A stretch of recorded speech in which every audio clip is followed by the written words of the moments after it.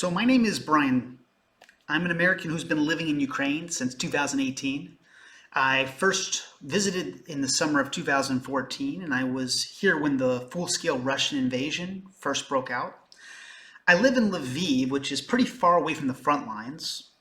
I've never seen Russian soldiers, but I have seen Russian rockets hit near my house.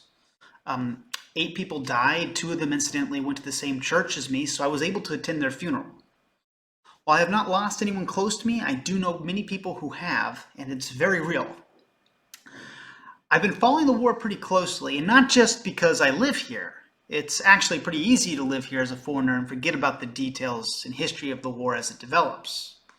Rather, I've been following the war closely primarily because I teach English online, and a lot of my students from various parts of the world see that I live in Ukraine and want to ask me questions. I'm expected to have answers, so I try to make sure I have them. I'm not an academic. I have a background in theology and philosophy, not history or political science. But I have since February 24th listened to over 20 audiobooks on Audible on the subject of Ukraine and Russia. Now, it's usually best to make video responses to actual questions that people have. When I heard that Tucker Carlson was going to interview Putin, I didn't approve, but I was eager because I knew the framing of the interview would provide many questions with ample opportunity for a response. Based on Tucker's interviews with people like Russell Brand or his commentary on people like Victoria Nuland, I felt I could more or less predict what his talking points were going to be.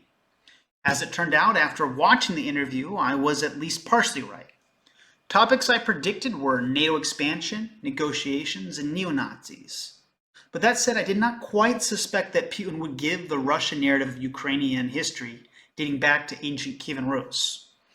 While I tried to respond in depth to most of the video, the history of Ukraine in relation to Novgorod, Muscovy, and the Russian Empire is a rather loaded topic with thousands of years of historical narrative. I respond to some of this, but it's impossible to do so thoroughly in the context of a reaction video. Putin makes some assessments of history that are rather too general to be false or correct.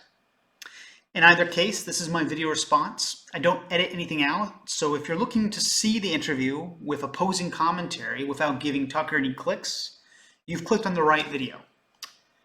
My goal in this video is to provide factual information that conflicts and challenges Putin's narrative.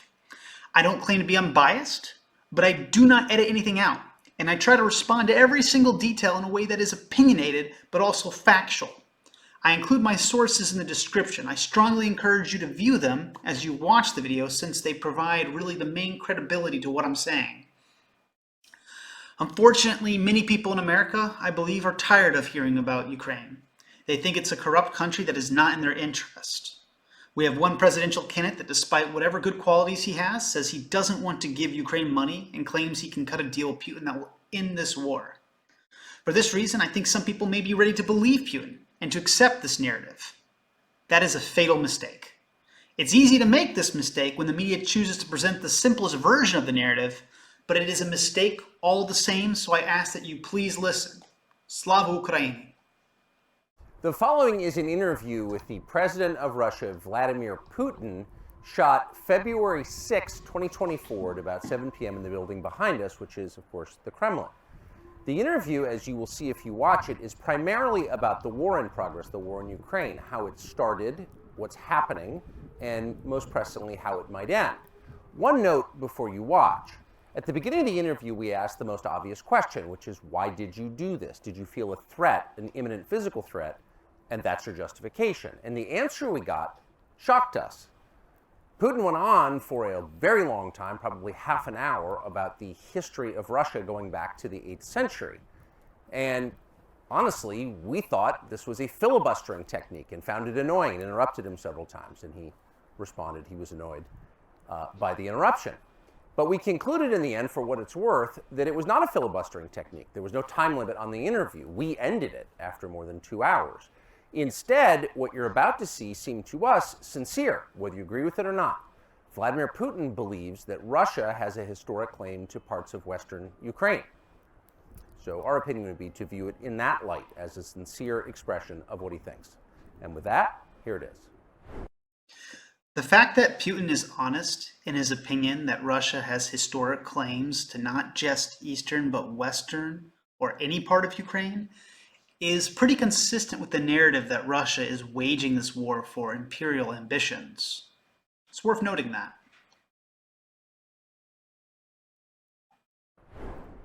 Mr. President, thank you.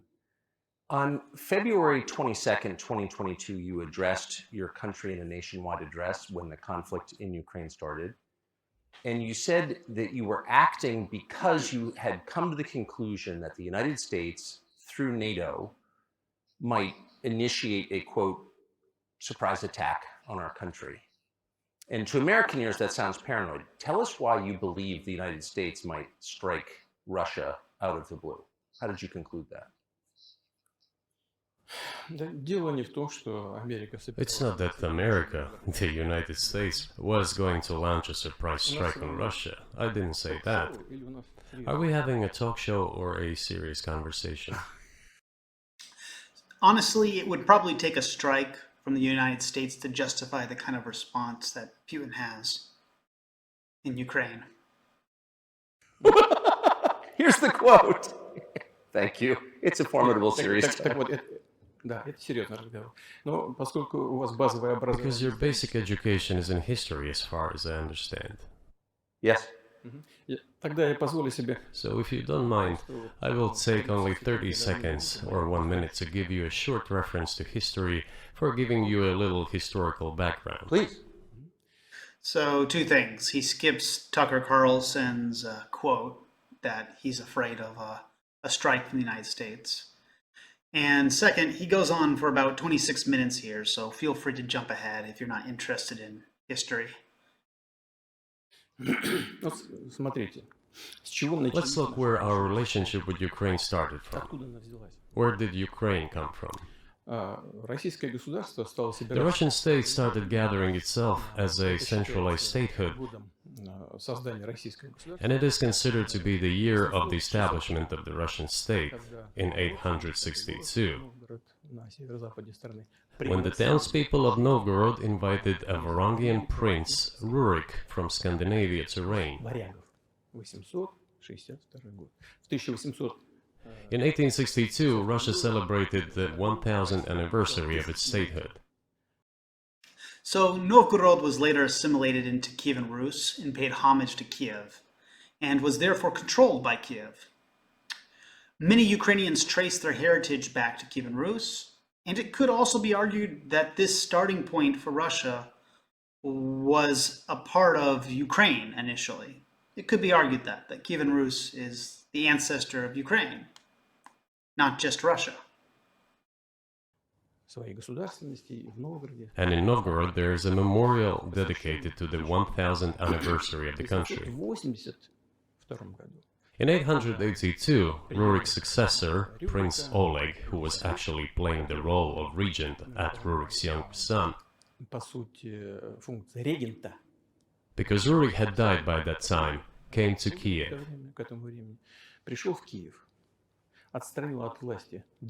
He ousted two brothers who apparently had once been members of Rurik's squad.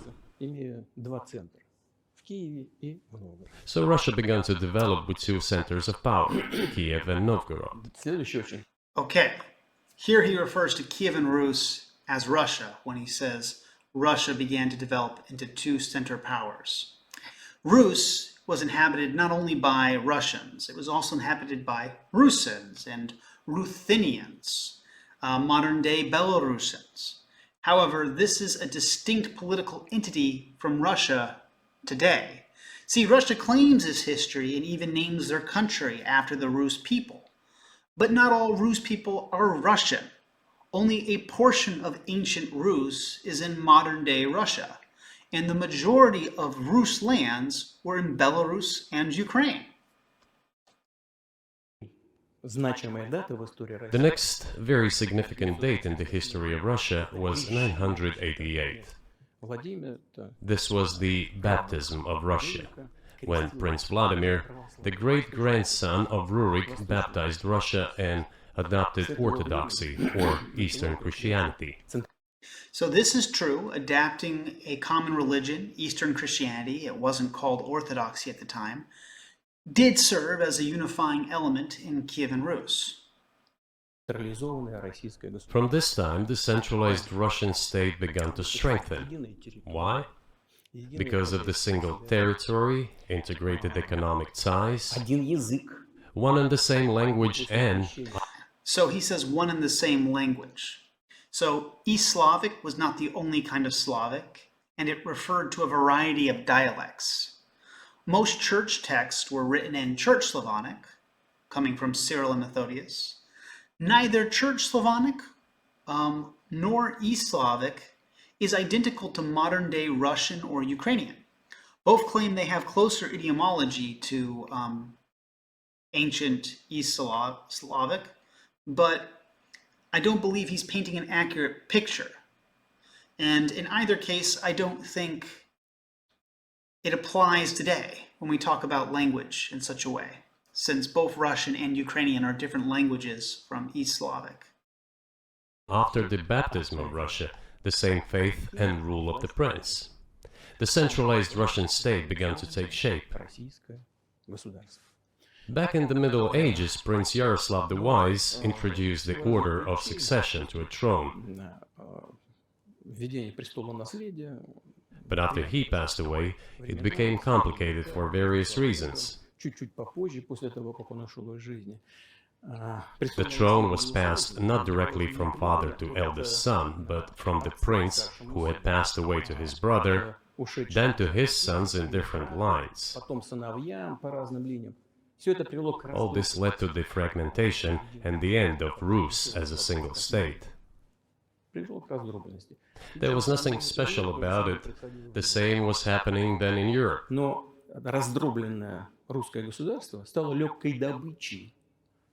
But the fragmented Russian state became an easy prey to the empire created earlier by King Khan.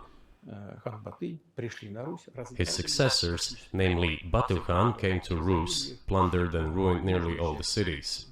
The southern part, including Kiev, by the way, and some other cities, simply lost independence, while northern cities preserved some of their sovereignty. They had to pay tribute to the horde, but they managed to preserve some part of their sovereignty. So, while Putin is telling this story about the horde dividing Russia and Ukraine as an indicator that they were truly the same people, it actually communicates that their cultures developed separately. While Putin would certainly be likely to argue that Muscovy did a better job preserving ancient Rus traditions, it can't be argued that their lineage dating back to Kievan Rus is identical. By telling the story of how he thinks Europe corrupted the Russian identity of Ukrainians, he is confirming that Ukrainians are in fact different. He'll continue to further elaborate this point.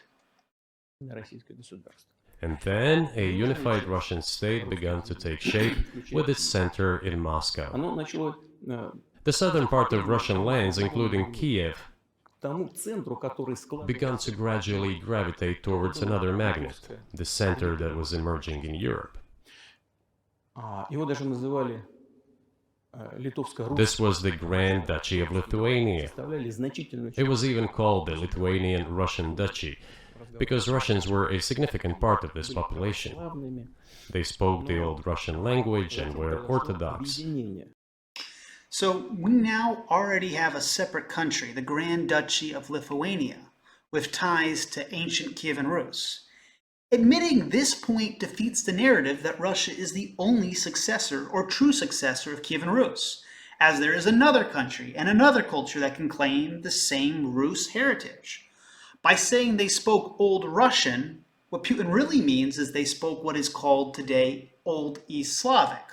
Well, Russians like to call this Old Russian, and there's nothing wrong with them claiming this lineage. It's misleading to suggest that it is the same language as modern Russian, or that only Russia has the only claim to this heritage. East Slavic could just as easily be called Old Ukrainian or Old Belarusian, or more neutrally, Old Rus, as all three countries can be identified as Rus, which is distinct from Russian,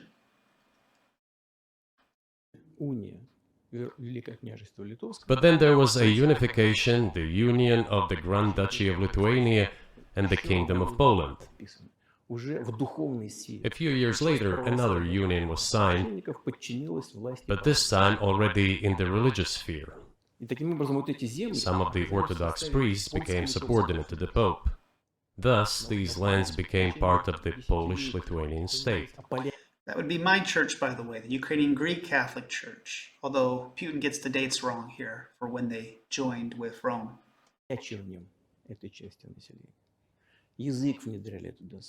During decades, the Poles were engaged in Polonization of this part of the population. They introduced their language there, tried to entrench the idea that this population was not exactly Russians, that because they lived on the fringe, they were Ukrainians. So, being subject to Poland would not render them secretly identical to Russia. What Putin is doing is he is delegitimizing cultural developments that take place outside of the Russian sphere. Simply because Ukrainians were influenced by cultures other than Russians does not render their lineage of ancient Rus less authentic, and it also doesn't challenge their sovereign identity today. Russia itself is influenced by cultures that were well outside of the ancient Kievan Rus borders. It could just as easily be argued that Asian cultures have caused Russia to lose their connection to Kievan Rus. I mean, Dagestan and Chechnya certainly aren't historically Rus. They're not even Slavic. So perhaps it could be argued that the Russian Federation has destroyed its Rus heritage. Such a claim is, of course, racist, but we're kind of beyond that point when deconstructing Putin's speech here. Originally, the word Ukrainian meant that a person was living on the outskirts of the state, along the fringes, or was engaged in a border patrol service. It didn't mean any particular ethnic group. So the Poles were trying to, in every possible way, to colonize this part of the Russian lands and actually treated it rather harshly, not to say cruelly. Putin is correct that Ukrainian didn't refer to a specific ethnicity. However, Rusin, or in English, Ruthenians, were already a separate ethnicity from Russians, as were many Cossacks, or Little Russians, as Russians like to call them. While there was no single Ukrainian ethnicity, there were several ethnicities that were all distinct from Russians in Moscow that made up the people of Ukraine. This is not a nation, and the Cossacks and Ruthenians were initially at war with each other, but both were culturally and ethnically distinct from Russia. See, the only reason Russia can claim a better lineage to ancient Rus is because it was an empire, and empires can create whatever narratives they like. Ukrainians, Ruthenians, and Cossacks survived as a people without statehood in the Russian Empire and Polish-Lithuanian Commonwealth. Both, however, still existed and exercised some extent of autonomy. For example, the Cossack hetman swore an allegiance to the Tsar, but was allowed dominion and autonomy of eastern Ukraine with its own culture, language, and heritage that is distinct from Russian. All that led to the fact that this part of the Russian lands began to struggle for their rights. They wrote letters to Warsaw demanding that their rights be observed and people be commissioned here, including to Kiev. I beg your pardon, can you tell us what period, I'm losing track of where in history we are, the Polish oppression of Ukraine? It was in the 13th century. So the Ukrainian Greek Catholic Church, when the Orthodox united with the papacy and created the Unii Church, that was in 1596. So it wasn't the 13th century. So he's probably bouncing around a bit here, but that's not really the problem here. В 13 веке. Это было в 13 веке. Значит, и... Now I will tell you what happened later, И назову даты, чтобы не было путаницы. and give the dates so that there is no confusion. В 1600... And in 1654, even a bit earlier, Чуть раньше даже, люди, которые контролировали власть, the people who were in control of the authority over that part of the Russian lands чтобы присылали к ним addressed Warsaw, I repeat, demanding that they send them to rulers of Russian origin and Orthodox faith. When Warsaw did not answer them, and in fact rejected their demands, they turned to Moscow, so that Moscow took them away. So that you don't think that I'm inventing things, I'll give you these documents. Well, it doesn't sound like you're inventing it. I'm not sure why it's relevant to what happened 2 years ago. But still, these are documents from the archives, copies. Here are the letters from Bogdan Khmelnytsky, the man who then controlled the power in this part of the Russian lands that is now called Ukraine. He wrote to Warsaw demanding that their rights be upheld, and after being refused, he began to write letters to Moscow, asking to take them under the strong hand of the Moscow Tsar. They are copies. Okay, so Bogdan Khmelnytsky was a Cossack hetman. See, after Kievan Rus was attacked by the Horde, part of Ukraine fell to the Mongols, or the Horde. Rus people who chose to live in this area and fight against the Mongols were known as Cossacks. They lived in this area from the 17th century to the 19th century. The documents that Putin is showing Tucker are documents that are likely meant to prove that Bogdan swore allegiance to the Russian Tsar. While there is a truth to this, what's most missing from Putin's presentation is the autonomy promised to the Cossacks in exchange for their loyalty to the Tsar. This even is usually interpreted as a reunification by Russians, while Ukrainians interpret it more as an alliance with Russia, so the Cossacks could have support in their fight against Poland. So the point of this document that Putin is showing is saying that the Cossacks united with Russia, while Ukrainians see the Cossacks as a separate group from Russia. That's what's going on here. Of these documents. I will leave them for your good memory. There is a translation into Russian. You can translate it into English later. Russia would not agree to admit them straight away, assuming that the war with Poland would start. Nevertheless, in 1654, the Pan-Russian Assembly of top clergy and landowners, headed by the Tsar, which was the representative body of the power of the old Russian state, decided to include a part of the old Russian lands into Moscow Kingdom. As expected, the war with Poland began. It lasted 13 years, and then in 1654, a truce was concluded.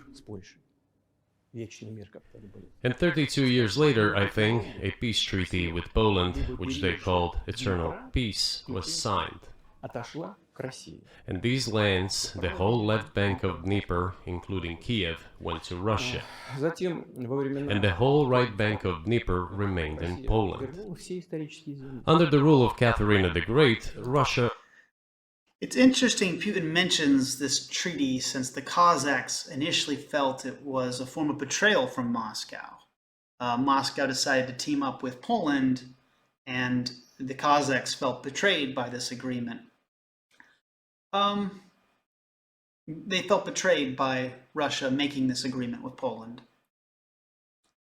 So one difference between Russia and Cossacks there, yeah? Reclaimed all of its historical lands, including in the south and west. This all lasted until the revolution. Before World War I, Austrian General Staff relied on the ideas of Ukrainianization and started actively promoting the ideas of Ukraine and the Ukrainianization.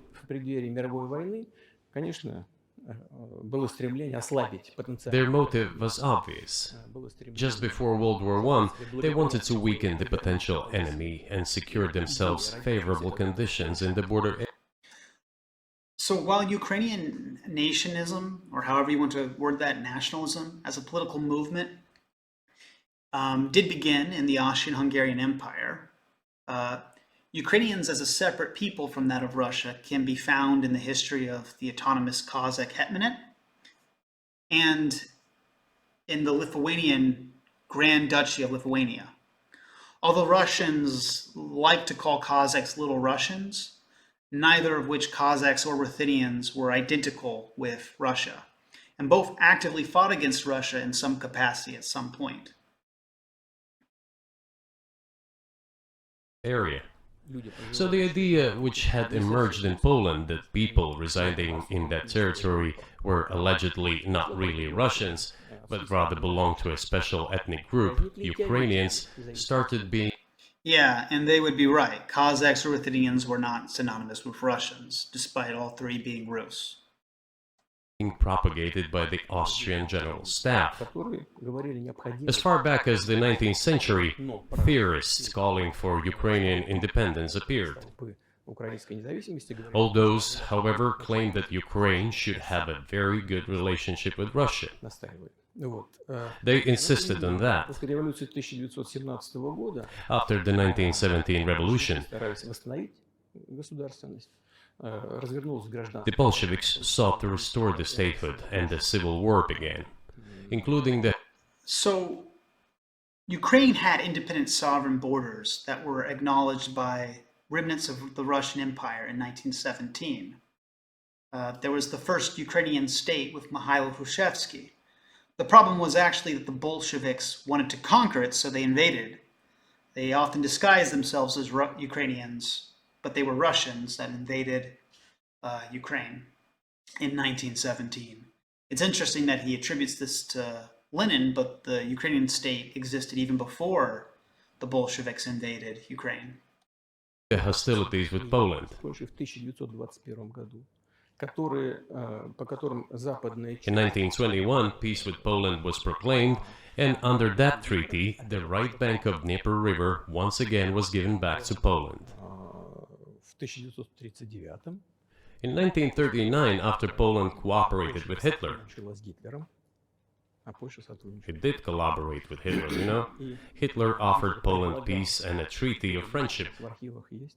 Предлагал с Польшей an alliance demanding in return that Poland give back to Germany the so-called Danzig corridor, which connected the bulk of Germany with East Prussia and Königsberg. основную часть Германии с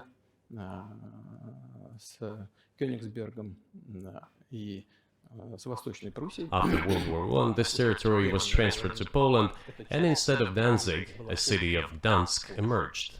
И вместо Данцига появился. Hitler asked them to give it amicably, but they refused.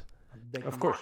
Still, they collaborated with Hitler and engaged together И вместе занялись. in the partitioning of Czechoslovakia. May I ask you? Here, I don't know Polish history that well, but I can tell you that he is contradicting the widespread narrative that Hitler and Stalin divided Poland with the Molotov-Ribbentrop Pact. Most Poles are under the impression that Hitler and Stalin invaded Poland in 1939. Many countries found their borders disputed as emerged from the former Austrian-Hungarian Empire. For that reason, I'm not sure the partitioning of Czechoslovakia is all that relevant. I don't know history that well. While Poland probably did concede some of Czechoslovakia with Hitler, it's not clear to me whether that had a choice in the matter, or whether Poland had a choice in that matter. But in either case, it doesn't really serve as a justification for Hitler's or Stalin's invasion. Putin is acting like the invasion was the USSR helping the Poles beat back the Nazis, but the Polish forces, after beating back the Nazis, then rose up against the Soviets in what is celebrated today as the Warsaw Uprising. Hardly seems like the actions of a people that were welcoming the USSR, like Putin seems to be claiming here. There's a widespread fear of Russia today in Poland. Around 94% view them as a threat. That's worth noting. So again, I don't really know the history of Czechoslovakia all that well in relation to Hitler, so if I'm way off about that, my apologies. I don't wish to offend anybody. My only point is I know that Poland was invaded by Hitler and the Soviet Union, Stalin. So what Putin's saying is nonsense. But may I ask you, you're making the case that Ukraine, certainly parts of Ukraine, Eastern Ukraine, is in effect Russia has been for hundreds of years. Why wouldn't you just take it when you became president 24 years ago? You have nuclear weapons, they don't. If it's actually your land, why did you wait so long? I'll tell you. I'm coming to that. This briefing is coming to an end. It might be boring, but it explains many things. I just don't know how it's relevant. Good. Good. I'm so gratified that you appreciate that. Thank you. So, before World War II, Poland collaborated with Hitler, and although it did not yield to Hitler's demands, it still participated in the partitioning of Czechoslovakia together with Hitler, as the Poles had not given the Danzig corridor to Germany and went too far, pushing Hitler to start World War II by attacking. So I think after the collapse of the Austrian-Hungarian Empire, there were a lot of nations without defined borders. So that was the case with Polish and Czechoslovakia. Anyway, Tucker asked him why he waited to make this case that Ukraine is not a real country. What's worth noting is Putin actually did make this case in a discussion with Bush during the Bucharest summit, which illustrates his long-standing hatred of Ukraine as a separate nation from that of Russia. Worth noting. Attacking them. Why was it Poland against whom the war started on 1st September 1939? Poland turned out to be uncompromising, and Hitler had nothing to do but start implementing his plans with Poland. By the way, the USSR, I have read some archive documents, behaved very honestly. It asked Poland's permission to transit its troops through the Polish territory to help Czechoslovakia. Yeah, again, to my knowledge, this is just simply not true. In the book Poland 1939, it mentions that many Poles were very skeptical about Russia sending soldiers and had no way to refuse given they were fighting against the Nazis. The fact that the Molotov-Ribbentrop Pact deliberately divided Poland between Stalin and Hitler, I don't think you can say that the Soviet Union acted admirably in any real way there. Nah. But the then Polish foreign minister said that if the Soviet planes flew over Poland, they would be downed over the territory of Poland. But that doesn't matter. What matters is that the war began, and Poland fell prey to the policies it had pursued against Czechoslovakia, as under the well-known Molotov-Ribbentrop Pact. Part of the territory, including western Ukraine, was to be given to Russia.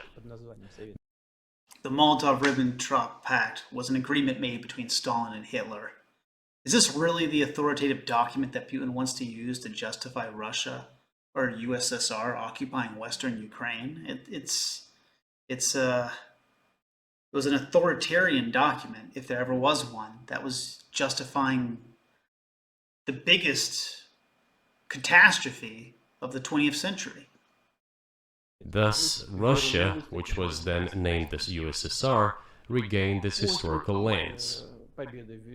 After the victory in the Great Patriotic War, as we call World War II, all those territories were ultimately enshrined as belonging to Russia, to the USSR.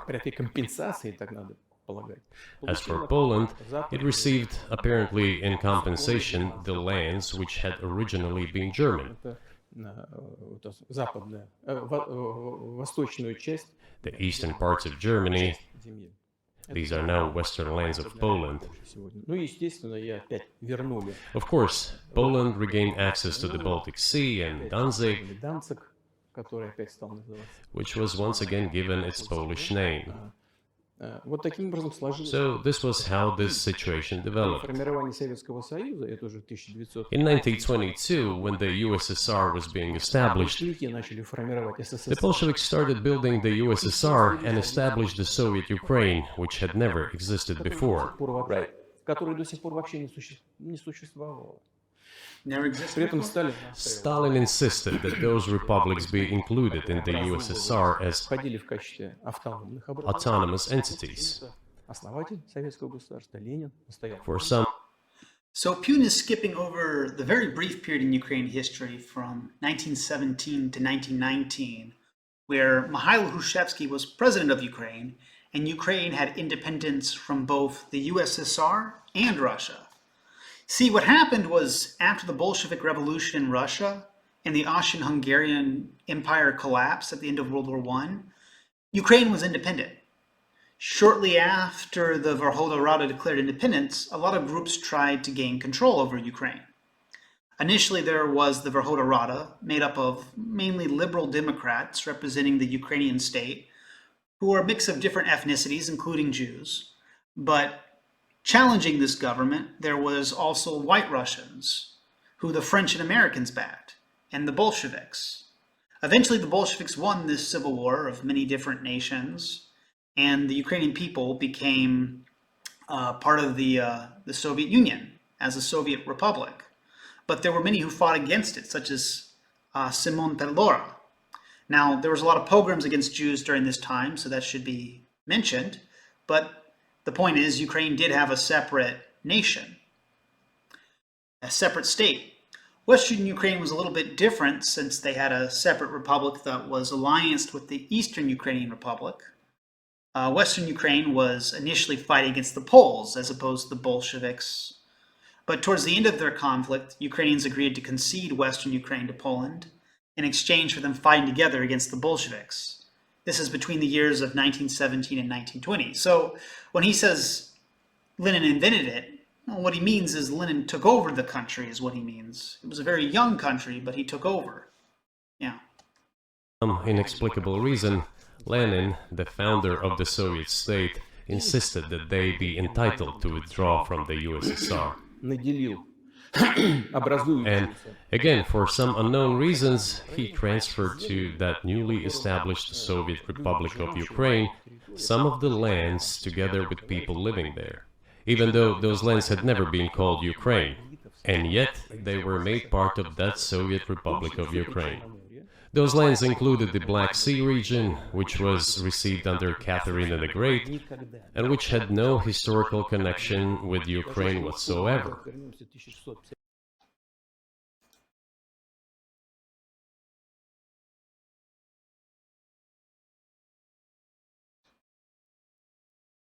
So you can see, so actually what he's saying is not really true, that those lands were never considered part of Russia. You can find maps from the 19th and 20th century that included Kuban and Crimea as part of Ukraine. This was based largely on the area where Ukrainian language was spoken. So the first maps of Ukraine were a lot larger than even the original borders of Ukraine or the modern borders of Ukraine. Even if we go as far back as 1654, when these lands returned to Russian Empire, that territory was the size of 3 to 4 regions of modern Ukraine, with no Black Sea region. That was completely out of the question. In 1654. Exactly. You obviously have encyclopedic knowledge of this region, but why didn't you make this case for the first 22 years as president that Ukraine wasn't a real country? Да. Итак, значит, советская Украина получила... The Soviet Union was...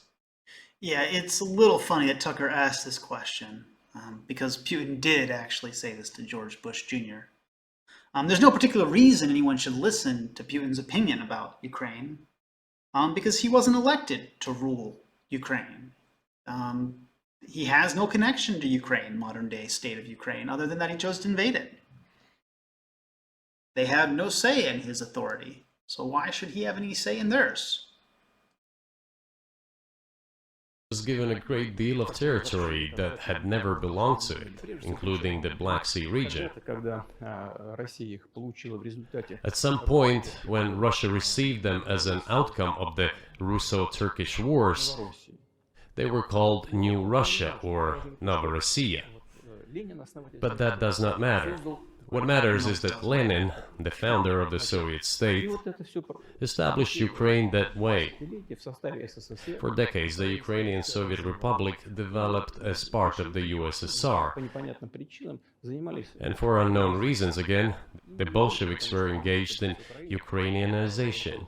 It was not merely because the Soviet leadership was composed to a great extent of those originating from Ukraine. Rather, it was explained by the general policy of indigenization pursued by the Soviet Union. Same things were done in other Soviet republics. This involved promoting national languages and national cultures, which is not a bad in principle. That is how the Soviet Ukraine was created. After the World War II, Ukraine received, in addition to the lands that had belonged to Poland before the war, part of the lands that had previously belonged to Hungary and Romania. So Romania and Hungary had some of their lands taken away and given to the Soviet Ukraine, and they still remain part of Ukraine. So in this sense, we have every reason to affirm that Ukraine is an artificial state that was shaped at Stalin's will. Do you believe Hungary has a right to take its land back from Ukraine, and that other nations have a right to go back to their 1654 borders? Russia conquered eastern territories that were not part of its ancestral claim in Kievan Rus. One could easily argue that in conquering eastern territories, its current borders are also artificial. So Putin's about to make the point that Ukraine is an artificial nation. But there's no ancestral ties of Siberia to Moscow, going back before Peter the Great or the Empire.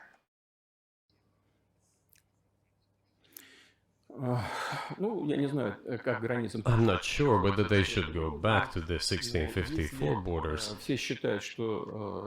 But given Stalin's time, so-called Stalin's regime, which as many claim saw numerous violations of human rights and violations of the rights of other states, конечно, вполне можно, если не говорить о том, что они имеют на это право. One may say that they could claim back those lands of theirs while having no right to do that. It is at least understandable. Have you told Viktor Orban that he can have part of Ukraine? Giving territory to Ukraine is not the worst thing Stalin did. Starving 4 to 5 million Ukrainians in Holodomor is among many things that Stalin did. Yet Putin narrates this as though the USSR was trying to privilege Ukraine, when in reality, Stalin is guilty of genocide.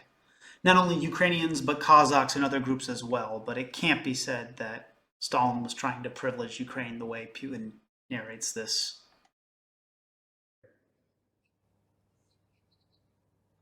Никогда не говорил. Never. I have never told him, not a single time. Silly question, silly answer. We have not even had any conversation on that, but I actually know for sure that Hungarians who live there And silly point. wanted to get back to their historical land. Don't know that. Moreover, I would like to share a very interesting story with you. I digress. It's a personal... I'm laughing because he runs into some Hungarians and he thinks that means they want Ukraine to be part of Hungary. That's the story he's going to tell. one. Somewhere in the early 80s, I went on a road trip in a car from then Leningrad across the Soviet Union through Kiev, made a stop in Kiev, and then went to western Ukraine. I went to the town of Beregovoye, and all the names of towns and villages there were in Russian and in a language I did not understand, in Hungarian, in Russian and in Hungarian. Not in Ukrainian, in Russian, and in Hungarian. There are places in Russia where you'll see languages that aren't Russian. What's his point? I was driving through some kind of village and there were men sitting next to the houses and they were wearing black three-piece suits and black cylinder hats. I asked, are they some kind of entertainers? I was told, no, they were not entertainers, they're Hungarians. I said, what are they doing here? What do you mean? This is their land, they live here. This was during the Soviet time in the 1980s. They preserved the Hungarian language, Hungarian names, and all their national costumes. They are Hungarians and they feel themselves to be Hungarians. And of course, when now there is an infringement... Well, that is... Well, I don't doubt that Putin met people who identify as Hungarian and had Hungarian heritage, just like there are people with Romanian, Moldovan, Tatar, or even Russian heritage in Ukraine. None of that supports this narrative that they were advocating for separate statehood. There's no clear indicator that these people wanted their home to be part of Hungary. There's a large sense of ethnic diversity in Russia or in America, yet we generally understand that this is not the same as separatism. I don't go into Chinatown and assume that they're trying to establish a Chinese portion of the United States connected with Xi Jinping. It's an absurd suggestion. And there's a lot of that, though. I think many nations are upset about Transylvania as well, as you obviously know. But many nations feel frustrated by the redrawn borders of the wars of the 20th century and wars going back 1,000 years, the ones that you mentioned. But the fact is that you didn't make this case in public until 2 years ago, February. And in the case that you made, which I read today, you explain at great length that you felt a physical threat from the West in NATO, including potentially a nuclear threat. And that's what got you to move. Is that a fair characterization of what you said? Я понимаю, что мои длинные диалоги, они... I understand that my long speeches probably fall outside of the genre of the interview. Yeah. That is why I asked you at the beginning, are we going to have a serious talk or a show? You said a serious talk, so bear with me, please. We're coming to the point where the Soviet Ukraine was established. Then, in 1991, the Soviet Union collapsed, and everything that Russia had generously bestowed on Ukraine was dragged away by the latter. I'm coming to a very important point of today's agenda. Thank you. After all, the collapse of the Soviet Union was effectively initiated by the Russian leadership. Oh, Putin. Why couldn't you have been some racist history teacher instead of president of Russia? So, Putin's revealing a lot about his sympathies when he says what was granted to Ukraine was dragged away. Starting with the Solidarity movement in Poland, and then later a whole bunch of different movements after the Chernobyl crisis, there were many independence movements in the USSR. You had the Christmas Revolution in Romania, you had the Revolution on Granite in Kiev, and even in Russia itself you had a democracy movement with Boris Yeltsin. In the 80s and 90s, Boris Yeltsin allied himself with the Ukrainian independence movement, RUK. Well, Yeltsin wasn't exactly excited about Ukraine declaring independence. It was a consensual arrangement that mutually benefited both of them. The Belovezh Accords of 1991, which both Russia and Ukraine signed, respected the right of former USSR states to sovereignty and self-determination. This included both Russia and Ukraine. If Yeltsin was willing to establish these rights for Russia and the Russian Federation, he should have at least been willing to give the same rights to Ukraine. While Putin will continue to talk about how Ukraine was taken from Russia, what's missing from this narrative is the huge amount of sacrifice Ukraine made for its independence and the negotiations that took place to ensure that Ukraine's borders would be respected by Russia. In addition to the Belovezh Accords of 1991, Russia and Ukraine also signed the Budapest Memorandum in 1994 and the Treaty of Friendship in 1997. In 2010, Russia and Ukraine signed the Kharkiv Pact. It wasn't exactly easy for Ukraine to assert its independence, but all these agreements explicitly guaranteed that Russia would respect Ukraine's borders and its sovereignty. They made sure to get all of this in writing because Ukrainian officials lived with the fear that Russia would one day invade. They were right. Yeltsin had made this threat in the 90s in regards to Crimea, while Putin followed through with this same threat in 2014. Leadership.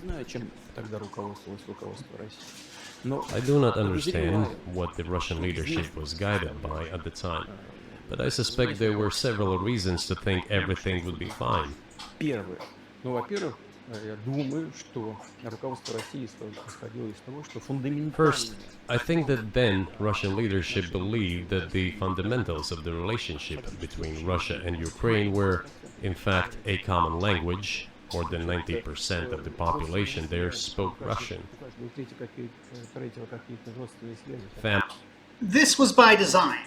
The USSR in the 80s permitted Ukrainian language but supported wide Russification in Ukraine in the education system and media. Even in Lviv, where I live, all the newspapers and television and radio programs were in Russian, despite the fact that the majority of the populace spoke Ukrainian. Looking at the situation in 1991, it's easy to see why Russia would see it as linked, but the movement for Ukrainian independence, RUK, was largely a reaction to the USSR's mishandling of Chernobyl and their suppression of Ukrainian language. Family ties. Every third person there had some kind of family or friendship ties. Common culture, common history. Finally, common faith, coexistence with a single state for centuries. And Yeah, the common faith argument is a bit misleading. The USSR outlawed all churches except for the Russian Orthodox Church. It took property from other churches, such as the Ukrainian Greek Catholic Church or even non-Russian Orthodox churches, and then gave that property to the Russian Orthodox Church. When Ukraine declared independence, most of the churches were Russian Orthodox because that was previously the only permitted church. In the 90s, however, there were 3 different Orthodox churches. The ones that were Russian Orthodox that were not Russian Orthodox had to regain their status along with the Ukrainian Greek Catholic Church. It's pretty easy to have a unified state church when you kill priests and outlaw alternative churches. The forced execution of Greek Catholic priests by Stalin and the liquidation of the Ukrainian Greek Catholic Church in 1946 are things to be condemned, not celebrated. deeply interconnected economies. экономика очень сильно взаимосвязаны. All of these were so fundamental. All these elements together make our good relationships inevitable. Я хочу, чтобы вы, как американские граждане, чтобы The second point is a very important one. прежнее российское I руководство want you, as an American citizen, and your viewers to hear about this as well. больше никаких разделителей. The former Russian leadership assumed that the Soviet Union had ceased to exist, and therefore there were no longer any ideological dividing lines. Инициативно пошла даже на развал Советского Союза. Russia even agreed voluntarily and proactively to the collapse of the Soviet Так Union называемым and believed that this would be understood by the so-called civilized West as an invitation for cooperation and чего association. ожидала Россия. Despite what Putin is saying, that is largely what happened. There was a lot of cooperation after the fall of the Soviet Union. The US even gave money to Russia for democratic efforts. And there was a joint NATO Russian alliance, and yeah, there's a lot of things. That is what Russia was expecting, both from the United States and the so-called collective West as a whole. В том числе и в Германии. Эгон Бар. There were smart people, including in Germany, Egon Bahr, a major politician of the Social Democratic Party, who insisted in his personal conversations with the Soviet leadership on the brink of the collapse of the Soviet Union that a new security system should be established in Europe. Помочь объединить Германию, но Help should be given to unify Germany, but a new system should be also established to include the United States, Canada, Russia, and other Central European countries. НАТО распространяется. But NATO needs not to expand. Все будет то же That's самое, what he как said. в условиях холодной войны. Только If ближе NATO к expands, everything would be just the same as during the Cold War, only closer to Russia's borders. That's all. слушал. Больше того, он рассердился как-то. He was a wise old man, but no one listened to him. In fact, he got angry once. Рассердился на советское руководство. If, he said, you don't listen to me, I'm never setting my foot in Moscow once again. Но, тем не менее, Everything happened just as he had said. of course, The problem with the NATO argument is the void created by the collapse of the Warsaw Pact was not specifically NATO's fault, or at least not the fault of, Well, anyway, nor does the fact that NATO acquired new members mean that it meant hostilities towards Russia. What Putin often does is draw an equivalency between Gorbachev and Yeltsin. While Yeltsin was cynical of NATO after the bombing of Belgrade, the 1997 Russian NATO founding document indicated that Russia and NATO were cooperating, and they were operating on a different modus operandus than that of the Cold War. It's very different from the arrangement with Gorbachev, who was with a rival country, the Soviet Union. This is not because the West decided to betray Russia, it's because Russia had an entirely different regime than the Soviet Union. Egon Bahr, who Putin cites, was largely part of an old way of thinking who negotiated with the old communist regimes. See, Putin, as he'll later admit, was willing to work with NATO, even talking to Bill Clinton. But then he brought back the Cold War mentality when it suited his interests. Of course, it did come true, and you've mentioned this many times. I think it's a fair point, and many in America thought that relations between Russia and the United States would be fine with the collapse of the Soviet Union and the end of the Cold War, that the opposite happened. But you've never explained why you think that happened, except to say that the West fears a strong Russia, but we have a strong China the West does not seem very afraid of. What about Russia, do you think, convinced policymakers they had to take it down? Запад боится сильного Китая больше, чем сильной России. The West is afraid of strong China more than it fears a strong Russia, because Russia has 150 million people and China has 1.5 billion population, and its economy is growing by leaps and bounds, or 5% a year. It used to be even more. But that's enough for China. As Bismarck once put it, potentials are the most important. China's potential is enormous. It is the biggest economy in the world today in terms of purchasing power parity and the size of the economy. It has already overtaken the United States quite a long time ago, and it is growing at a rapid clip. Let's not talk about who is afraid of whom. Let's not reason in such terms. And let's get into the fact that after 1991, when Russia expected that it would be welcomed into the brotherly family of civilized nations, nothing like this happened. You tricked us. I don't mean you personally when I say you. Of course, I'm talking about the United States. The promise was that NATO would not expand eastward, but it happened 5 times. Actually, Western countries did quite a lot to accommodate Russia. For one, France and Germany vetoed Ukraine from joining NATO simply because Russia threatened them. That's what happened at the Bucharest summit. Russia was also allowed to join the G8 summit, which the G8 Council, which is a combination of economic powers, military powers too. There was an established NATO-Russian Permanent Joint Council. So NATO-Russia had a joint council for dealing with their relations.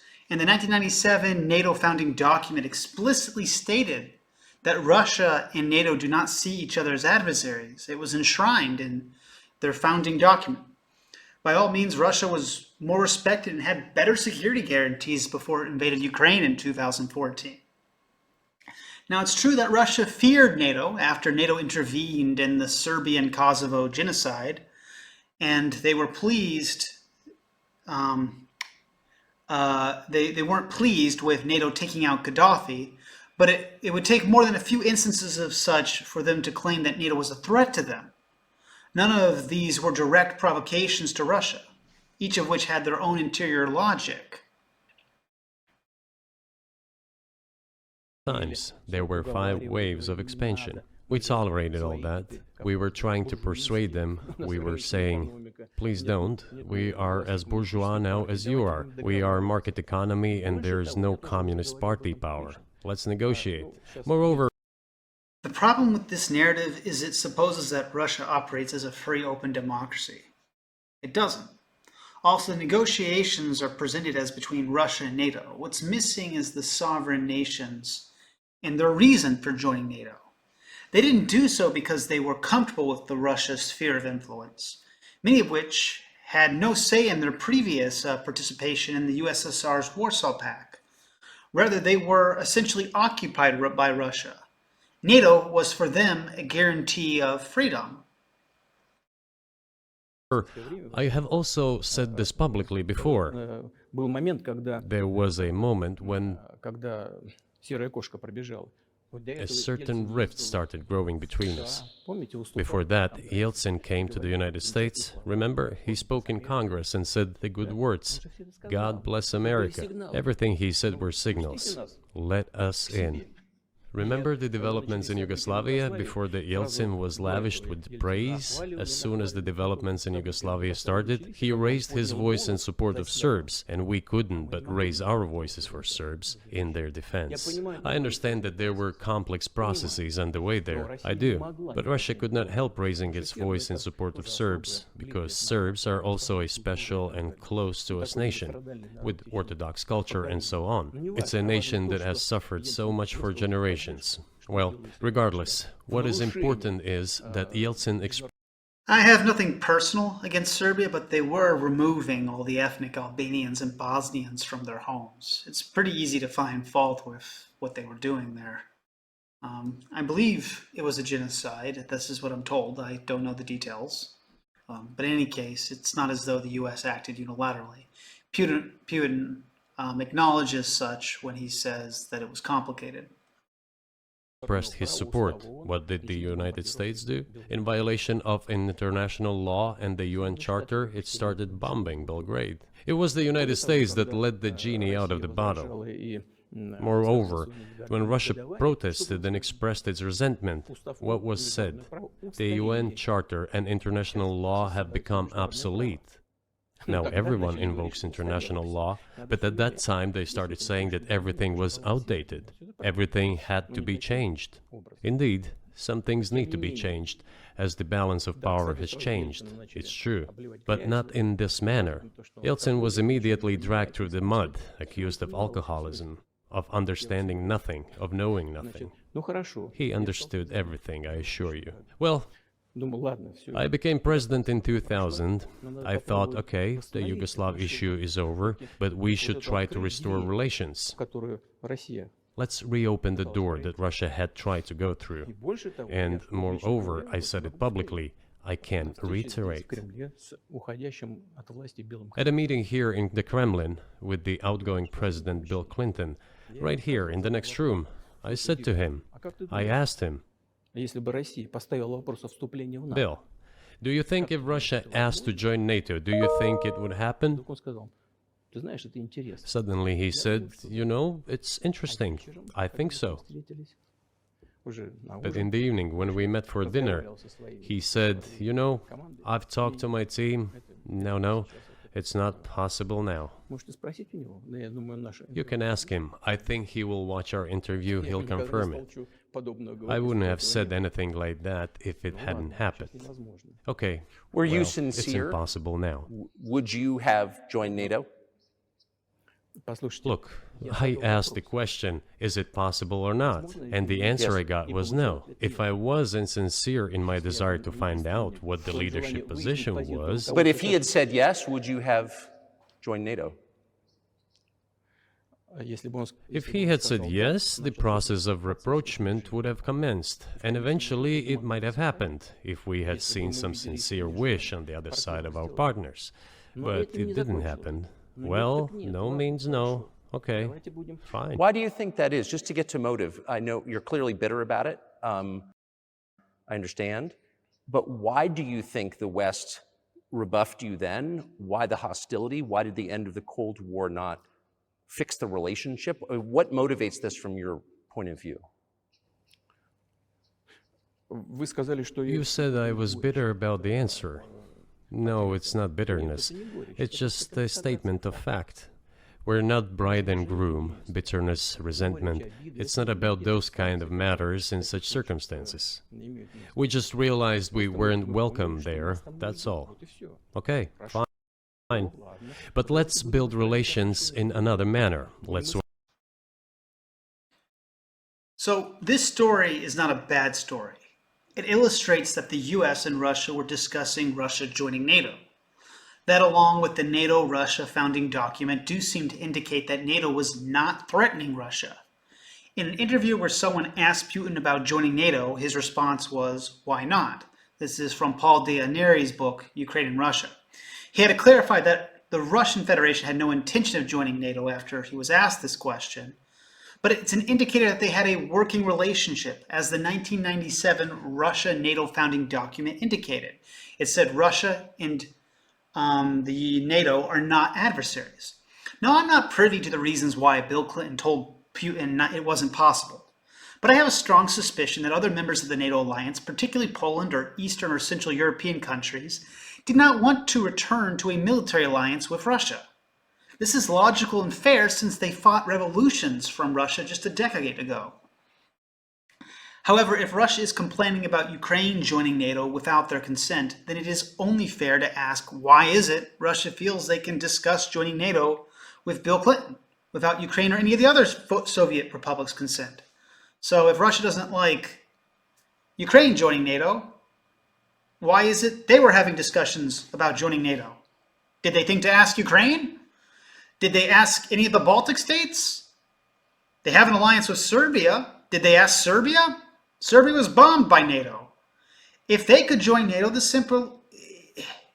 if they can join NATO, why is it other countries couldn't join NATO? Now, for Russia's part, all of this does seem rather one-sided. Anytime Russia complains about NATO expansion, just know that it doesn't care about any other country's security. It is speaking entirely in its own self-interest at the expense of other countries. You understand?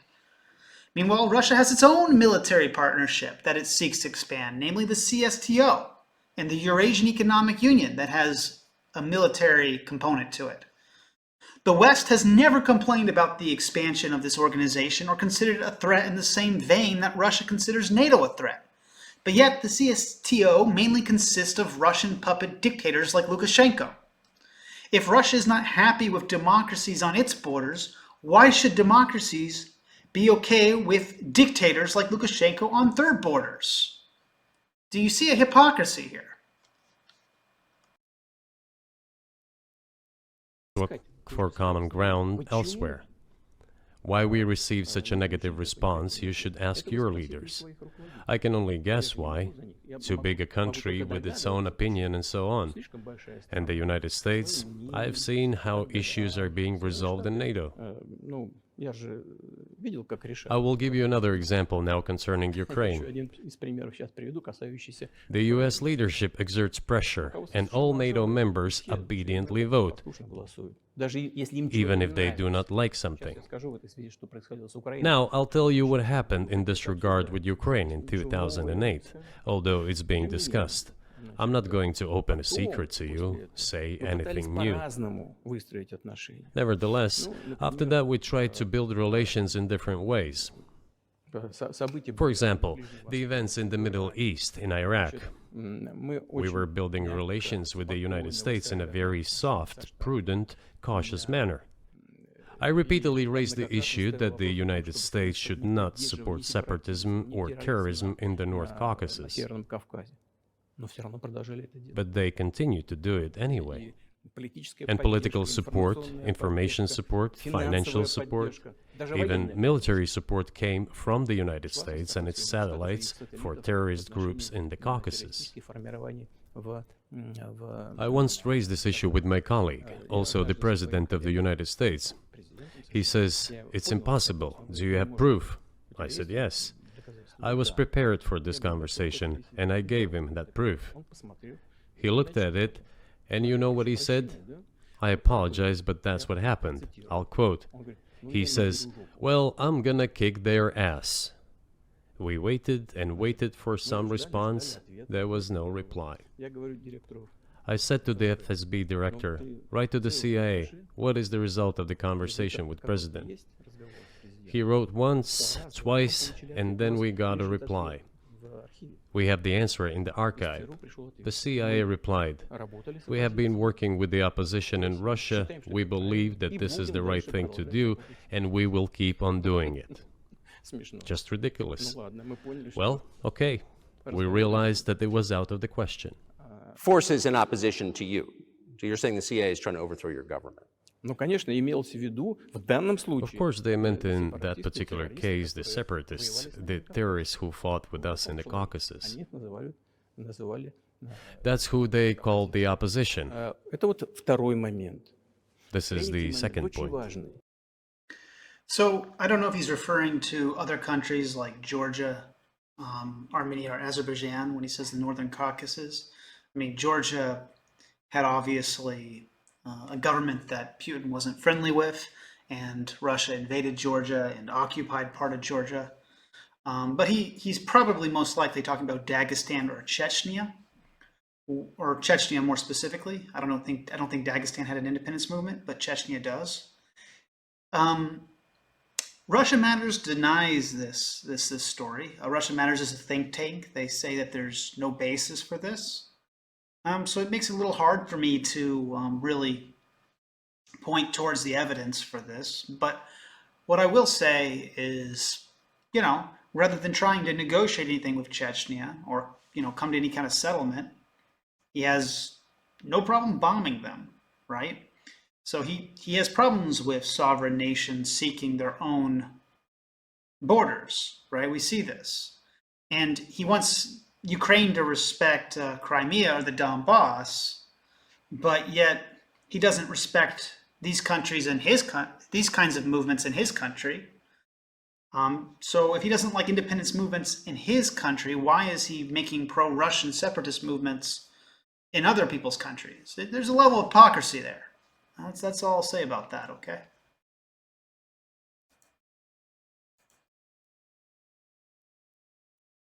Это вот второй момент. This is the Третий момент second очень point. важный. The third moment is a very important one.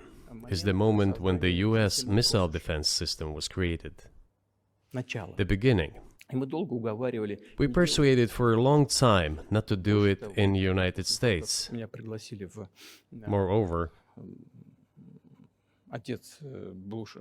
after was invited by Bush Jr.'s father, Bush Sr., to visit his place on the ocean, Там состоялась очень серьезная беседа, I had a very serious conversation with President Bush and his team. чтобы I proposed that the United States, Russia, and Europe jointly create a missile defense system that, we believe, которая, как мы считаем, if created unilaterally, threatens our security, despite the fact that the United States officially said that it was being created against missile threats from Iran. That was the justification for the deployment of the missile defense system. I suggested working together, Russia, the United States, and Europe. They said it was very interesting. They asked me, "Are you serious?" I said, "Absolutely." May I ask, what year was this? Ну, я не помню. Вот I don't remember. в интернете, когда я был. It is easy to find out on the internet when I was in the USA at the invitation of Bush Sr. 2007. It is even easier to learn from someone I'm going to tell you about. Мне сказали, это очень интересно. I was told it was very interesting. I said, just imagine if we could tackle such a global strategic security challenge together. The world will change. We'll probably have disputes, probably economic and even political ones, but we could drastically change the situation in the world. He says yes, and asks, "Are you serious?" I said, "Of course. We need to think about it," I'm told. Вот в этот кабинет. I said, "Go ahead, please." Then Secretary of Defense Gates, former director of CIA, and Secretary of State Rice came in here, in this cabinet, right here at this table. They sat on this table. Me, the foreign minister, the Russian defense minister on that side. Министр обороны. They said to me, Они мне "Yes, we have thought about it. We agree." I said, "Thank God, great, Но but with some exceptions." So twice you've described U.S. presidents making decisions and then being undercut by their agency heads.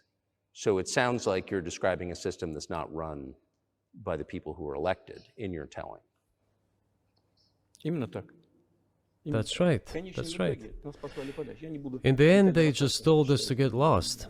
I'm not going to tell you the details because I think it's incorrect. After all, it was confidential Наше conversation. предложение было отклонено. But our proposal was declined. That's a Тогда, fact. именно тогда я сказал, It was right then when I said, "Look, but then we will be forced to take countermeasures. будем создавать такие We will удары. create such strike systems that will certainly overcome missile defense Ответ systems." был такой. Мы The answer was, We are not doing this against you, and you do what you want, assuming that it is not against us, not against the United States. I said, okay. Very well. That's the way it went. And we created hypersonic systems with intercontinental range, and we continue to develop them. We are now ahead of everyone, the United States and the other countries, in terms of the development of hypersonic strike systems, and we are improving them every day. So I interpret this sort of as another part of the NATO expansion argument. So I'm generally unimpressed with Putin's arguments surrounding NATO expansion, including this particular chapter with the ballistic missile system. Elsewhere, he often points to the Anti-Ballistic Missile Treaty of 1972. This, of course, was what George Bush Jr. effectively moved away from. It was a treaty with the Soviet Union. The point is, as he says, was to deal with Iran, right? Again, we have Russia assuming agreements made between the US with the USSR and applying them to today. We also have Putin conveniently bringing back the Cold War mentality when it suits his interest. There are many agreements that Russia did not follow as well from this time period. The entire premise behind the invasion is an indifference to previous treaties, not only with the US, but with Ukraine. I can concede that in 2007, when this meeting between Bush and Putin took place, the arrangement was not to Putin's liking or in his interest. But he goes on to say that the hypersonic rockets in Russia are the best in the world. Well, if the US is violating a treaty, well, here he's violating a treaty also, and he seems to be benefiting from it. And so if he's benefiting from this violation of the treaty, because now he's developed these great hypersonic missiles, he says, what does he have to complain about? All this seems to be a rather weak justification for invading a sovereign country. Russia has done military drills in US airspace and other things. None of this is then seen or used in return as a justification for invading Russia. But Russia instead chooses to invade Ukraine in that respect. But it wasn't us. We proposed to go the other way, and we were pushed back. Now, about NATO's expansion to the east. Well, we were promised no NATO to the east, not an inch to the east, as we were told. And then what? They said, well, it's not enshrined on paper, so we'll expand. So there were 5 waves of expansion: the Baltic states, the whole of Eastern Europe, and so on. Now I'm going to say 6 things very fast, but each of these points refutes Putin's NATO rhetoric almost entirely, in my opinion. First, James Baker, that is the person who was doing the negotiations with the Soviet Union for German reunification, did not have the authority to alter NATO's open-door policy. If he made this promise to Gorbachev, as Putin and other testimonies claim, it was a promise he could not keep. He was negotiating as a member of the US State Department, not as a representative for the entire NATO alliance. Can the US represent the entire United Nations? Can France represent the EU? The answer is no. So why do we assume the US State Department can speak for the entire NATO alliance? Second, the decision was made in regards to negotiations for East Germany. While the implications affected other countries, this was being discussed in regards to German reunification. It's hard to argue that such negotiations could affect other countries given the specific nature of those negotiations. This would be like arguing that an agreement made between China and Russia on their border should therefore affect the US's policy towards Taiwan. Just because other countries are involved doesn't mean it can speak for those other countries. Third, the Bush Senior administration policy does not directly impact future presidential administrations, like Clinton's, for example. The fact of the matter is Bush Sr. is no longer in power, and many of the decisions may be viewed negatively by his predecessors. This is the effect of democracy. Policy can change if a preceding administration changes it. This is no different from Trump backing out of the Iran nuclear deal. Fourth, Gorbachev is no longer in power, and neither is the USSR. Why would an agreement with an extinct country take precedent over sovereign nations deciding their own allegiances? If Ukraine wants to join NATO, why should an extinct country veto it from doing this? Fifth, Despite what Putin says, it was actually relevant that the agreement is not in writing, because it's impossible to cite what was stated if it is not in writing. I believe Russians are telling the truth that James Baker was sincere when he said that NATO would not expand 1 inch, but there's hardly any details surrounding it, and the US can't cite these details or follow these details. 6. This is probably the most important, and I've already kind of alluded to this in some ways, but Ukraine's government was not present when James Baker made this agreement with Russia. How can a decision made by 2 sovereign countries dictate the actions of a 3rd country? Is China and Russia able to veto the US? Why so is it that the USSR and James Baker can dictate what independent former communist countries choose to do with their own allegiances? These were independent states that chose to join NATO. If Putin has a problem with it, he can try to convince them to join his alternative CSTO, or he can just deal with it like everyone else. Their sovereignty outranks any former agreements with Gorbachev, who does not represent their sovereign interests. The irony is Russia presents NATO like it's an invading force, but it never invaded him. Rather, it is Putin who's so used to having a sphere of influence that losing that sphere of influence feels as though he's being invaded, when in reality these are just states choosing for themselves. Anyway, there's quite a lot there. But the main thing is James Baker, Gorbachev, Putin, the Soviet Union, and the US State Department from 1991 do not speak for Ukraine and NATO today. That's the main takeaway. And now I come to the main thing. They have come to the Ukraine, ultimately. In 2008, at the summit in Bucharest, they declared that the doors for Ukraine and Georgia to join NATO were open. Now about how decisions are made there. Germany, France seem to be against it, as well as some other European countries. But then, as it turned out later, President Bush, and he's such a tough guy. Yeah, so France and Germany did as Russia wanted them to do and vetoed Ukraine from joining. Incidentally, the fact that the US stated they wanted Ukraine to join NATO was seen as enough of a threat to Russia. It doesn't matter that France and Germany were willing to veto Ukraine. Russia apparently needs to know that every single country in the NATO alliance was prepared to permanently veto Ukraine from joining. In many respects, Russia's requests are themselves downright threatening. Like, how could you ever make an entire alliance agree to leave another country out of it? It's impossible. But the fact that they actually vetoed Ukraine was not enough for him.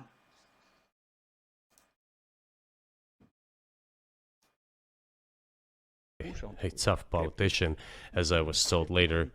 He exerted pressure on us and we had to agree. It's ridiculous. It's like kindergarten. Where are the guarantees? What kindergarten is this? What kind of people are these? Who are they? You see, they were pressed, they agreed. And then they say, Ukraine won't be in the NATO, you know? I say, I don't know. I know you agreed in 2008. Why won't you agree in the future? Well, they pressed us then. I say, why won't they press you tomorrow? Who's to say Russia won't be in NATO in the future? Like, this is so hypothetical. And you'll agree again. Well, it's nonsensical. Who's there to talk to? I just don't understand. We're ready to talk. But with whom? Where are the guarantees? None. So they started to develop the territory of Ukraine. Whatever is there, I have told you the background, how this territory developed. Yeah, it sounds as though Putin would need every single member of the NATO to veto Ukraine from ever joining for all eternity to be happy. This is not how military alliances work. Like, you have countries join and leave, you know? And they change their position. What kind of relations there were with Russia? Every second or third person there has always had some ties with Russia. And during the elections in already independent, sovereign Ukraine, it wasn't Ukraine who split the Russian and Ukrainian people. before 2014 and after the situation changed, not because of Maidan, but because of the invasion of Crimea and the Donbass. Which gained its independence as a result of the Declaration of Independence. And by the way, it says that Ukraine is a neutral state, and in 2008, suddenly the doors or gates to NATO were open to it. Oh, come on. This is not how we agreed. Now, all the presidents that have come to power in Ukraine, they relied on electorate with a good attitude to Russia in one way or the other. He's not wrong that Ukraine's initial declaration in 1991 said it intended to be neutral. However, it wasn't until 2016, 2 years after Russia invaded, that Ukraine seriously wanted to join NATO. If we're talking about economic unions, Russia wanted Ukraine to join the Eurasian Economic Union. Any criticism from him of the European Association Agreement is hypocritical at best, but Ukraine was not seeking to join NATO during Euromaidan. In fact, during all of the discussions Yanukovych had with Putin, not once did they bring up the discussion surrounding NATO.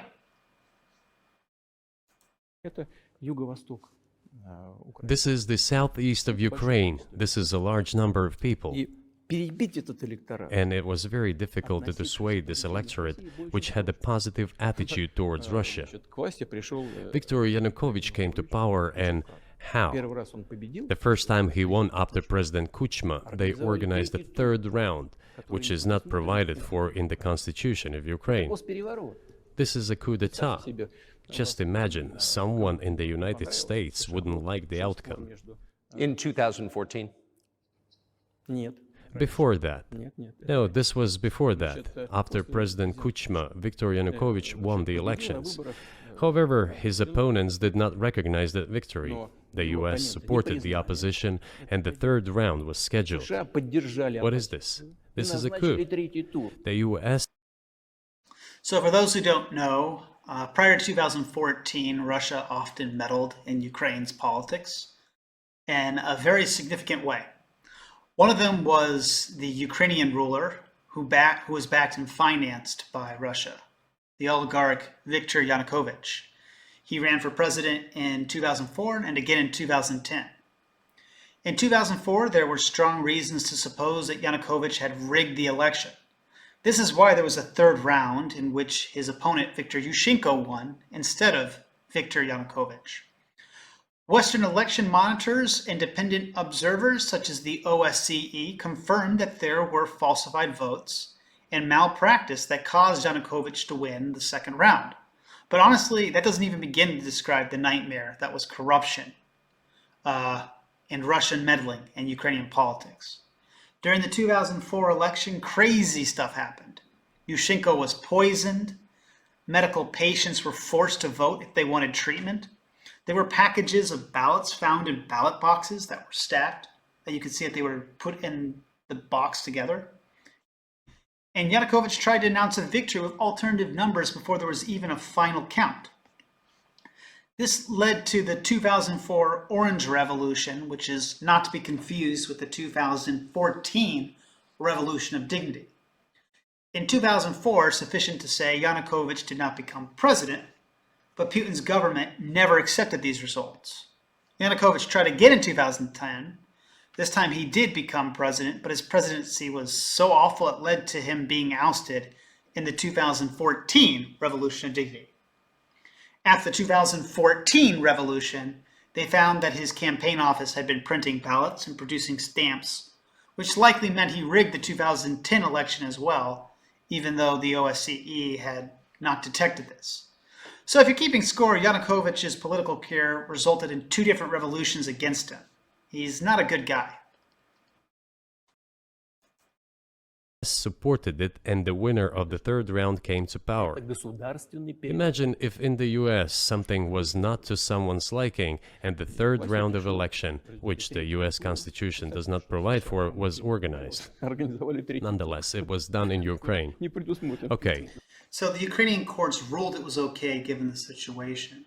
He presented it as though it's the US doing this. This is misleading, as 18% of the Ukrainian population claimed to have participated in the Orange Revolution protest in some capacity.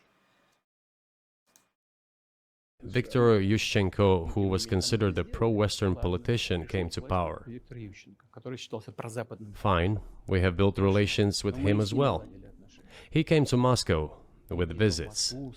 We visited Kiev. I visited too. We met in an informal setting. If he's pro-Western, so be it. It's fine. Let people do their job. The situation should have developed inside the independent Ukraine itself. As a result of Kuchma's leadership, things got worse and Viktor He seems to gloss over various ways Russia put pressure on Yushchenko. First, it's widely believed that Russia's cronies poisoned him. If you see the deterioration on his face, that was the result of poison. Second, they actually stopped gas supplies when Yushchenko became president. This was before he was even eligible to join the European Union. So the mere fact that there was a pro-Western president, that was enough for Russia to put pressure on Ukraine. Yanukovych came to power after all. Ситуация ухудшилась. Maybe he wasn't the best president and politician. I don't know. I don't want to give assessments. When he says maybe Yanukovych wasn't the best president, it should be noted that Putin funded Yanukovych's party by like a lot. And Yanukovych spent over $100 billion in taxes on bribes. Yeah, so he spent $100 billion from the tax department on bribes. Yeah. However, the issue of the association with the EU came up. Но встал вопрос об ассоциации с Евросоюзом. We have always been lenient to this, suit yourself. But when we read through the Treaty of Association, it turned out to be a problem for us, since we had a free trade zone and open customs borders with Ukraine, which under this association had to open its borders for Europe, which could have led to flooding of our market. Границы перед Европой. И потоком все на наш рынок. We said, no, this is not going to work. We shall close our borders with Ukraine then. The customs borders, that is. Начал считать. Yanukovych started to calculate how much Ukraine was going to gain, how much to lose, and said to his European partners, I need more time to think before signing. The moment he said that, the opposition began to take destructive steps which were supported by the West. So what Putin is saying is a legitimate concern for any country with a trade agreement. I don't really have a problem with what he's saying, like if he wants Ukraine to be part of their trade union.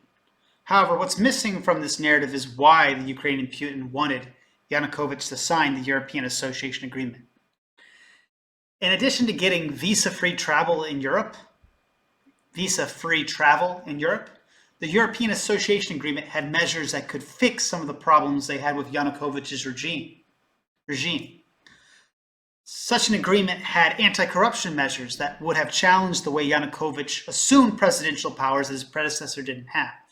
So yeah, Yanukovych assumed presidential powers that Yushchenko didn't have from a court that he himself rigged. And they would have also required him to release his political opposition, who he had jailed. So Tymoshenko, who had ran against him, he jailed her after he won. Could you imagine that? Locking up your political opposition? And who knows, it might have even prevented him from killing journalists if they had joined the European Association Agreement. None of this was particularly much to ask for. But more important than this was that there had already been negotiations leading up to the European Association Agreement. The fact that Yanukovych backed out of the deal last minute and signed Putin's alternative agreement showed that he was willing to act unilaterally and betray his voters' trust. He had spoken publicly on this point, and Putin had essentially bribed and blackmailed him out of it and told him, hey, join my Eurasian Economic Union. Meanwhile, what Putin was offering was an alternative union, the Eurasian Economic Union. And this union had essentially no anti-corruption measures. The only thing that's important in the Eurasian Economic Union was submission to Russia. For example, just look at Belarus or Kazakhstan.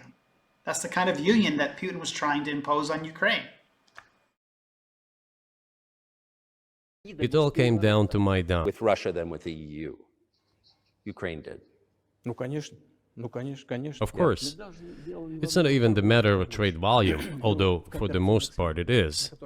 It is the matter of cooperation ties, which the entire Ukrainian economy was based on.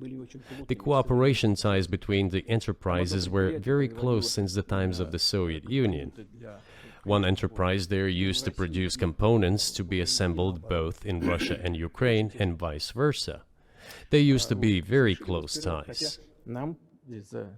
A coup d'etat was committed, although I shall not delve into details now, as I find doing it inappropriate, the US told us. Calm Yanukovych down, and we will calm the opposition. Let the situation unfold in the scenario of a political settlement. We said, all right, agreed, let's do it this way. As the Americans requested, Yanukovych did use neither the armed forces nor the police, yet the armed opposition committed a coup in Kiev. What is that supposed to mean? Who do you think you are? I wanted to ask the then US leadership.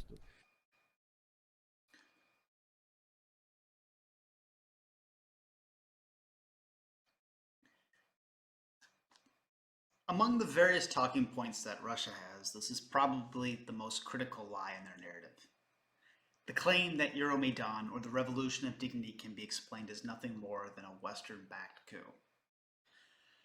A coup, by definition, is when a foreign government invades a country, militarily, that is, and replaces the current ruler with their preferred ruler. While the US did this during the Cold War in Chile and in Iran, that's not what happened in the Ukraine in 2014. Rather, what happened in Ukraine was a revolution. If you don't see a difference between a revolution and a coup, then this is not going to make any sense to you. But that is the difference. What happened was people rose up against their own government in opposition. Okay? Well, the Russian narrative is correct when it points towards the fact that the West backed protests that preceded the revolution with public support and NGOs. What's missing from their narrative is the strong extent to which Ukrainians themselves did not approve of Yanukovych and actually fought against him. I already mentioned that he spent over $100 billion in bribes. He rigged his court. He elected his political opposition. He assumed presidential powers beyond his election mandate, and that he rigged elections as well, and that he killed journalists and arrested his opposition. I think I've said that. Okay. So after Yanukovych beat and arrested protesters on kangaroo charges, so on the night of November 30th, there were protesters, and his police chose to beat these protesters. After that, you had over 400 to 800,000 people show up to protest in Kiev. And that's not to mention cities outside of Kiev, such as the 80,000 people that protest in Lviv and Ternopil and Cherkasy. These are not numbers that the US could have created. You couldn't pay that many people to protest. Now, Putin goes on to argue that this was the work of the CIA, but that's nonsense. Okay? Like, you can't get that many people to protest from the CIA. Among those that died in Ukraine are the Heavenly 100. These are 100 or so people who died in the streets of Kiev protesting the government. None of whom were CIA agents or anything like that, just ordinary Ukrainians who fought against the dictator. When we look at the power struggle from a distance, it can look like it's a conflict between the US and Russia. I get that. But when we look closer, we see the persistent fight of the Ukrainian people. This is prevalent in their civil war in 1917. This is prevalent amongst the Cossacks. And this is also prevalent in World War II, controversially, but it's prevalent here now in 2014 in this situation. So it can look like a conflict between the US and Russia, and as if this just emerged out of nowhere, like the US picked Ukraine to fight against Russia. But the truth is, you can see the persistence of the Ukrainian people in this. What Putin is doing when he refers to the Revolution of Dignity as a coup is he is claiming that Ukraine is not capable of governing itself. This is not surprising, since he spent the first 26 minutes talking about how he thought Ukraine was basically Russia. The fact that there have been 2 presidential elections since 2014 with international election observers does not seem to mean anything to Putin. Rather, to Putin, Zelensky and Poroshenko are just puppets for the US simply because they are not alliance with Russia. This is offensive not because it accuses the US of malpractice, but rather it's offensive because it denies Ukraine its own agency. With the backing of whom? При поддержке ЦРУ, конечно. With the backing of CIA, of course. Которые, как я понимаю, The organization you wanted to join back in the day, as I understand. хотя это серьезная организация. We should thank God they didn't let you in. Although, it is a serious organization. I understand. My former vis-a-vis in the sense that I served in the first main directorate, Soviet Union's intelligence service. Оппонентами всегда. They have always been our opponents. A job is a job. Но технически они все сделали правильно. Technically, they did everything right. They achieved their goal of changing the government. However, from political standpoint, it was a colossal mistake. Incidentally, Russia is actually guilty of doing exactly what it accused the US of doing. First, it's guilty of doing espionage in Ukraine during the Revolution of Dignity. It put pressure on Yanukovych to use violence against the protesters, and also had them smuggle weapons and explosives into Ukraine. They amassed 40,000 Russian soldiers on Ukraine's northern border during the revolution and attempted for Yanukovych to set up an alternative government in Kharkiv. Second, Russia is guilty of doing a coup in Crimea and the Donbass. Well, the Russian narrative is that these were separatists conducting elections in these regions.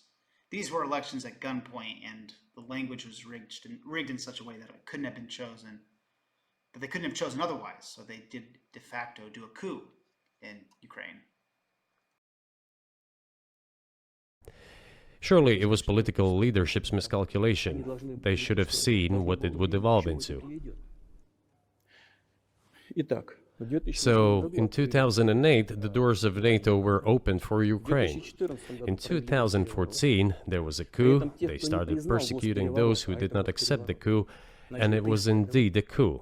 They created a threat to Crimea, which we had to take under our protection. They launched the war in Donbass in 2014 with the use of aircraft and artillery against civilians. This is when it all started. There's a video of aircraft attacking Donetsk from above. They launched a large-scale military operation, then another one. When they failed, they started to prepare the next one. All this against the background of military development of this territory and opening of NATO's doors. How could we not express concern over what was happening? From our side, this would have been a So what Putin is claiming here is that after he annexed Crimea, Ukrainian armed forces then began to attack Donetsk. So Donetsk is one of the two oblasts in the Donbass. While it is true that the Ukrainian armed forces did attack Donetsk with their ATO, anti-terrorist operation, this was after Russia had already covertly invaded these territories under the guise of local separatists. In other words, Ukrainians were actually fending off an invasion. The aggression he's talking about was defensive. The Russian government insisted that the people calling for separatism in the Donbass were just sporadic local activists. For a long time, people were unable to prove otherwise, which made it hard for them to publish these kinds of stories. But the truth is that while there may have been some local support for separatism, the main support was stirred by Russian officials. For example, Russian FSB agents were on the ground in Ukraine trying to whip up tensions while paying people to carry out protest actions on the Russian state's behalf. Russian special forces and military intelligence operatives from the GRU were present fomenting violence. There was an influence of Russian tourism coming in on buses to the Donbass, which serves as evidence that Russian nationals were posing as Ukrainians in order to carry out demonstrations. The presence of multiple Russian military officials was confirmed. There were battalions coming to the Donbass from all around Russia, such as Chechnya, for example. It's kind of hard to fake that. Perhaps the most famous singular individual, though, would be the Russian national Ihor Girkin, who on April 12 stormed Sloviansk. Thus, in his own words, in Ihor Girkin's own words, he pulled the trigger of war and initiated the war. Here, Putin is saying Ukraine started the war, but Ihor Gurkin, his own general, seems to be saying otherwise. Another Russian soldier identified was Arsen Pavlov, who was famous for torturing Ukrainian soldiers. And between him and Ihor Gurkin, there are documents proving that they carried out war crimes, such as tortures and mass killings of civilians. Christopher Miller, in his book The War Came to Us, documents how he found evidence that they were killing people in response to committing petty crimes, such as stealing t-shirts, that sort of thing. So, execution for theft. That's kind of extreme, right? And they were using Stalin-era laws to justify it, like laws that didn't exist in Russia or Ukraine, but from the Stalin era, Soviet Union. Well, Russia claimed that this was a grassroots uprising and that soldiers were just volunteers on summer holiday. This is a highly dubious claim, since such an operation would require funding. Meanwhile, Russia's actions seem to show a sense of secrecy around the matter that gives rise to suspicion. For example, it was illegal to film funerals of Russian soldiers since it could prove their involvement in the Donbass. While Putin continues to deny Russia's involvement, eventually the Russian military was spotted in official capacity at the Battle of Debaltseve and the Battle of Ilyasovsk. The number of Russian soldiers that participated in those battles was too big to hide, thus proving that Russia did indeed invade the Donbass region of Ukraine. 1,000 soldiers were said to be in Ukraine, with 15,000 on the Russian border. This is according to Lawrence Friedman's Ukraine and the Art of Strategy. The PM of the Donetsk People's Republic, Zakharchenko, that is the Russian separatist leader, said that 1,200 fighters trained in Russia had crossed into Ukraine and were ready to fight. He later retracted this, saying they were volunteers, but he still said that. Meanwhile, weapons were undeniably being provided by the Russian military. The rocket that shot down the MH17 airline, for example, was identified as a Russian Buk rocket when there were no weapons of that nature present in the Donbass before the 2014 war. Logic would dictate that Russian equipment means the presence of Russian soldiers. After occupying the region, they held a referendum to try to legitimize their occupation. Many local people didn't recognize the people who participated in the Donbass referendum, thinking that they must have been from Russia and not Ukraine. During the actual elections, there were no international observers and widespread reports of fraud. This includes ballot stuffing, referendum officials tearing ballots marked no, and in one instance, in Donetsk School Number 1, where there was a polling booth, 2 men with guns ordered that people stop filming while the voting process went on. It was clear that there was nothing legitimate about the referendum or grassroots in nature of this occupation. When Russian occupiers first moved into the Donbass, they overthrew democratically elected people and replaced them with self-appointed rulers. For example, in Slovyansk, Vyacheslav Ponomarev declared himself mayor, while he arrested the real elected mayor. He then proceeded to detain foreign journalists. On one occasion, he detained 7 foreigners and 5 Ukrainians who were working as conflict observers for the OSCE Commission. So the rulers here, they were just taking over. It's as simple as that. It's a coup. That's the definition of a coup. The claim that the Donbass separatism was a legitimate movement is very dubious for many reasons. In summary, there were a high level of Russian military forces, and there was suppression of opposition, and essentially no way for an entire referendum. There's no way the entire referendum was not rigged. For this reason, it would be fair to say that Russia actually invaded Ukraine and occupied the Donbass. A culpable negligence. That's what it would have been. Вот что это было бы такое. Просто It's just that the US political leadership pushed us to the line we could not cross, because doing so could have ruined Russia itself. потому что это разрушало саму Россию. И потом мы не могли бросить наших единоверцев. Besides, we could not leave our brothers in faith, in fact, a part of Russian people, in the face of this war под machine. эту военную машину. What was the so? But that was 8 years before the current conflict started. So, what was the trigger for you? What was the moment where you decided you had to do this? Ну, спровоцировал конфликт изначально... Initially, it was the coup in Ukraine that provoked the conflict. By the way, back then the representatives of 3 European countries, Germany, Poland and France, arrived. They were the guarantors of the signed agreement between the government of Yanukovych and the opposition. They signed it as guarantors. Despite that, the opposition committed a coup, and all these countries pretended that they didn't remember that they were guarantors of the peaceful settlement. So if you're confused by what Putin is saying, likely not for the first time in this presentation, what happened was Yanukovych was with the opposition leaders. The people who were opposed to Yanukovych met with him. This includes Klitschko, Yatsenyuk, and Tinenbach. And together with diplomats from Germany, France, and Poland, they all signed an agreement that was supposed to end the protest, in which Yanukovych would retract the extra presidential powers he had assumed while in office, and then resign in December shortly before the end of his official term. This agreement was signed on February 21st, but the crowd was angry enough that they refused to accept it. Volodymyr Parasuk, from the People's Self-Defense Unit, became famous that night when he said, 77 people have died and they are still negotiating. I ask you to support us in this. I speak for my unit. If you, the opposition leaders, don't make a statement demanding Yanukovych's resignation by 10 a.m. tomorrow, we will go with weapons, I swear it. The Polish diplomat, Radoslaw Sikorski, contrarily said that if they didn't accept the agreement, there would be martial law. But neither happened. Neither Podolyak came with weapons, nor did Sikorski use martial law. Because on February 22nd, Yanukovych said his car was shot and he fled the country, thus effectively ending the protest. Mihailo Vinitsky, the author of Ukraine's Maidan, Russia's War, said Yanukovych made up the story and that his car was never shot. But all the same, there did seem to be some level of chaos. I suppose if his car was shot, though, he would have been able to easily prove this with a smartphone, and there's no proof of that.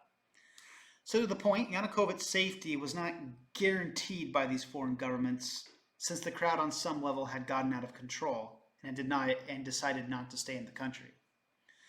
For my part as an American commentator, I side more with the opposition leaders than the militant protesters, since it seemed more peace-oriented. The justification that militant protesters would make is that the government had killed en masse in mid-February, and that it was only fair as a response that they would fight against a tyrannical government. My response to this would be, we don't actually know who's responsible for those shootings in mid-February, but it's not as though it makes any difference now, whichever side you take between opposition leaders or the protesters. Yanukovych fled the country, and what is a country supposed to do when the president leaves? Well, the parliament elected a temporary intermittent president, Alexander Turchinov, and then the parliament held legitimate elections with diplomatic oversight in May. Is there a better way to handle the situation when there's no president? I don't think so. You try to regain legitimacy. Putin is mentioning an agreement, but Yanukovych wasn't even in the country after February 25th, so it's impossible for them to apply it.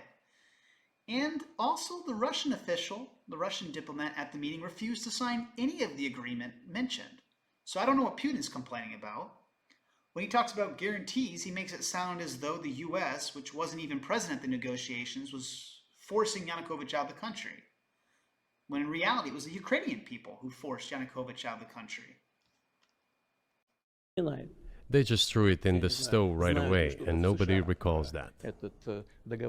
I don't know if the US know anything about the agreement between the opposition and the authorities, and its 3 guarantors who, instead of bringing this whole situation back in the political field, supported the coup. Although it was meaningless, believe me. Because President Yanukovych agreed to all conditions, he was ready to hold an early election which he had no chance of winning, frankly speaking. Everyone knew that. Then why the coup? Why the victims? Why threatening Crimea? Why launching an operation in... So they didn't threaten Crimea. He's referring to a fake news story. On February 27, 2014, the Ukrainian organization Right Sector, which was the armed portion of the Maidan protest, officially announced that it did not intend to participate in any conflict on the territory of Crimea. And that was just a day before Russia annexed the peninsula. So what I believe Russia is citing is a fake news story about a supposed Carlson pogrom as the justification for the annexation. But the Carlson pogrom took place in Kiev, not Crimea, and it didn't actually happen anyway. It was just a fake news story. Donbass. This I do not understand.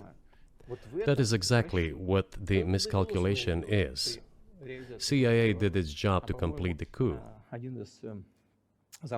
I think one of the deputy secretaries of state said that it cost a large sum of money, almost 5 billion.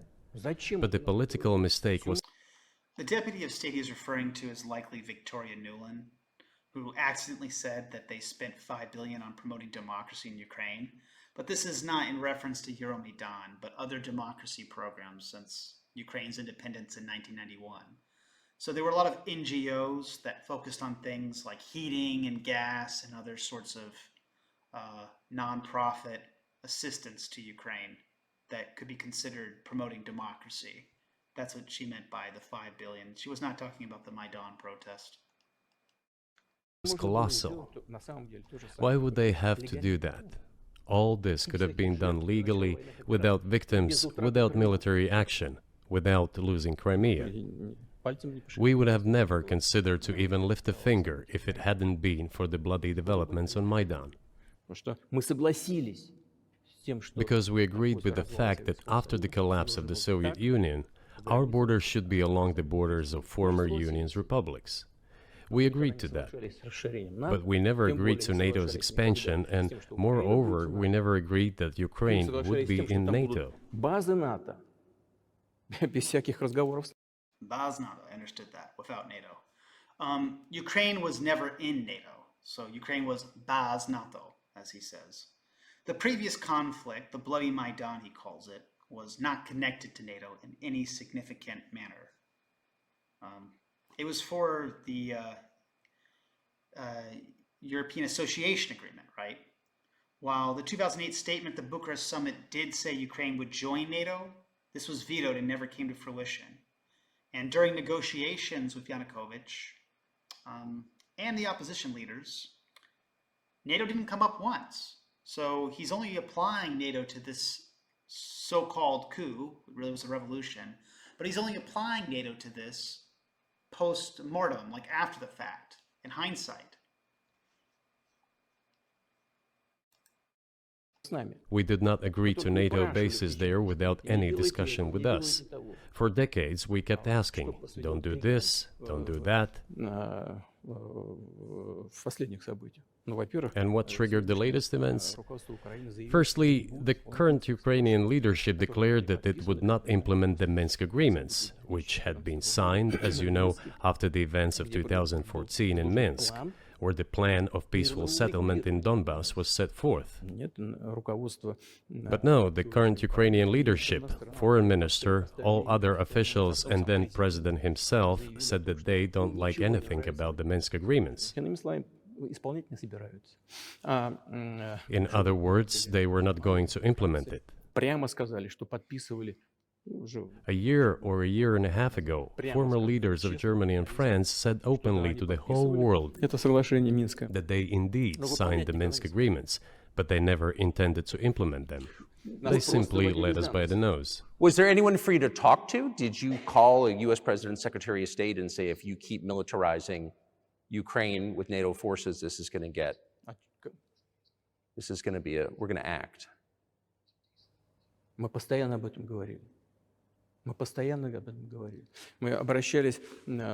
We talked about this all the time. We addressed the United States and European countries' leadership to stop these developments immediately, to implement the Minsk agreements. Okay, so let's just state one thing, and that is that Russia has said itself that they don't consider themselves party to the Minsk agreements. That's for whatever criticism directed towards Zelensky, they have said the same thing. The Minsk agreements agreed to a ceasefire and an election in the Donbass. Both agreed that the OSCE would conduct the election. There was a difference in interpretation. Ukraine argued that the elections would be illegitimate so long as the elections took place under armed Russian occupation. But the important aspect of this agreement or this arrangement or these accords was the various ceasefires. The ceasefires never worked perfectly. They were really more or less just what you'd call less fires, if that makes sense. But while minor scrimmages continued, the Minsk II Accords did have the potential to freeze the conflict. On February 24th to February 26, 2015, both Russia and Ukrainian troops withdrew from the front lines in Mariupol. This was right after Ukraine lost Debaltseve. If you want to be technical, Russia was the first to break the ceasefire since Ukrainians were surrounded in Debaltseve as the ceasefire was signed. But the conflict was ongoing when the ceasefire was initiated. Ukrainians left the city of Debaltseve, and then the Russians left Mariupol. The basic borders for the DNR and LNR, that is the Russian republics in Ukraine, was defined at this point.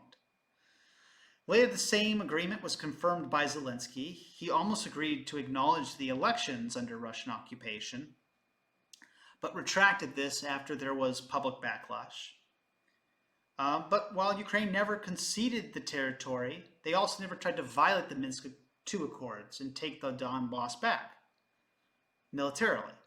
At the 2019 Paris peace talks, there was a whole year where the casualties were less than 10 people. This is according to Matthew Owen's book, Overreach. While Ukraine had a different interpretation and was not ready to concede the Donbass or Crimea, that's quite different from violating a ceasefire or violating the agreement. That just meant postponing it until they could have their conditions met.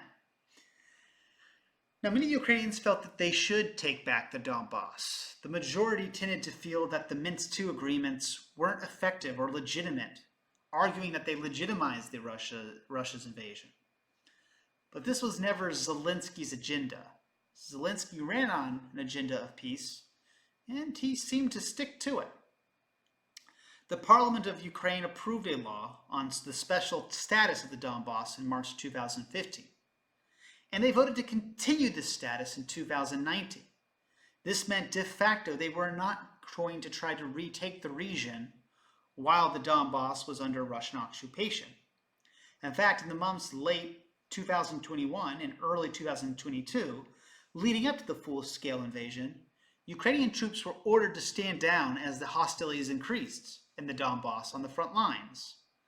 This was particularly true in Marinka, which was not officially part of the DNR and LNR territory.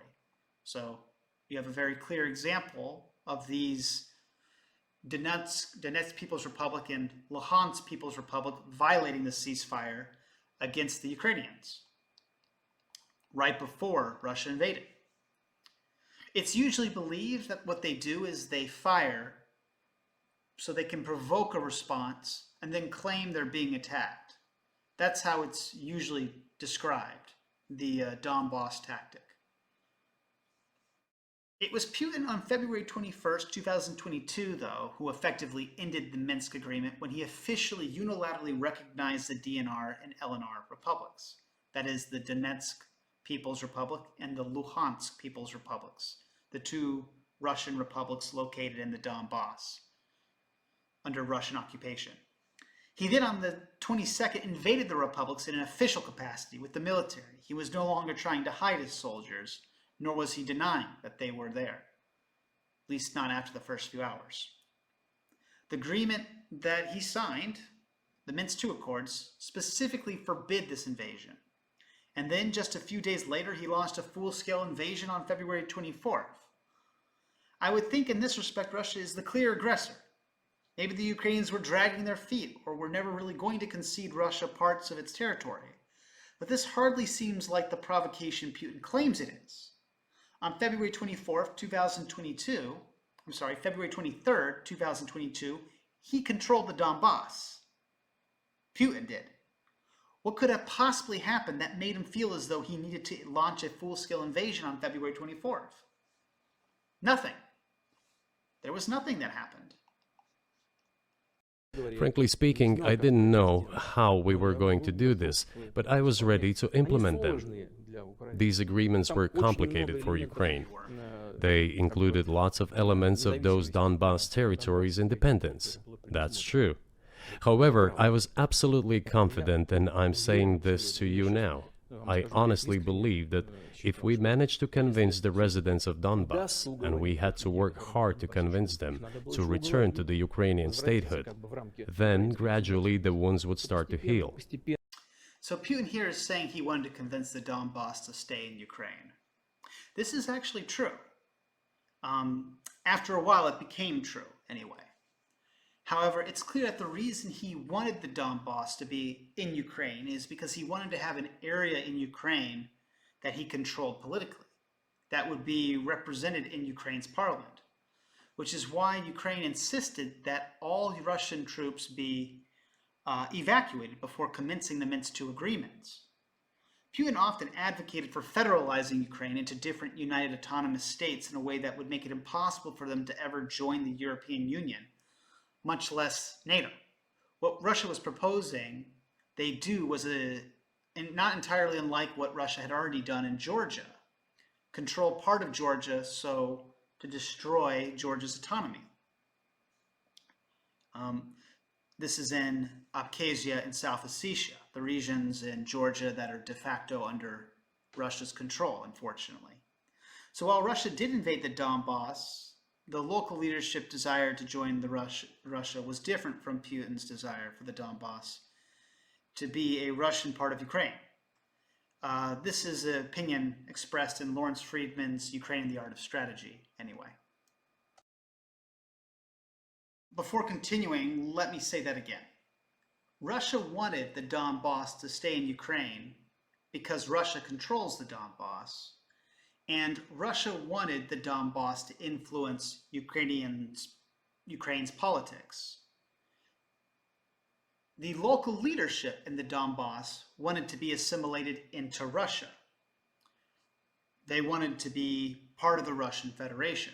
So there was a difference in opinion between Putin and the local leadership in the Donbass. However, both were looking for Russia's interests and looking to expand Russia's presence in Ukraine.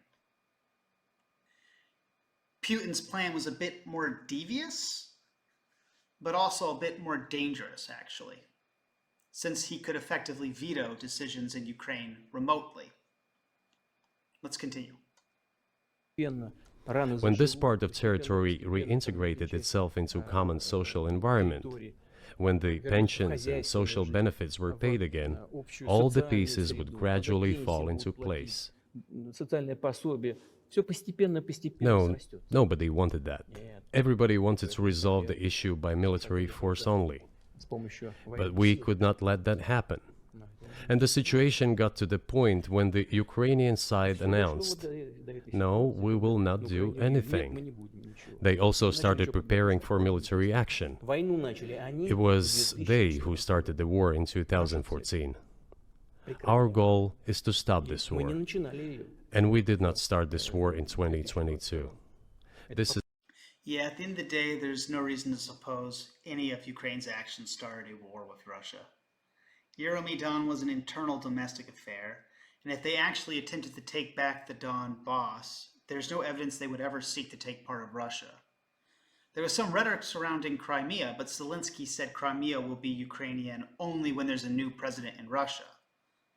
In other words, he was saying that they didn't have a chance in heck of taking it back militarily. And that was an argument he had with Poroshenko, who was claiming he could get it back diplomatically. The fact that they prepared for military action just means they were taking preparations, which is fair given the Russian buildup on their border. Like there was constant ongoing attacks from Russia and the separatists, and then later the full-scale invasion. And so all of their build-up actions can be explained as retaliatory. I mean, this goes back to the fact that, Ukraine just never took land from Russia. Never tried to until Belgorod, but that's a different story. And that takes place in 2023. So very different. This is an attempt to stop it. Do you think you've stopped it now? I mean, have you achieved your aims? No, we haven't achieved our aims yet, because one of them is denazification. This means the prohibition of all kinds of neo-Nazi movements. First, what is Putin's objective? Second, what does he mean by denazification? So already in Ukrainian law, it is illegal to show support for Nazis. I would hope that would be enough to end the debate, but unfortunately people will ask about Nazis. Now, I happen to live in Lviv, which is famous for being probably the most nationalistic region of Ukraine. I can tell you from personal experience, you might find graffiti that violates this law regarding no Nazi propaganda, but it's not as though graffiti is legal activity. So what is Putin referring to when he says Nazis in Ukraine? Likely he is referring to two things. The first being far-right political parties such as Pravi Sector and Svoboda, and the second would be the memorialization of the Ukrainian insurgent army. Pravi Sector and Svoboda are two far-right political parties that played a role in the Euromaidan revolution. Pravi Sector is famous for being armed during the conflict, while Svoboda allegedly tortured police officers. I heard an account that suggested such in Marcy Shore's book called Ukrainian Night. Now, the Maidan revolution was a revolution, so violence is not entirely surprising. I don't have any knowledge or evidence that they tortured civilians, though Russian media did try to spread a few fake news stories about them attacking a bus of anti-Maidan protesters in what was called, and I already mentioned this, the Carlson program. Again, though, this was fake news. In the case of both parties, there are ties to anti-Semitic rhetoric, hate speech of the most explicit kind, and laws that favor Ukrainian language and culture. So they promote laws that favor Ukrainian language and culture, and they say anti-Semitic remarks. However, neither political party had a significant presence in Ukraine's parliament in 2022. Combined, they made up less than 5%, nor did they ever pose a threat to Russia directly. In fact, these far-right groups tended to be against NATO and the EU since they saw them as corrupting their pure Ukrainian identity. It's very strange that the people Putin is claiming to try to cleanse Ukraine from are the same people that agree with him most on the most fundamental concerns. In 2022, when Putin chose to initiate the full-scale invasion, there was only one parliament member who could be said to be ultra-nationalist. And this is in a parliament filled with 450 deputies. So when he says the government was full of Nazis, it doesn't really hold up. In fact, the Opposition for Life party, that is the successor to Yanukovych's party of regions, had 22 members. So what is arguably a pro-Russian party had more members and support in Ukraine than even neo-Nazis in 2022. And that's while they were already at war with Russia. Again, Putin's justification just doesn't hold up. Now, there's also the question of the memorialization of the Ukrainian insurgent army. This is perhaps a bit more complicated, but Putin is going to talk about this later, and I think it would be best for me to respond then. This is one of the problems that we discussed during the negotiation process, which ended in Istanbul early this year.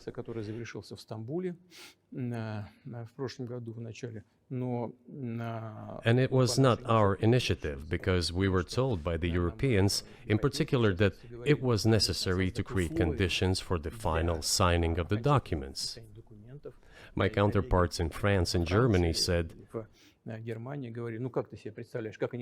"How can you imagine them signing a treaty with a gun to their heads?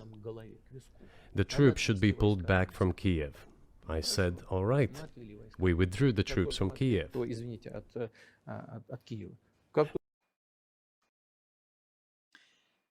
It is very hard for me to take Putin at his word on this matter. He's claiming that he withdrew troops to try to come to some sort of negotiated settlement. In terms of his objective, Putin said on February 24th that he intended to denazify and demilitarize Ukraine. He asked the Ukrainian armed forces to stand down as he attacked Kiev from the north and various cities all along the eastern border. Some people think because he didn't take Kiev, that means he didn't want Kiev, but rockets have essentially hit every corner of Ukraine. His FSB agents attempted to kill Zelensky in several attempts at a coup d'etat. While there has been something of a stalemate along the Dnieper River, it's quite apparent that he wasn't only interested in protecting the Donbass and Crimea. The reason is he already had these territories under his control, but still chose to attack further beyond this region anyway. So it doesn't seem like he's only interested in the Donbass and Crimea. It seemed like he was trying to overthrow Kiev, especially if he tried to do coup d'etats. Russia has been very inconsistent in communicating its objectives. The Russian ambassador to the UK, Andriy Kellen, claimed in an interview with the BBC that they never intended to take Kiev or the territory west of the Dnieper River, only to weaken Ukraine's military while Russia controls the Donbass. However, one of Putin's generals, Major General Rustam Minikayev, said they wanted to secure a route to Transnistria. Now, in order for them to do this, to secure a route to Transnistria, they would have to take more of Ukraine than they currently hold. Effectively, they would have to take Odessa, which has received a rather large amount of rockets for a territory that Putin supposedly doesn't want.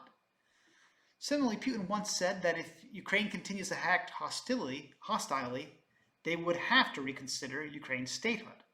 Well, you don't say that unless you are already thinking about denying Ukraine its statehood. While Putin did say he didn't intend to occupy Ukraine, he also said he wanted to denazify and demilitarize the country.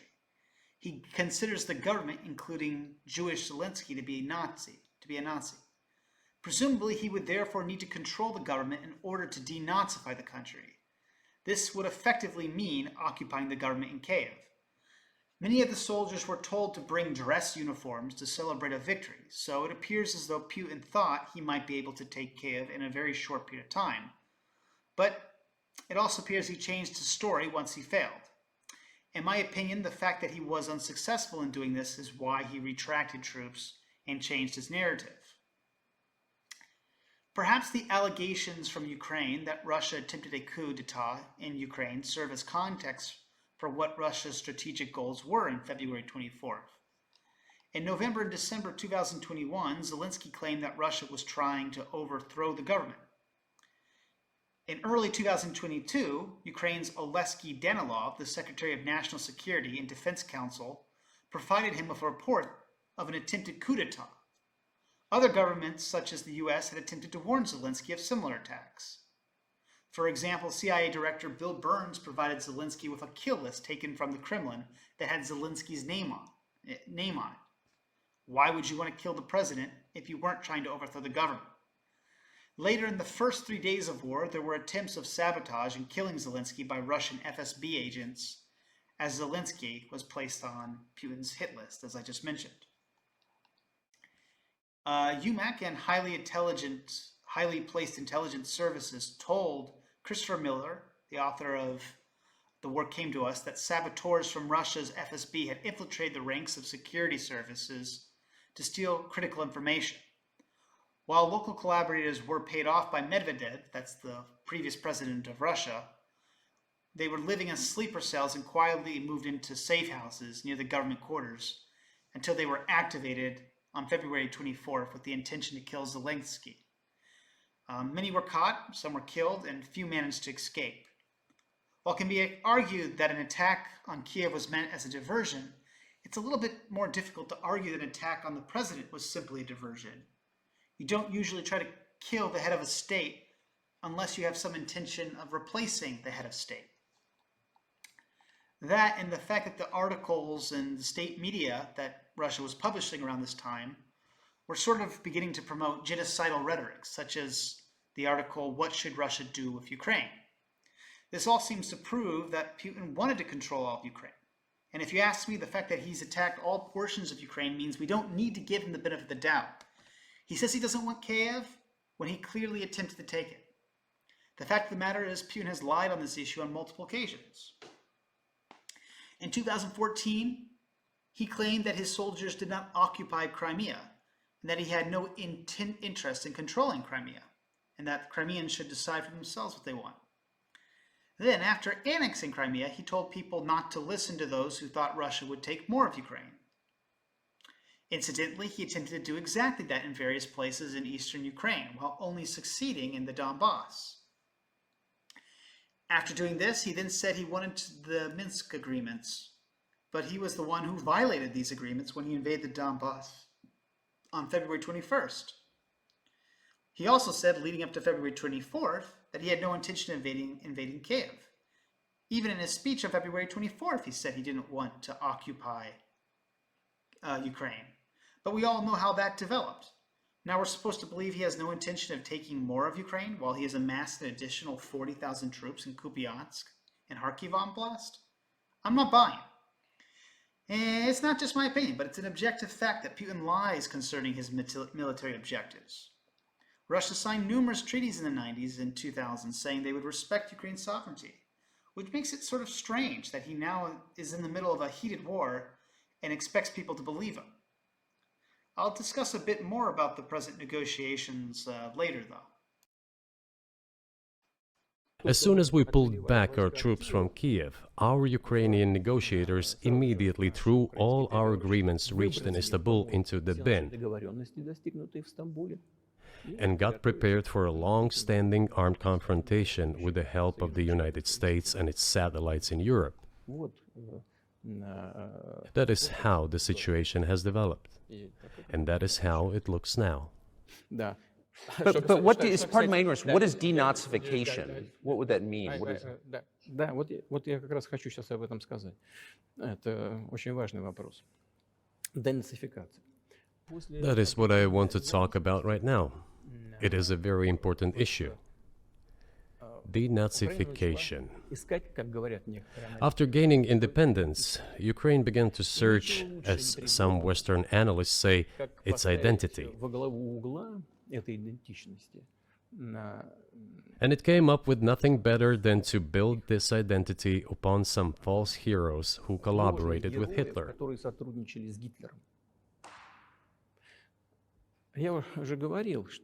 I have already said that in the early 19th century, when the theorists of independence and sovereignty of Ukraine appeared, they assumed that an independent Ukraine should have very good relations with Russia. But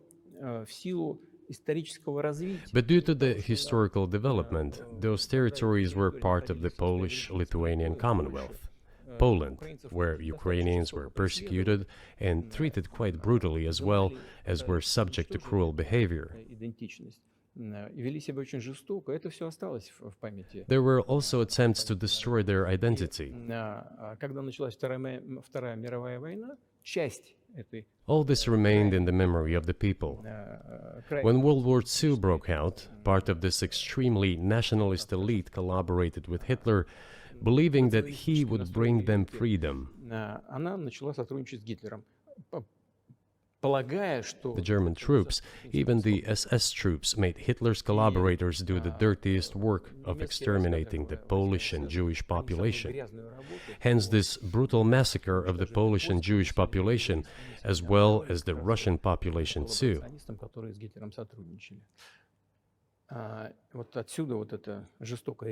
This was led by the persons who are well known, Bandera, Shukevich. It was those people who were made national heroes. That is the problem. And we are constantly told that nationalism and neo-Nazism exist in other countries as well. Yes, they are seedlings, but we uproot them, and other countries fight against them. But Ukraine is not the case. These people have been made into national heroes in Ukraine. Monuments to those people have been erected. They are displayed on flags. Their names are shouted by crowds that walk with torches, as it was in Nazi Germany.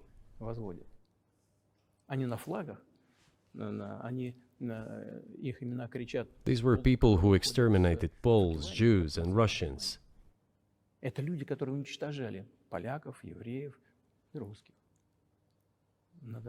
It is necessary to stop this practice and prevent the dissemination of this concept. I say that Ukrainians are part of the one Russian people. They say, no, we are a separate people. Okay, fine. If they consider themselves a separate people, they have the right to do so, but not on the basis of Nazism, the Nazi ideology. Would you be satisfied with the territory that you have now? Нет, сейчас закончим. Вы же задали вопрос по неонацизму и денацификации. I will finish answering the question. You just asked a question about neo-Nazism and denazification. Замалчивается на Западе. Look, the president of Ukraine visited Canada. The story is well known, but being silenced in the Western countries. Спикер парламента. The Canadian Parliament introduced a man who, as the Speaker of the Parliament said, fought against the Russians during the World War II. Well, who fought against the Russians during the World War II? Hitler and his accomplices. It turned out that this man served in the SS troops. He personally killed Russians, Poles, and Jews. The SS troops consisted of Ukrainian nationalists who did this dirty work. The president of Ukraine stood up with the entire Parliament of Canada and applauded this man. How can this be imagined? The president of Ukraine himself, by the way, is a Jew by nationality. Really, my question is, what do you do about it? I mean, Hitler's been dead for 80 years. Nazi Germany no longer exists. And so, true. And so, I think what you're saying is you want to extinguish or at least control Ukrainian nationalism, but how? How do you do that? Вот послушайте меня.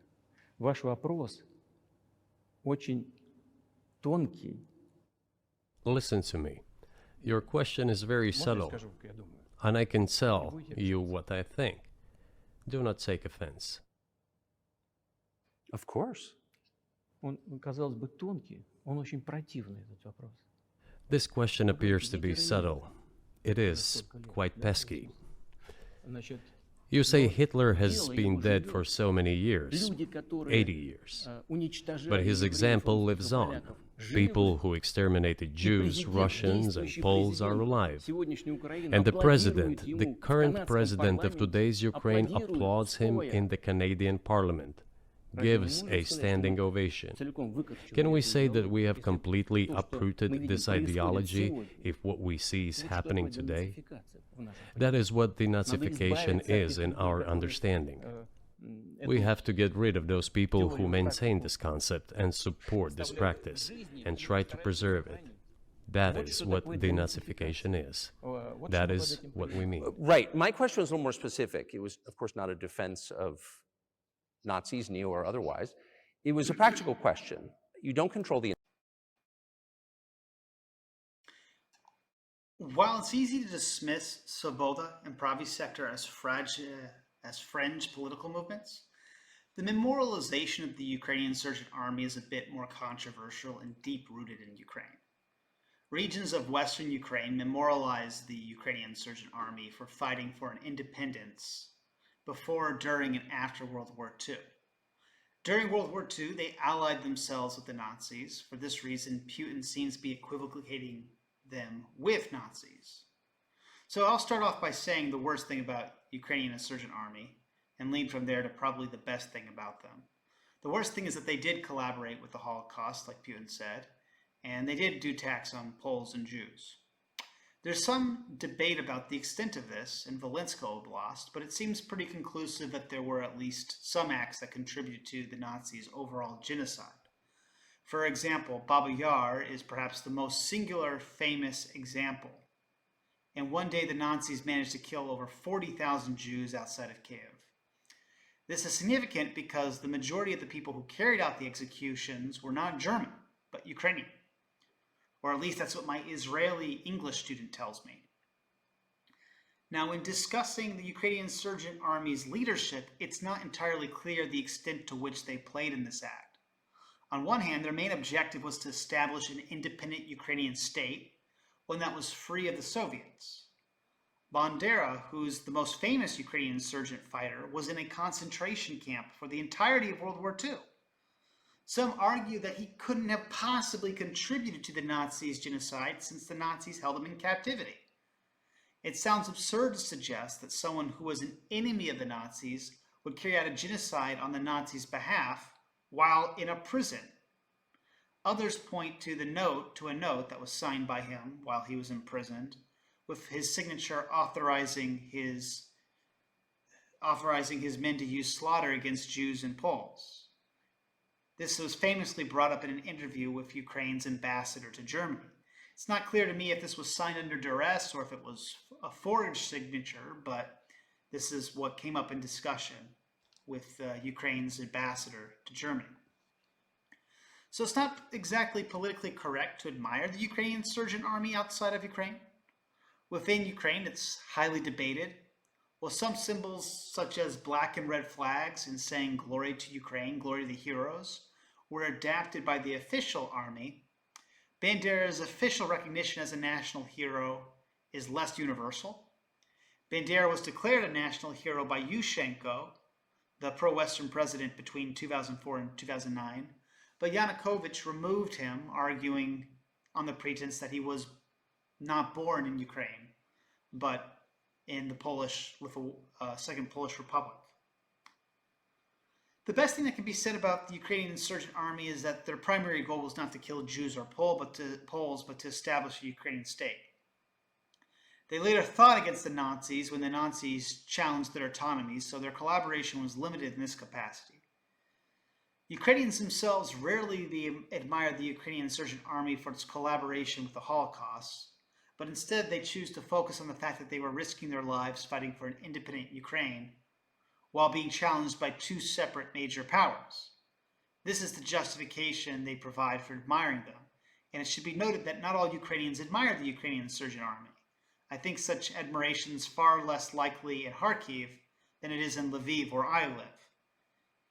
It's become more popular as the war has progressed, but it is not as though they are defending, it's not as though the country's national borders are based on Nazi ideology like Putin claims. Rather, Jews, ethnic Russians, Ukrainians, Poles, Hungarians, Romanians, Tatars, and other ethnicities in Ukraine are all opposed to Russia's invasion because they don't want to live in Russia.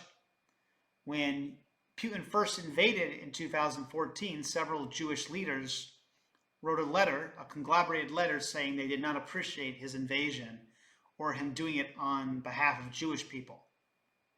These symbols are used as symbols, the red and black flag and the words glory to Ukraine, glory to the heroes, as a sign of resistance to the Soviet Union and a sign of resistance to Russian imperialism. That's why they're continued and they're still said. Even if someone doesn't approve of the Ukrainian insurgent army, though, or Ukraine's current admiration of such, my main question would be, does this justify Russia's invasion? In America, we have an analogous issue with Confederate Civil War monuments. Some argue that it's not justified since it excuses slavery. Others argue that such monuments are positive symbols of state rights. But you know what doesn't happen?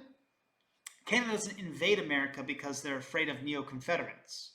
Russia has much less reason to fear Nazi ideology and genocide in Ukraine.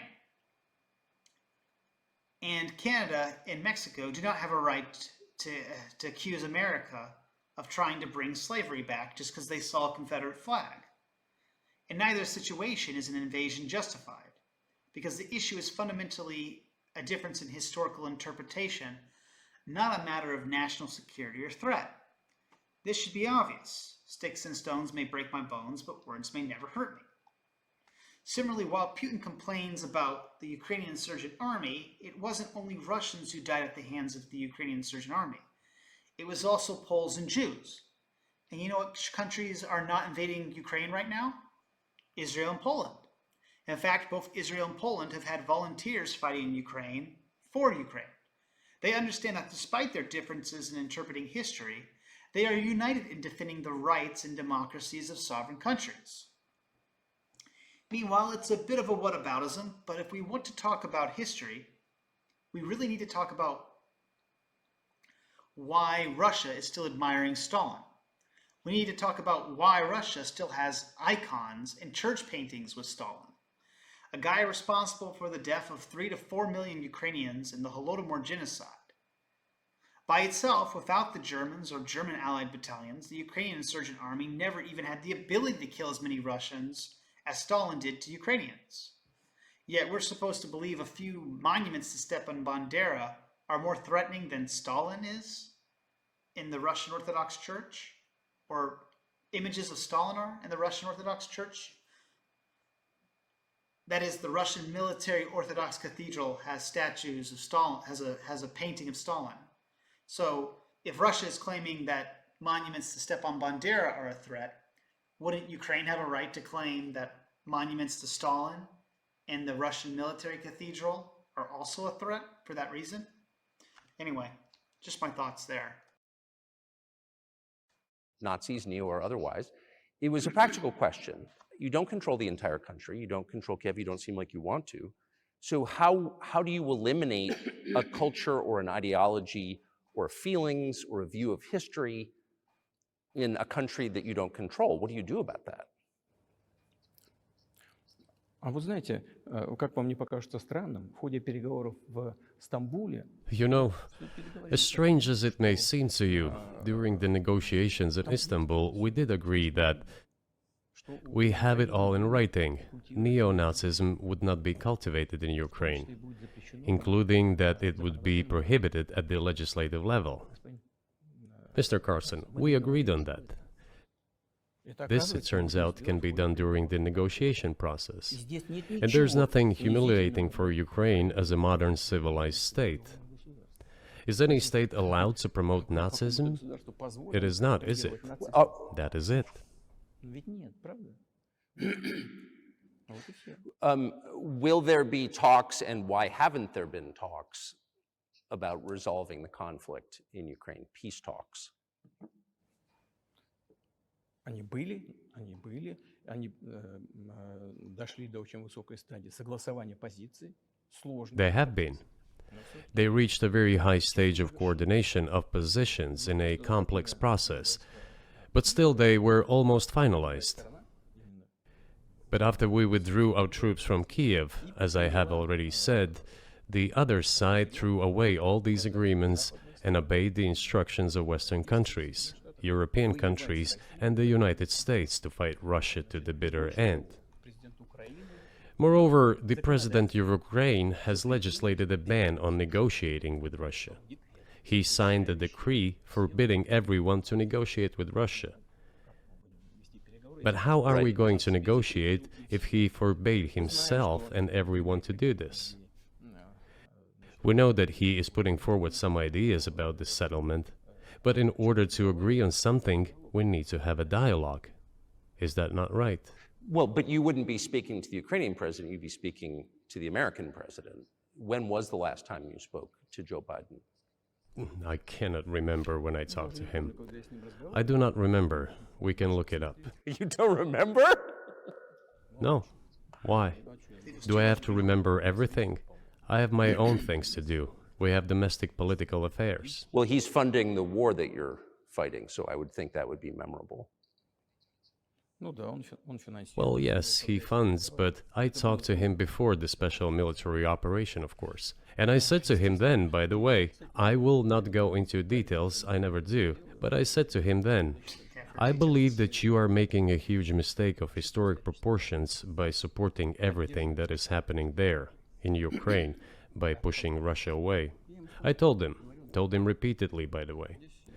I think that would be correct if I stop here. What did he say? Ask him, please. It is easier for you. You are a citizen of the United States. Go and ask him. It is not appropriate for me to comment on our conversation. But you haven't spoken to him since before February of 2022. Нет, мы не разговаривали. Но у нас есть. No, we haven't spoken. Certain contacts are being maintained, though. Speaking of which, Мое предложение. do you remember what I told you about my proposal to work together on a missile defense system? Yes. Да. Вот можно спросить у всех. Они You же can ask all of them. All of them are safe and sound, thank God. The former president, Condoleezza, is safe and sound, And I think Mr. Gates and the current director of the intelligence agency, Mr. Burns, the then ambassador to Russia, in my opinion, are very Yes. successful ambassador. Они все свидетели этих разговоров. They were all witnesses to these conversations. То же самое, Ask them. если вам интересно, что ответил. Same here. If you are interested in what Mr. President Biden responded to me, ask him. At any rate, I talked to him about it. I'm definitely interested, but from the outside, it seems like this could devolve or evolve into something that brings the entire world into conflict and could initiate a nuclear launch. And so why don't you just call Biden and say, let's work this out? А что решить? Все очень... What's there to work out? It's very simple. I repeat, Есть контакты по линии там различных. we have contacts through various agencies. Я вам скажу, что мы говорим на эту тему. I will tell you what we are saying on this matter and what we are conveying to the US leadership. Боевые. If you really want to stop fighting, you need to stop supplying weapons. It will be over within a few weeks. That's it. Тогда можно договориться. And then we can agree on some terms. Before you do that, Что проще? stop. Чего мне ему звонить? What's easier? Why would I call him? Или What should I talk to him about? Or beg him for what? And what вы messages do you собираетесь get back? поставить такое-то оружие на Украину? You're going to deliver such and such weapons to Ukraine? Oh, I'm afraid, please don't. What is there to talk about? Do you think NATO is worried about this becoming a global war or a nuclear conflict? At least that's what they're talking about. And they're trying to intimidate their own population with an imaginary Russian threat. This is an obvious fact. And thinking people, not Philistines, but thinking people, analysts, those who are engaged in real politics, just smart people, understand perfectly well that this is a fake. Раздувается. They're trying to fuel the Russian threat. The threat I think you're referring to is a Russian invasion of Poland, Latvia, expansionist behavior. Can you imagine a scenario where you sent Russian troops to Poland? So it should be known that he has amassed a lot of troops on the Baltic borders. Putin, that is, since this interview. Только в одном случае, если со стороны... Only in one case, if Poland attacks Russia. Why? Поэтому Because we have no interest in Poland, Latvia, or anywhere else. нигде. Why would we do that? We simply don't have any interest. It's just threat mongering. Well, the argument, I know you know this, is that, well, he invaded Ukraine, he has territorial aims across the continent, and you're saying unequivocally you don't.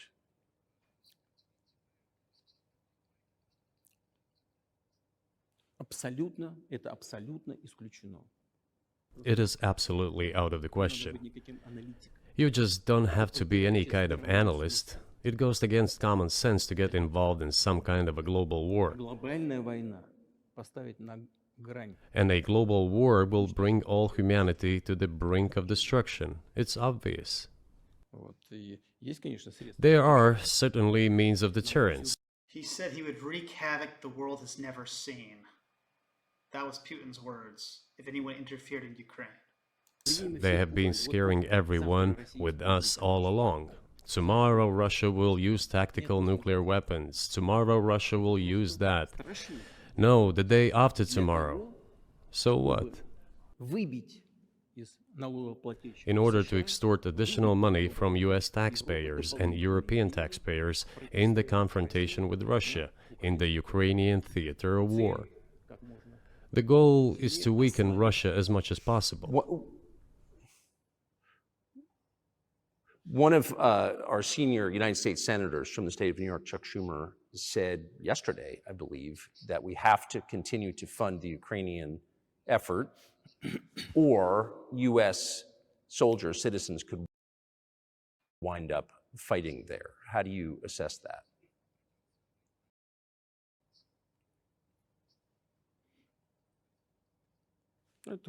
Это провокация.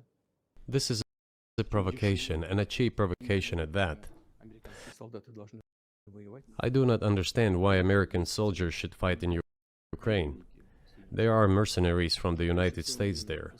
The bigger number of mercenaries comes from Poland, with mercenaries from the United States in second place, and There are two things he could be referring to here. The leaked Pentagon papers revealed that US and Europe have special forces in Ukraine, training the Ukrainians to respond to the Russian threat. Their purpose is not to fight for Ukraine, but to assist them in military intelligence. The second thing he could be referring to is the Foreign Legion. The Ukrainian armed forces pay volunteers to fight in Ukraine at the start of the war. Okay, so they pay people to fight in Ukraine, very small salary. And at the start of the war, they would accept anyone, but after a few weeks, they started only accepting people with military experience. Now they'll select a select few people without military experience who are willing to go through training. I suppose Putin is correct in calling them mercenaries. These are people paid to kill, Russian soldiers on the battlefield. They're not officially representing their country, but working for a foreign government, often out of idealism. Many of them are Afghan and Iraq veterans or Israeli soldiers.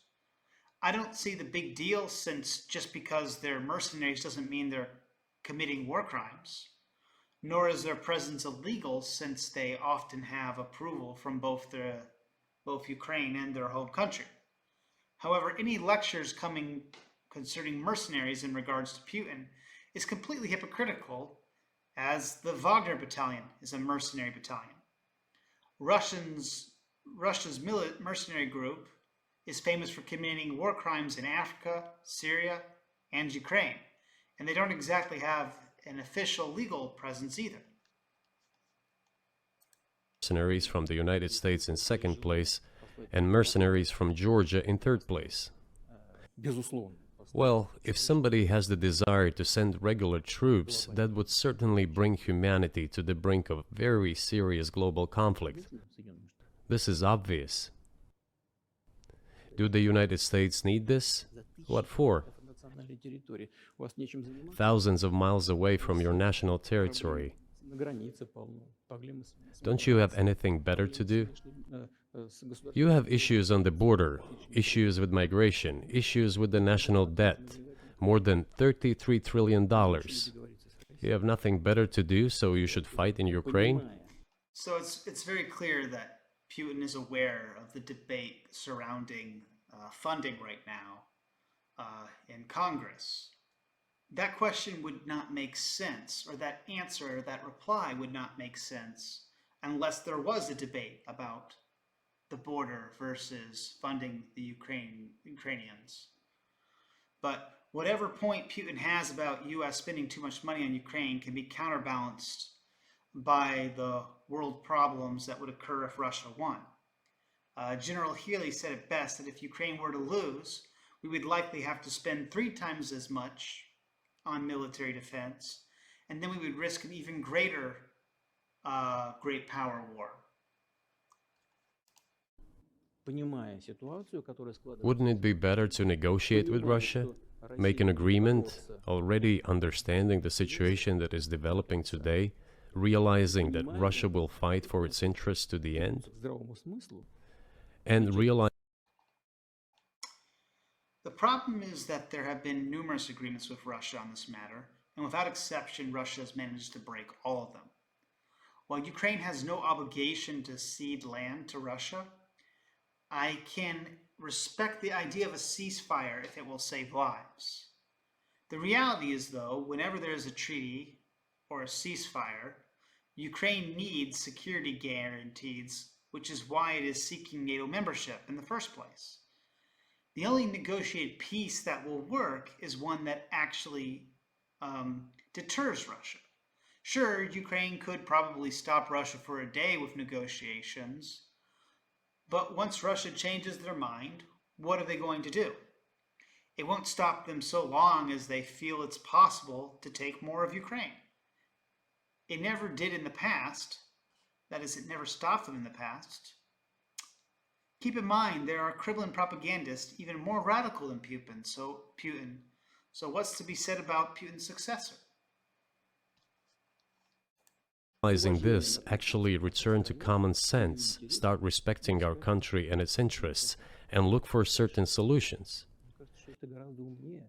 It seems to me that this is much smarter and more rational.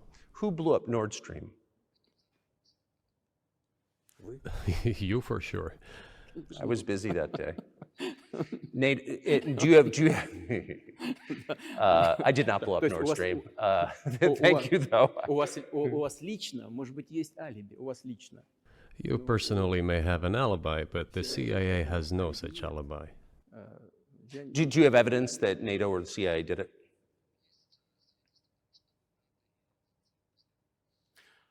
Знаете, You know, I won't get into details, but people always say in such cases, look for someone who is interested. But in this case, we should not only look for someone who is interested, but also for someone who has capabilities. Because there may be many people interested, but not all of them are capable of sinking to the bottom of the Baltic Sea and carrying out this explosion. These two components should be connected. Who is interested and who is capable of doing it? But I'm confused. I mean, that's the biggest act of industrial terrorism ever, and it's the largest emission of CO2 in history. Okay, so if you had evidence, and presumably given your security services, your intel services, you would, that NATO, the US, CIA, the West, did this, why wouldn't you present it and win a propaganda victory? So on this issue, I just have vastly different priorities than any of the people discussing this. Why on earth would I be upset about the destruction of a pipeline that was funding terrorism? Doesn't it make more sense to be upset about the thousands dead? So the CO2 aspect matters, and I imagine some people could die from that, so I'm sorry if people have died from that, and I'm making this comment, but that's about it. I don't think there's anything else to consider besides CO2 emissions. I don't know if the CIA did it. I don't know if Ukrainians did it. I don't know if the Russians did it as a false flag operation. But I know I care more about the fact that Europe was buying gas from Russia while Russia was supporting the deadliest European war of the 21st century. It's amazing to me that we're talking about a pipeline of oil when people are dying in the thousands.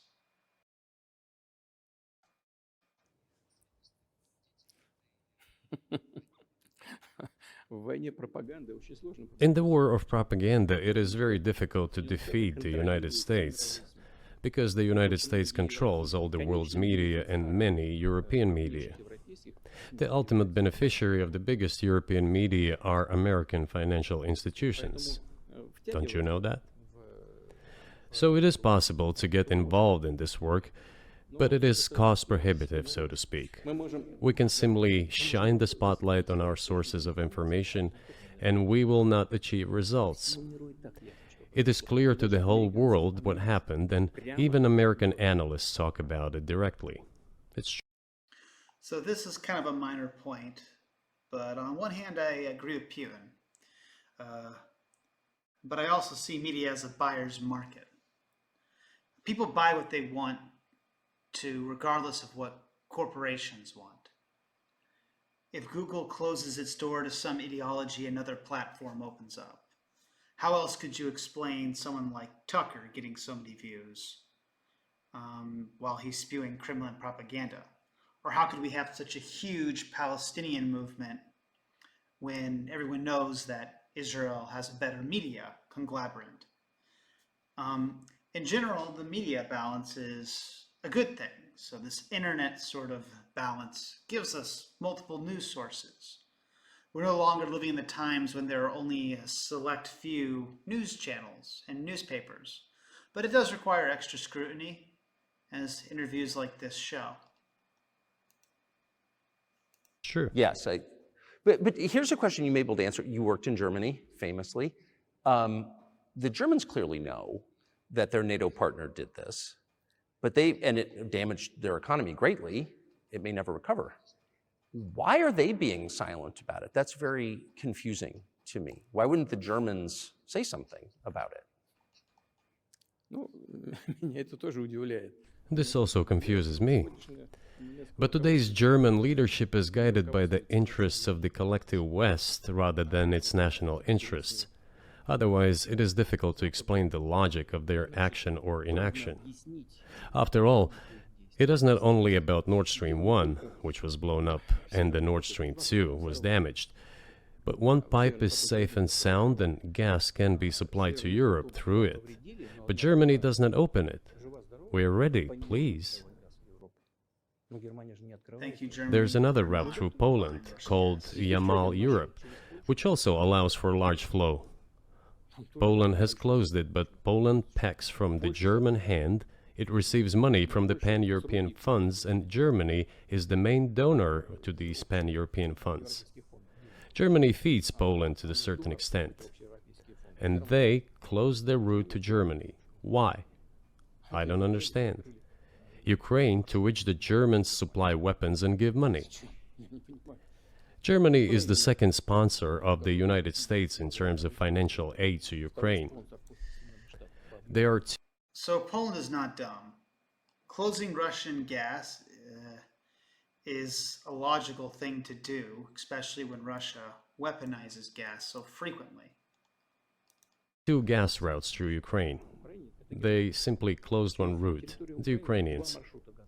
Open the second route and please get gas from Russia. They do not open it.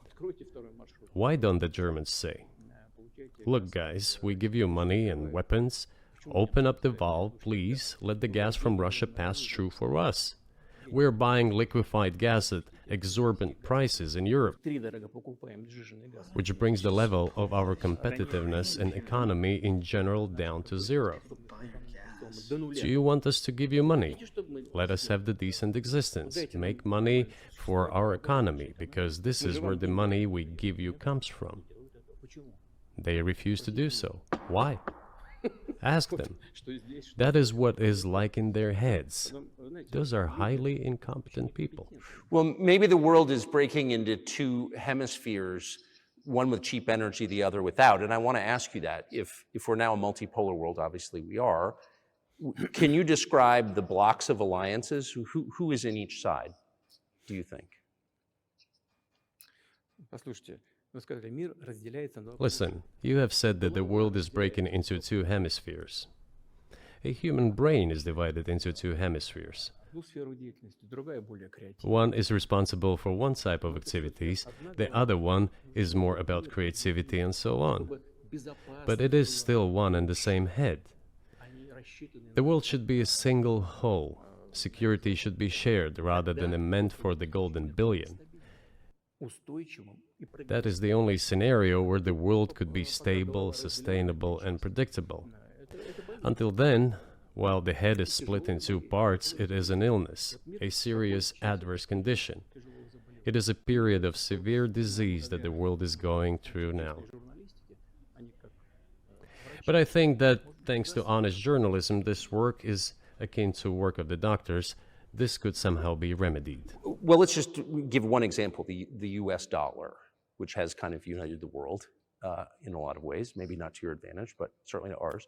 Is that going away as the reserve currency, the universally accepted currency? How have sanctions, do you think, changed the dollar's place in the world?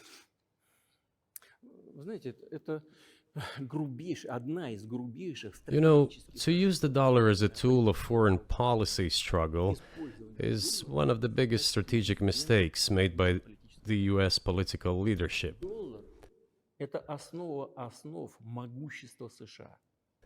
The dollar is the cornerstone of the United States power. I think everyone understands very well that no matter how many dollars are printed, they are quickly dispersed all over the world.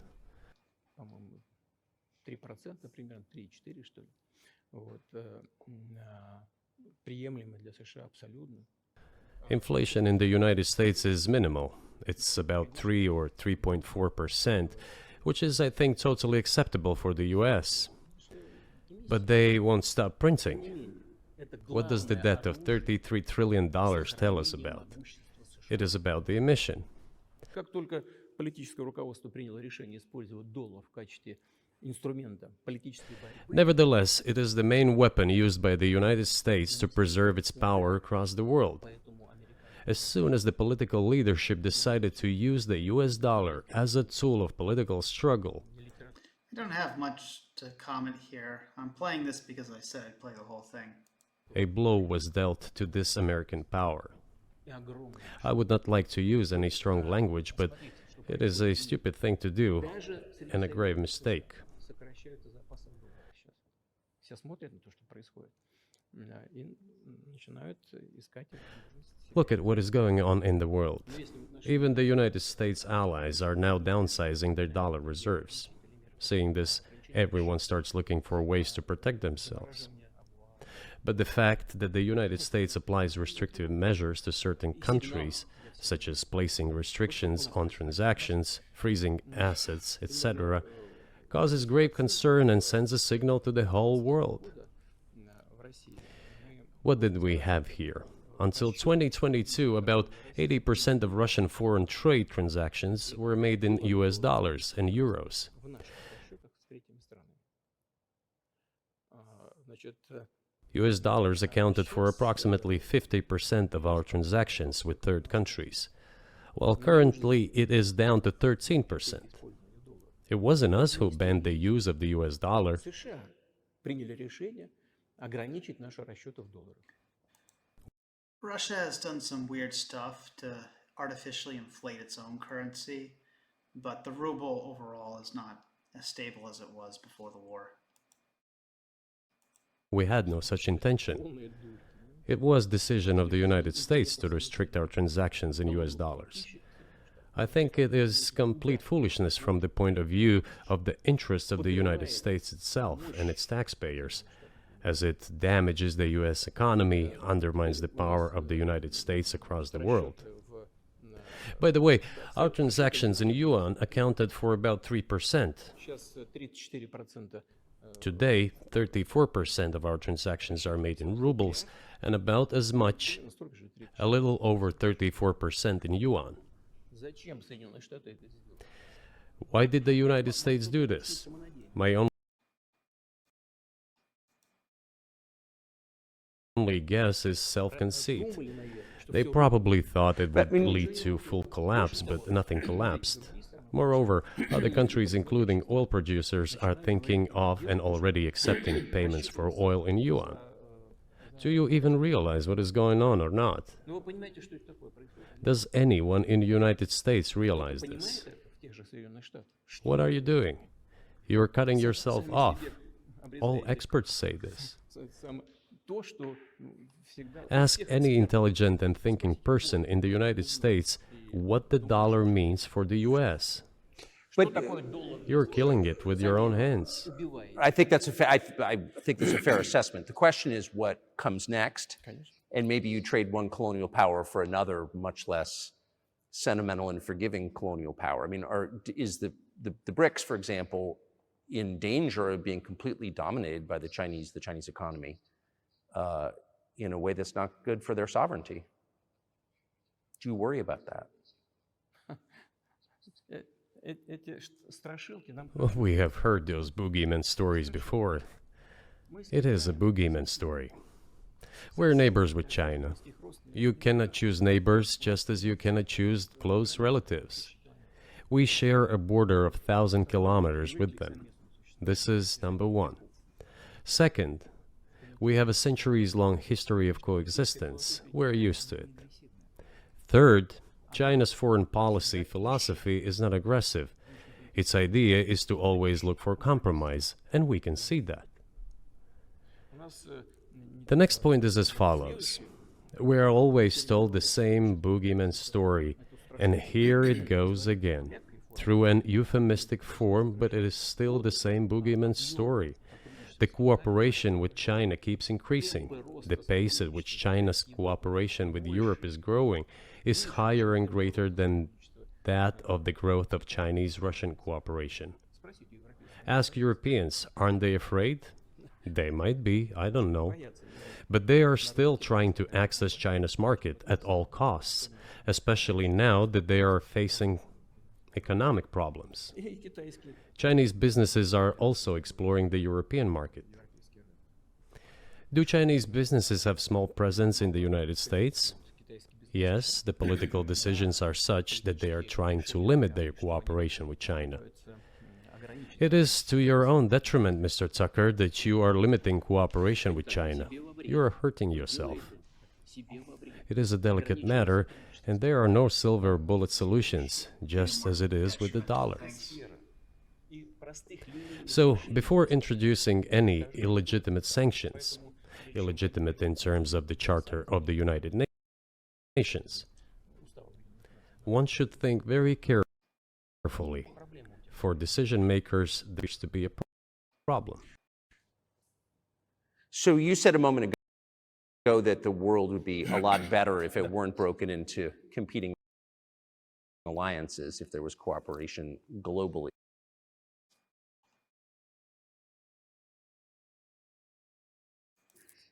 Well, one of the reasons you don't have that is because the current American administration is dead set against you. Do you think if there were a new administration after Joe Biden that you would be able to reestablish communication with the US government? Or does it not matter who the president is?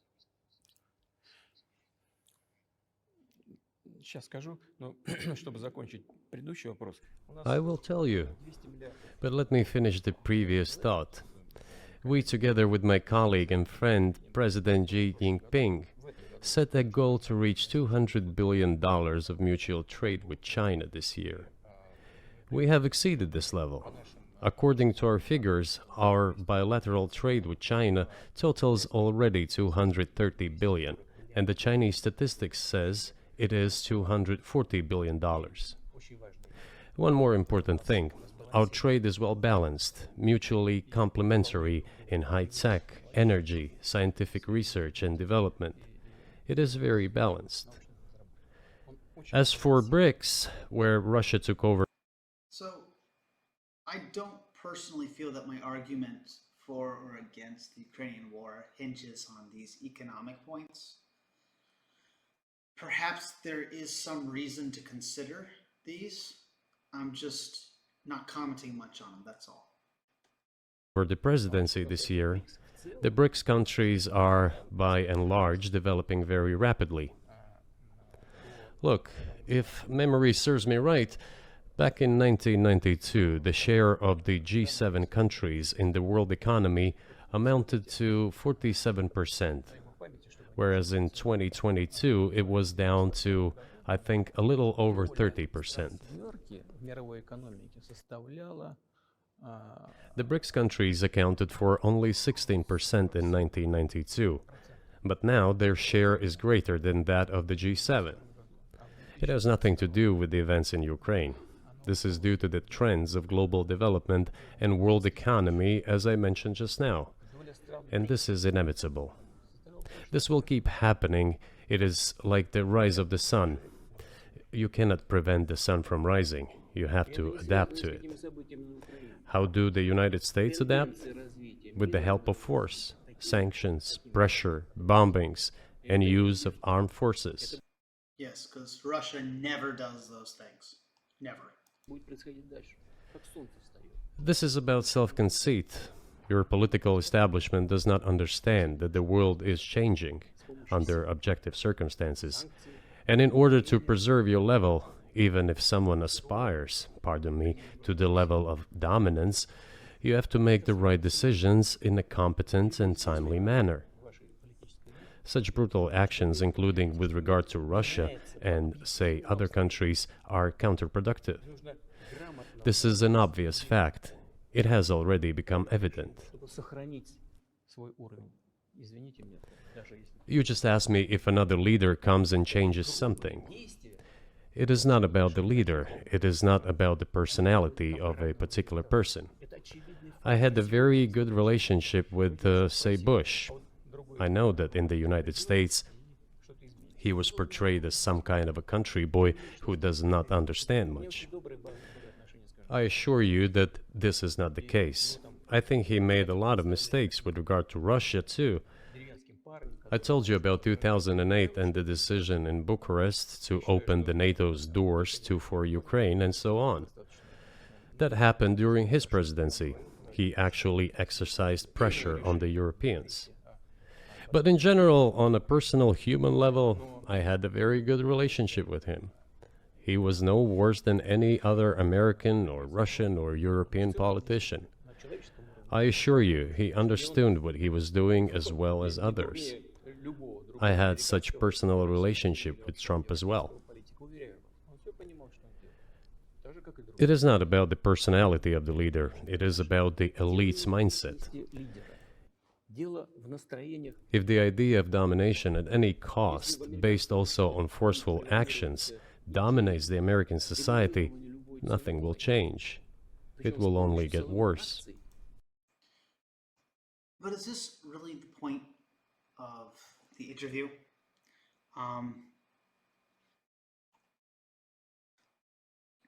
Is Russia's refusal to let Ukraine join NATO really about the US? Or is it actually about Russia, you know? But if, in the end, one comes to the awareness that the world has been changing due to the objective circumstances, and that one should be able to adapt to them in time, using the advantages that the US still has today, then perhaps something may change. Look, China's economy has become the first economy in the world in purchasing power parity. In terms of volume, it overtook the US a long time ago. The USA comes second, then India, 1.5 billion people, and then Japan, with Russia in the fifth place. Russia was the first economy in Europe last year, despite all the sanctions and restrictions. Is it normal from your point of view? Sanctions, restrictions, impossibility of payments in dollars, being cut off from SWIFT services, sanctions against our ships carrying oil, sanctions against airplanes, sanctions in everything, everywhere. You can't complain about these things when you make the largest invasion of the 21st century. Sanctions are peaceful resolutions, primarily. The largest number of sanctions in the world which are applied against Russia. And we have become Europe's first economy during this time. The tools that US uses don't work. Well, one has to think about what to do. If this realization comes to the ruling elites, then yes, then the first person of the state will act in anticipation of what the voters and the people who make decisions at various levels expect from this person. Then maybe something will change. But you're describing two different systems. You say that the leader acts in the interest of the voters, but you also say these decisions are not made by the leader, they're made by the ruling classes. You've run this country for so long, you've known all these American presidents. What are those power centers in the United States, do you think? Like, who actually makes the decisions?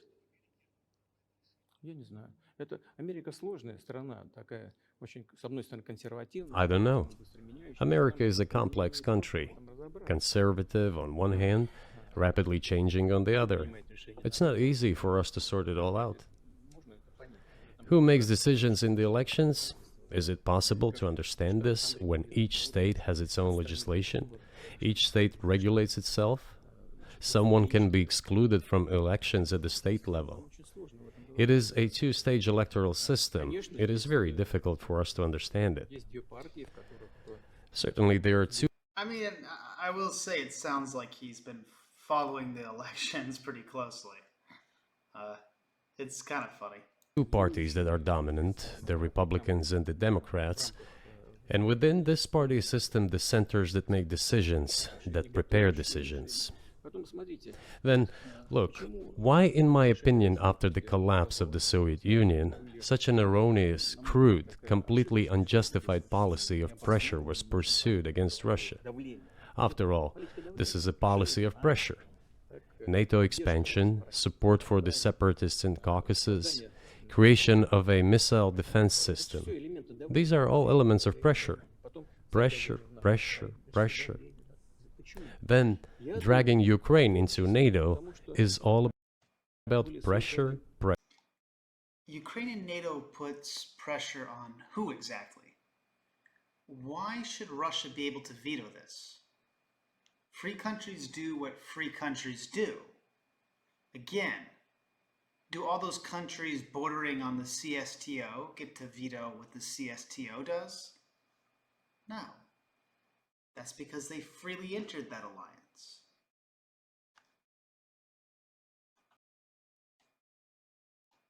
pressure.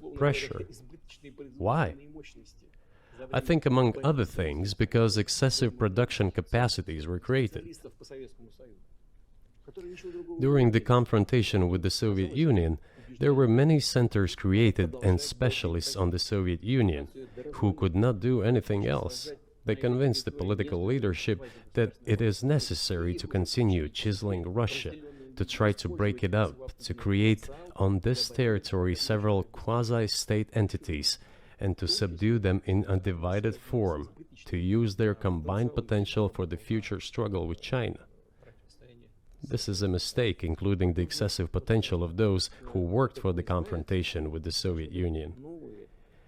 It is necessary to get rid of this. There should be new, fresh forces, people who look into the future and understand what is happening in the world. Look at how Indonesia is developing. 600 million people. Where can we get away from that? Nowhere. We just have to assume that Indonesia will enter. It is already in the club of the world's leading economies. It's a lot of geopolitical rhetoric, and some of it is abstract and maybe true, but it doesn't really pertain to the question of Ukraine. He's talking about how the US targeted Russia. We talk about realpolitik and all these things, the realist philosophy of John Mearsheimer. But at the end of the day, Putin invaded Ukraine because Putin wanted to invade Ukraine. And these other talking points serve as excuses. They don't really serve as justifications. Economies, no matter who likes it or dislikes it. Yes, we understand and are aware that in the United States, despite all the economic problems, the situation is still normal, with the economy growing decently. The GDP is growing by 2.5%, if I'm not mistaken. But if we want to ensure the future, then we need to change our approach to what is changing. As I already said, the world would nevertheless change, regardless of how the developments in Ukraine end. The world is changing. In the United States themselves, experts are writing that the United States are nonetheless gradually changing their position in the world. It is your experts who write that. I just read them. The only question is how this would happen, painfully and quickly, or gently and gradually. And this is written by people who are not anti-American. They simply follow global development trends. That's it. And in order to assess them and change policies, we need people who think, look forward, can analyze and recommend certain decisions at the level of political leaders. I just have to ask, you've said clearly that NATO expansion eastward is a violation of the promise you all were made in 1990. It's a threat to your country. Right before you sent troops into Ukraine, the Vice President of the United States went to the Munich Security Conference and encouraged the President of Ukraine to join NATO. Do you think that was an effort to provoke you into military action?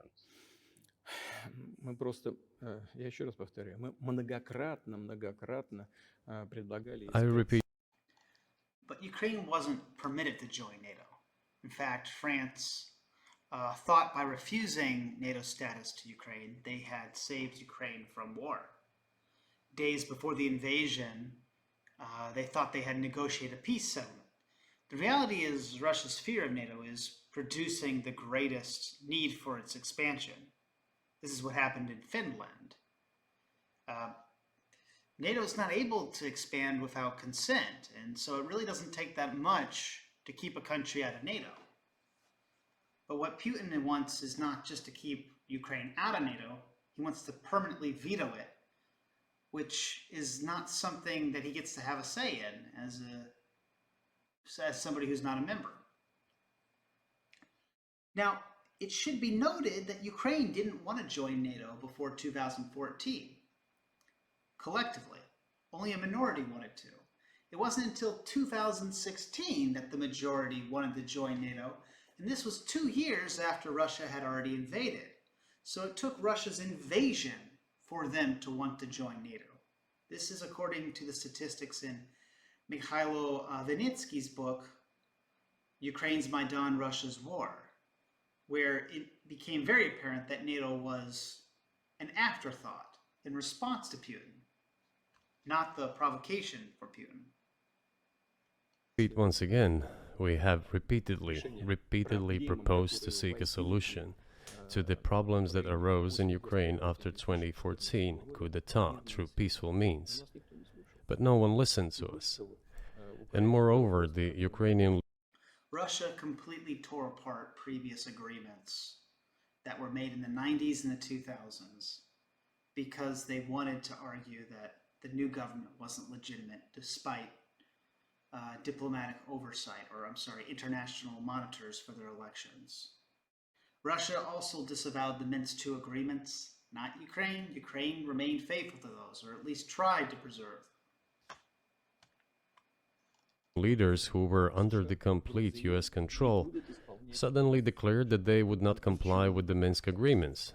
They disliked everything there and continued military activity in that territory. Шло освоение этой территории натовскими военными структурами. Под видом различных центров. And in parallel, that territory was being exploited by NATO military structures under the guise of various personnel training and retraining centers. I have no reason to doubt that they were training centers. Russia is threatened by NATO training Ukrainians. Who's provoking who here? The invader or the one preparing to be invaded? It's kind of a easy question, actually. They essentially began to create bases there. That's all. Ukraine announced that the Russians were a non-titular nationality, while passing the laws that limit the rights of non-titular nationalities in Ukraine. Ukraine. So there is a large majority of people who speak Russian. There's a large amount of ethnic Russians in Ukraine. And a lot of those ethnic Russians, Russian speakers, have had to flee their homes because Putin decided to bomb eastern Ukraine. So I don't know, like there is an internal argument about language in Ukraine, about language in schools and this sort of thing, but it doesn't reach the level of ethnocide that Putin is describing. Rather, it is Putin who's committing ethnocide when you look into how he controls the Donbass and the occupied regions that he's conquered since the start of 2022. Having received all these southeastern territories as a gift from the Russian people, suddenly announced that the Russians were a non-titular nationality in that territory. Is that normal? All this put together led to the decision to end the war that neo-Nazis started in Ukraine in 2014. Do you think Zelensky has the freedom to negotiate a settlement to this conflict?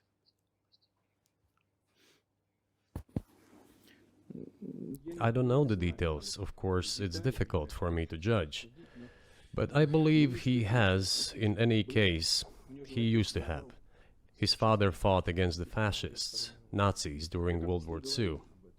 I once talked to him about this. I said, Volodya, what are you doing? Why are you supporting neo-Nazis in Ukraine today, while your father fought against fascism? He was a front-line soldier. I will not tell you what he answered. This is a separate topic, and I think it's incorrect for me to do so. I'm pretty sure he just called him an idiot. However petty that might have been, that was probably the right answer.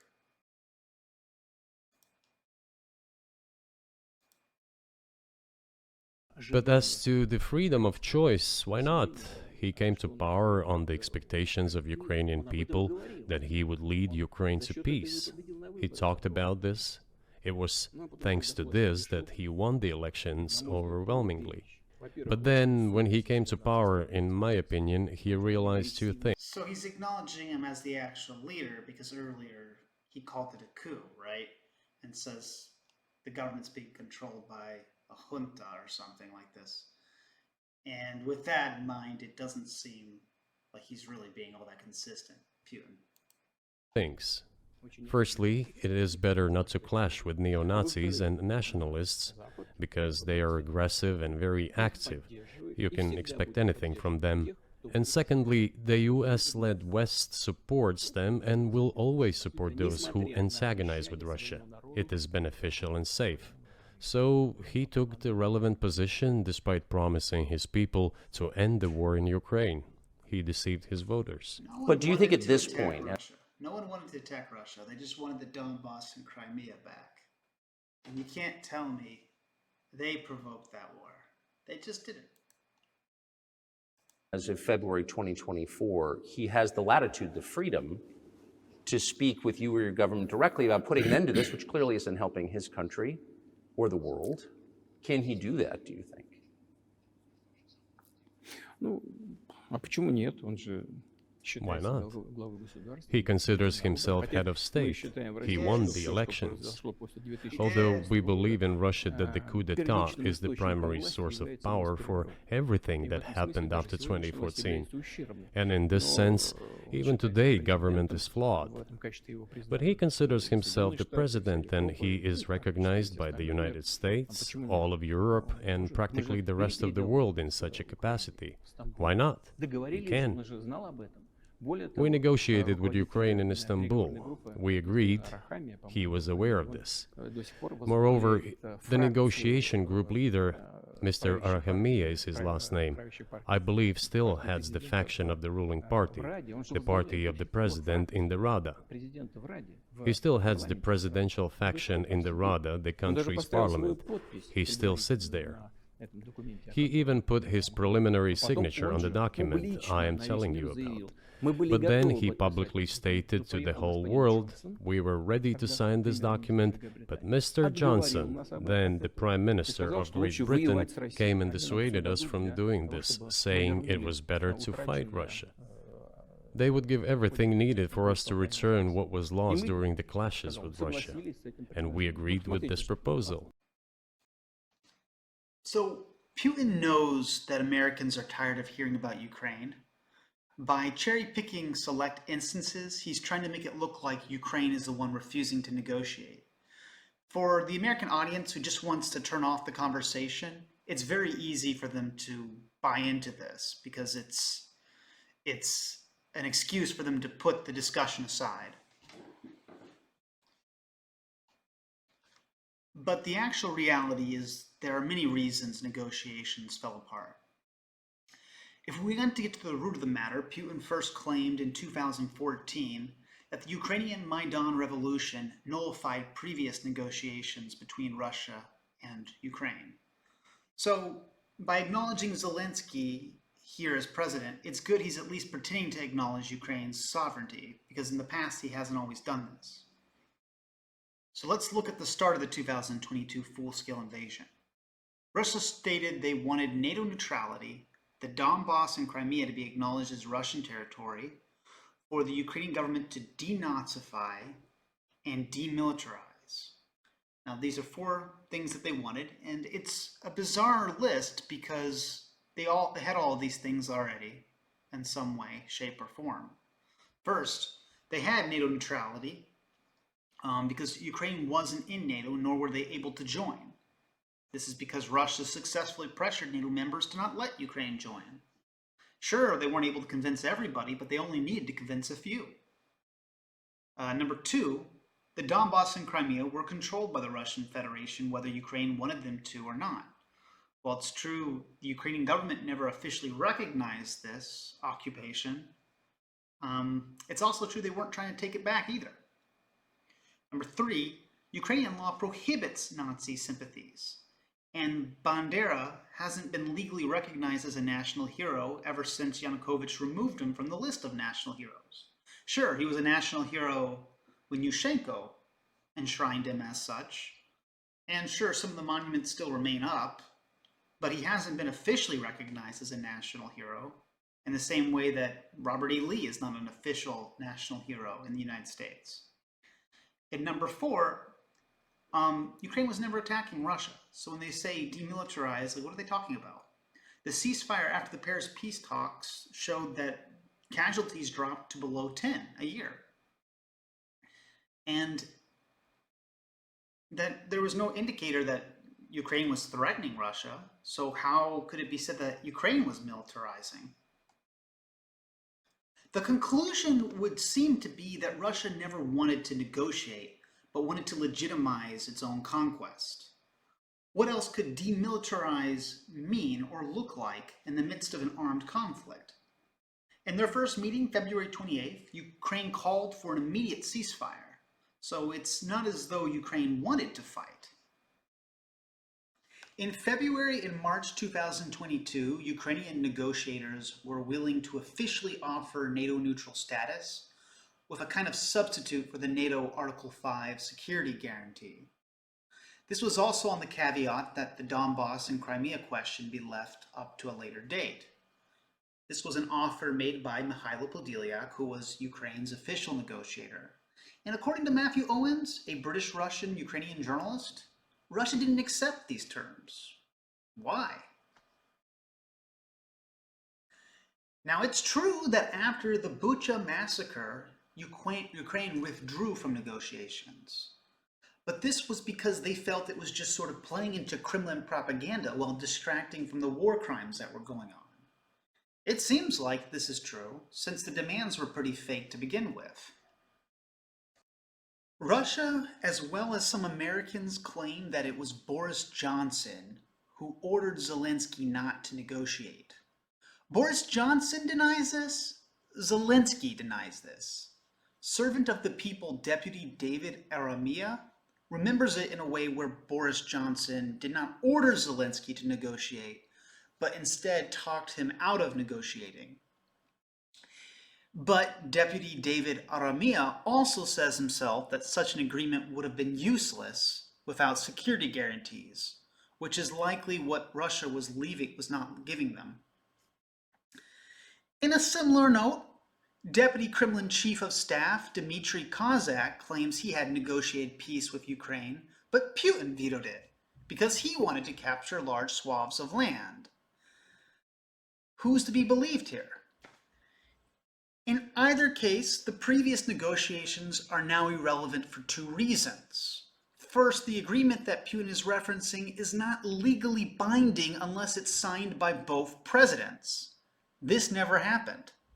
Second, both Lavrov and Peskov, Russia's two top state officials after Putin, said themselves that negotiations would have to include the land that Russia has taken since 2022. They said all negotiations that ignore this conquest are unacceptable to Russia. So they would have to include Kherson Oblast, Zaporizhia Oblast, part of Kharkiv Oblast, and Mykolaiv, I believe.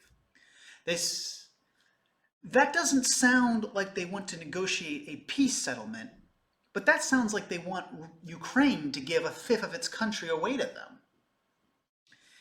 It really seems to me that negotiations only exist to confirm Russia's conquest.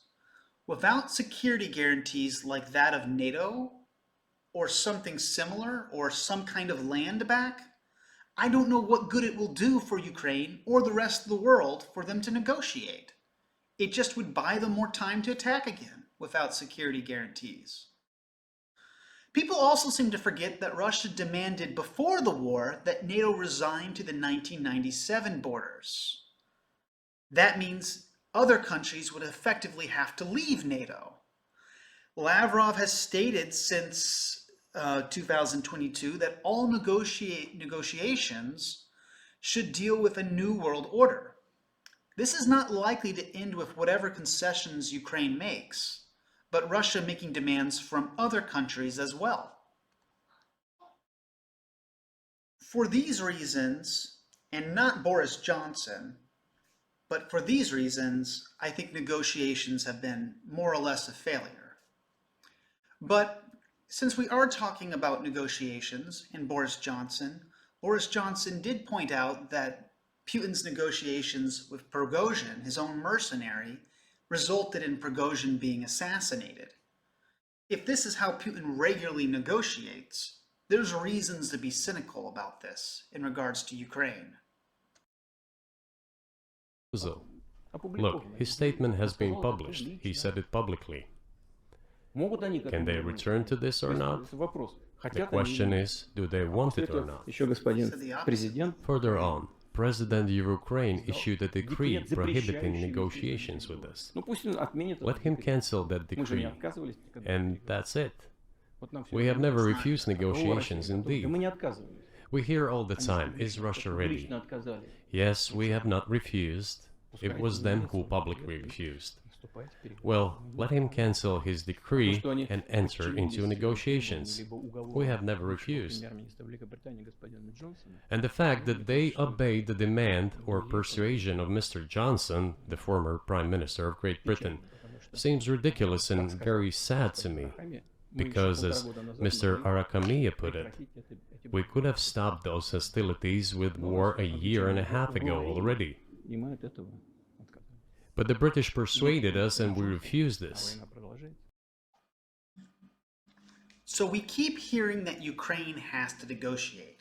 Here Putin is saying it, but the thing is, Ukraine has negotiated.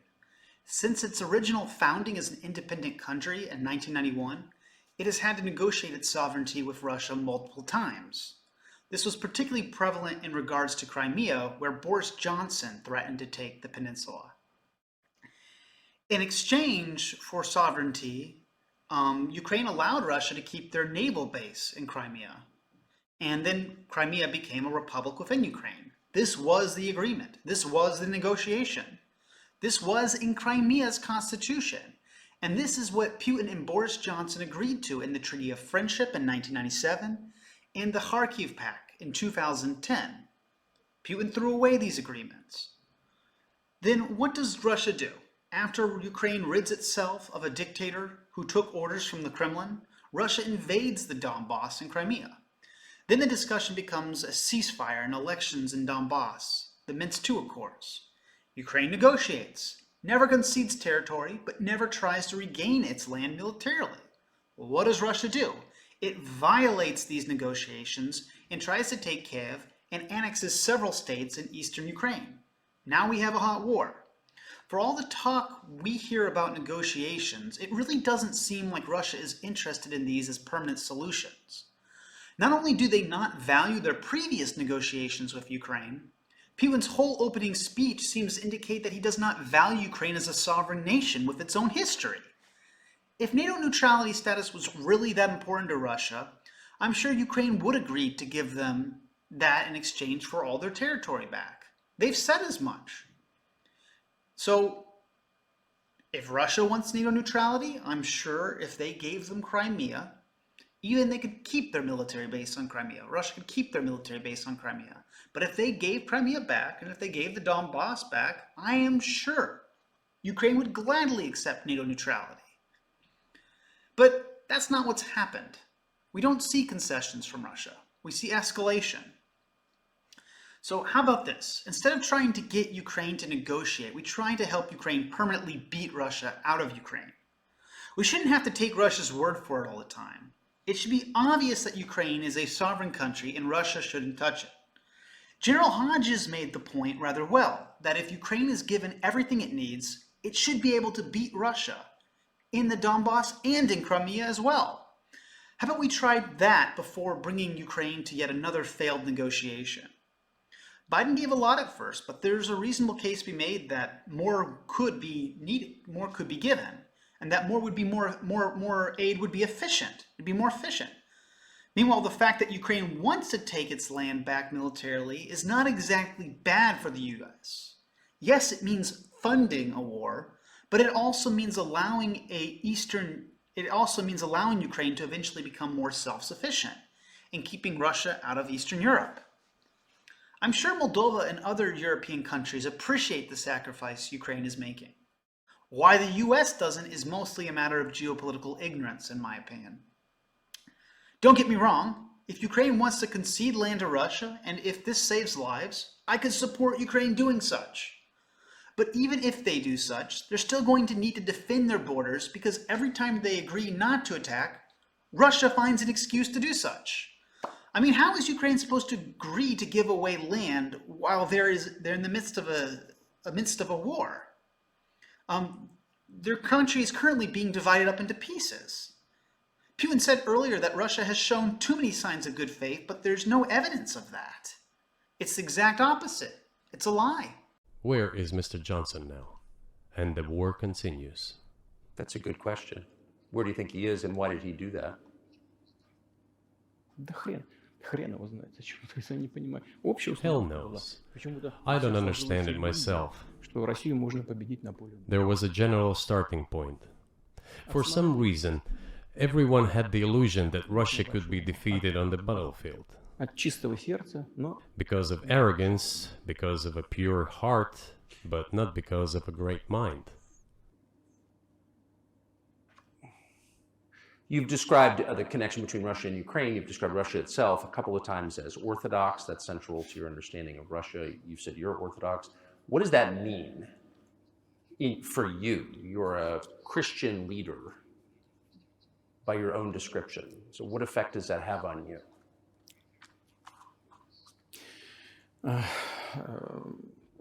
You know, as I already mentioned, in 988, Prince Vladimir himself was baptized following the example of his grandmother, Princess Olga. And then he baptized his squad.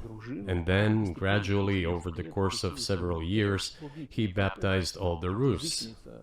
It was a lengthy process, from pagans to Christians. It took many years. But in the end, this Orthodox Tucker's face there seems to show that he's afraid that Putin's about to give another history lecture. Just thought that was funny. Eastern Christianity, deeply rooted itself in the consciousness of the Russian people. когда Россия расширялась, When Russia expanded and absorbed other nations who profess Islam, Buddhism, and Judaism, Russia has always been very loyal to those people who profess other religions. This is her strength. This is absolutely clear.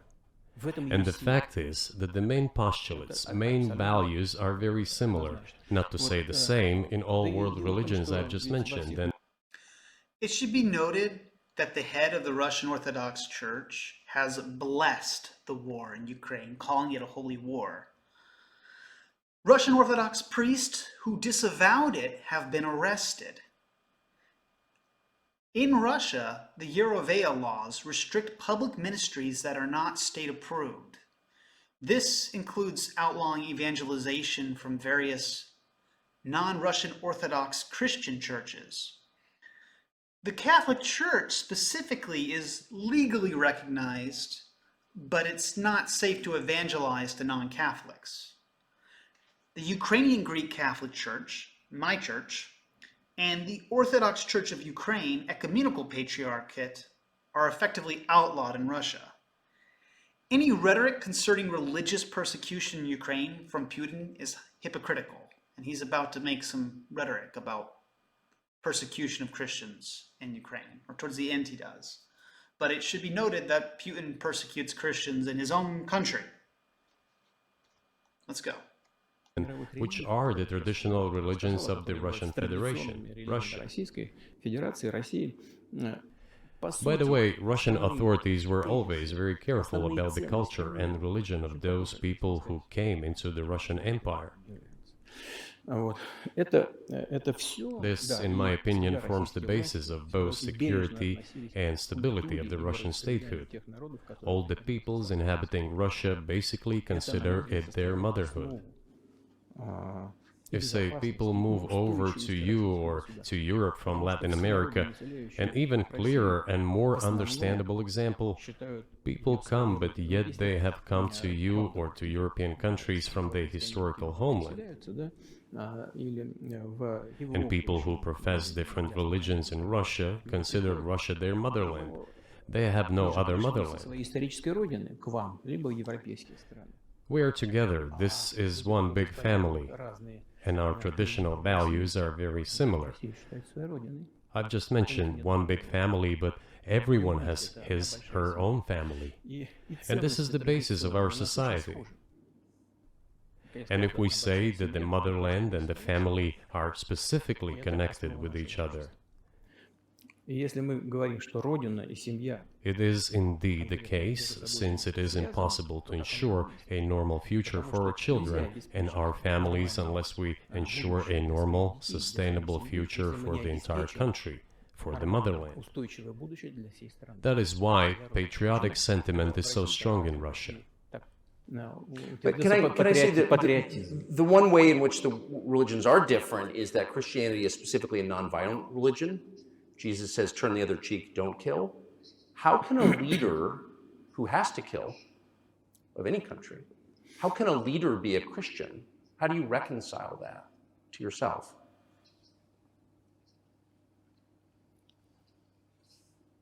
Очень легко. Если речь идет о защите себя и своей It is very easy when it comes to protecting oneself and one's family, one's homeland. начались события. We won't attack anyone. Госперевороты и с начала боевых действий на Донецке. When did the developments in Ukraine start? На Донбассе. Вот с чего.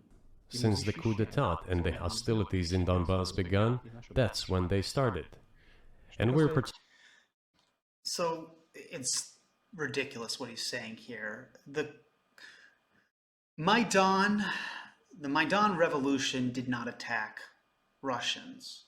It overthrew a corrupt dictator. Russia likes to paint it as though it was an attack on ethnic Russians, but there were ethnic Russians present at Maidan protesting Yanukovych with ethnic Ukrainians. Not only that, the majority of people at Euromaidan spoke Russian. There were more Russian speakers on Maidan protesting Yanukovych than there were Ukrainian speakers. The rhetoric that Putin has about protecting Russian speakers is complete nonsense. protecting our people, ourselves, our homeland, and our future. Она не во внешних проявлениях, и в том, чтобы ходить As for religion in general, или бить головой в пол. Она в сердце. you know, it's not about external manifestations. It's not about going to church every day or banging your head on the floor. Человекоориентированная. И Достоевский It is in the очень heart. известен And our culture is so human-oriented. гений. Dostoevsky, who was very well known in the West and the genius of Russian culture, Russian literature, spoke a lot about this, about the Russian soul. Русский человек, российский человек, он думает больше о вечном, он думает больше о ценностях. After all, Western society is more pragmatic. Russian people think more about the eternal, about moral values. I don't know, maybe you won't agree with me, but Western culture is more pragmatic after all. Возможность вот сегодняшнему этому золотому миллиарду. I'm not saying this is bad. It makes it possible for today's golden billion to achieve good success in production, even in science and so on. Что мы вроде как выглядим одинаково, но As a theology student and a Greek Catholic myself, I think this is a fair assessment of the difference between Western and Eastern theology, actually. Augustine and Aquinas developed a clear criteria for when a war was just. This is called the just war doctrine. I'm told by some Orthodox such a doctrine does not exist in Orthodoxy, and that all wars are inherently unjust, but that they are sometimes necessary. By condemning wars so ubiquitously, they might be equating all possible wars as equally bad, which might be why Russia has no problem waging the biggest war of the 21st century. It's of course a mistake to attribute such a horrendous decision to orthodoxy, but this is the framework in which Putin is making this decision. All wars are bad, therefore it doesn't matter, is sort of his mindset. He seems to suggest earlier that he has some notion of self-defense, so maybe that's not exactly Putin's theology here, but in any case, it's his premise is he doesn't have a just cause, so I don't think anyone should listen to him. Anyway, orthodoxy is defined by the 7 ecumenical councils, and none of them, to my knowledge, address the issue of war. So it's not fair to present it as though the orthodoxy blesses Putin's invasion.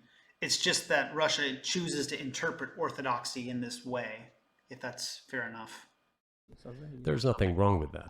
I'm just saying that we kind of look the same, but our minds So are do you built a see little the different. supernatural at work as you look out across what's happening in the world now? Do you see God at work? Do you ever think to yourself, these are forces that are not human?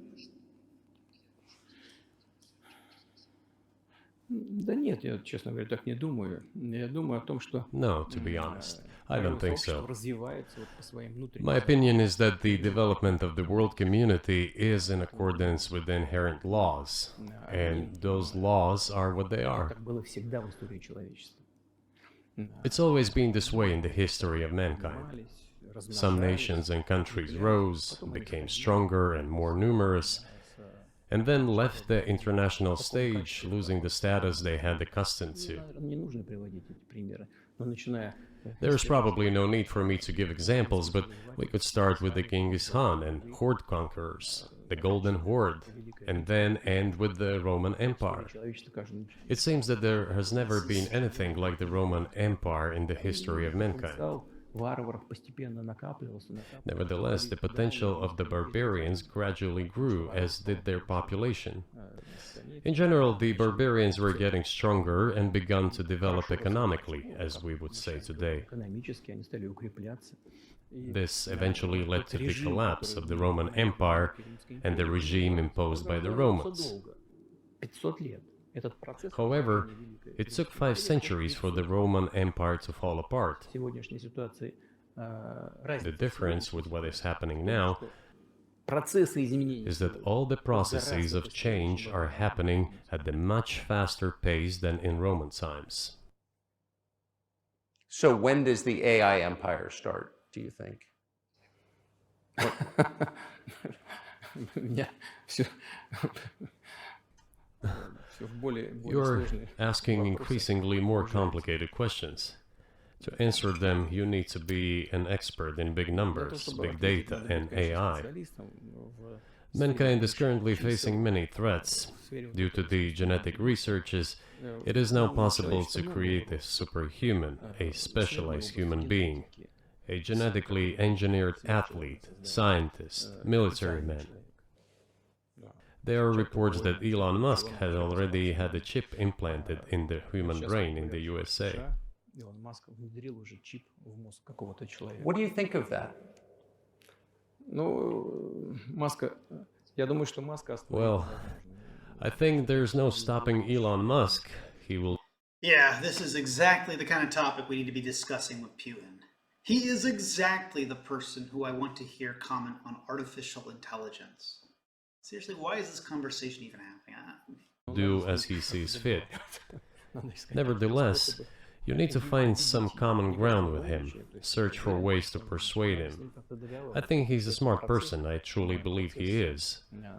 So you need to reach an agreement with him because this process needs to be formalized and subjected to certain rules. Того, что будет происходить с ним, No argument from me, but did we really need to ask Putin this?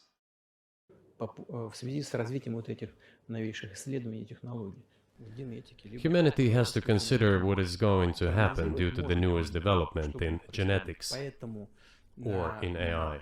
вот One can make an approximate prediction of what will happen. угрозу своему существованию от ядерного оружия, все начали обладатели ядерного Once mankind felt an existential threat coming from nuclear weapons, применения, all nuclear nations began to come to terms with one another since they realized the negligent use of nuclear weaponry could drive humanity to extinction. искусственного интеллекта, либо генетики, либо еще каких-то современных направлений, остановить которые It невозможно. is impossible to stop research in genetics or AI today, just as it was impossible to stop the use of gunpowder back in the day. Эти исследования все равно будут. Но когда человечество почувствует угрозу для себя, But as soon as we realize that the threat comes from unbridled and uncontrolled development of AI, or genetics, or any other field, the time will come to reach an international agreement on how to regulate these things. I appreciate all the time you've given us. I just got to ask you one last question, and that's about someone who's very famous in the United States, probably not here, Evan Gershkovich, who's the Wall Street Journal reporter. He's 32, and he's been in prison for almost a year. This is a huge story in the United States, and I just want to ask you directly, without getting into the details of it or your version of what happened, if as a sign of your decency, you would be willing to release him to us and we'll bring him back to the United States.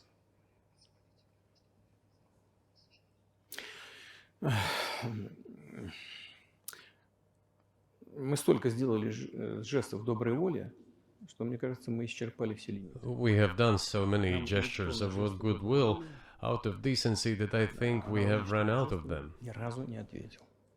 Но We have never seen anyone reciprocate to us in a similar manner. что мы However, in theory, we can say that we do not rule out that we can do that исключаем того, что мы можем это if our сделать partners при take reciprocal steps. встречном движении со стороны наших When I talk about the partners, I first of all refer to special services. представителей специальных служб. Special services are in contact with one another. They are talking about the matter in question. На то, чтобы не решить это. There is no taboo to settle this Мы issue. готовы ее решать. We are willing to solve it. Есть определенные условия, которые But there are certain terms being discussed via special services по channels. партнерским каналам между спецслужбами. I believe an agreement can be reached. So typically, I mean, this stuff has happened for obviously centuries. One country catches another spy within its borders, it trades it for one of its own intel guys in another country. I think what makes, and it's not my business, but what makes this different is the guy's obviously not a spy, he's a kid. And maybe he was breaking your law in some way, but he's not a super spy, and everybody knows that. And he's being held hostage in exchange, which is true. With respect, it's true, and everyone knows it's true. So maybe he's in a different category. Maybe it's not fair to ask for, somebody else in exchange for letting him out. Maybe it degrades Russia to do that. Вы знаете, можно как угодно говорить, что такое шпион, что не You шпион. know, you can give different interpretations to what constitutes a spy. Yeah, I mean, if you look at how Putin defines foreign agents, his definition of spying is pretty loose. But there are certain things provided by law.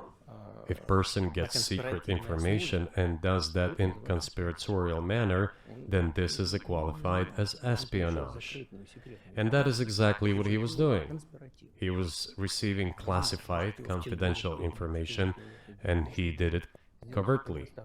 Maybe he did that out of carelessness or his own initiative. Considering the sheer fact that this is qualified as espionage, the fact has been proven as he was caught red-handed when he was receiving this information. If it had been some far-fetched excuse, some fabrication, something not proven, it would have been a different story then. But he was caught red-handed when he was secretly getting confidential information. What is it then? But are you suggesting that he was working for the US government or NATO, or he was just a reporter who was given material he wasn't supposed to have? Those seem like very different things. Я не знаю, на кого он работал. Но повторяю еще раз. I don't know who he was working for, but I would like to reiterate that getting classified information in secret is called espionage, and he was working for the US Special Services, some other agencies. I don't think he was working for Monaco, as Monaco is hardly interested in getting that information. It is up to special services to come to an agreement. Some groundwork has been laid. There are people who, in our view, are not connected with special services. Let me tell you a story about a person serving a sentence in an allied country of the US. That person, due to patriotic sentiments, eliminated a bandit in one of the European capitals. During the events in the Caucasus, do you know what he was doing? I don't want to say that, but I will do it anyway. He was laying our soldiers, taken prisoner, on the road and then drove his car over their heads.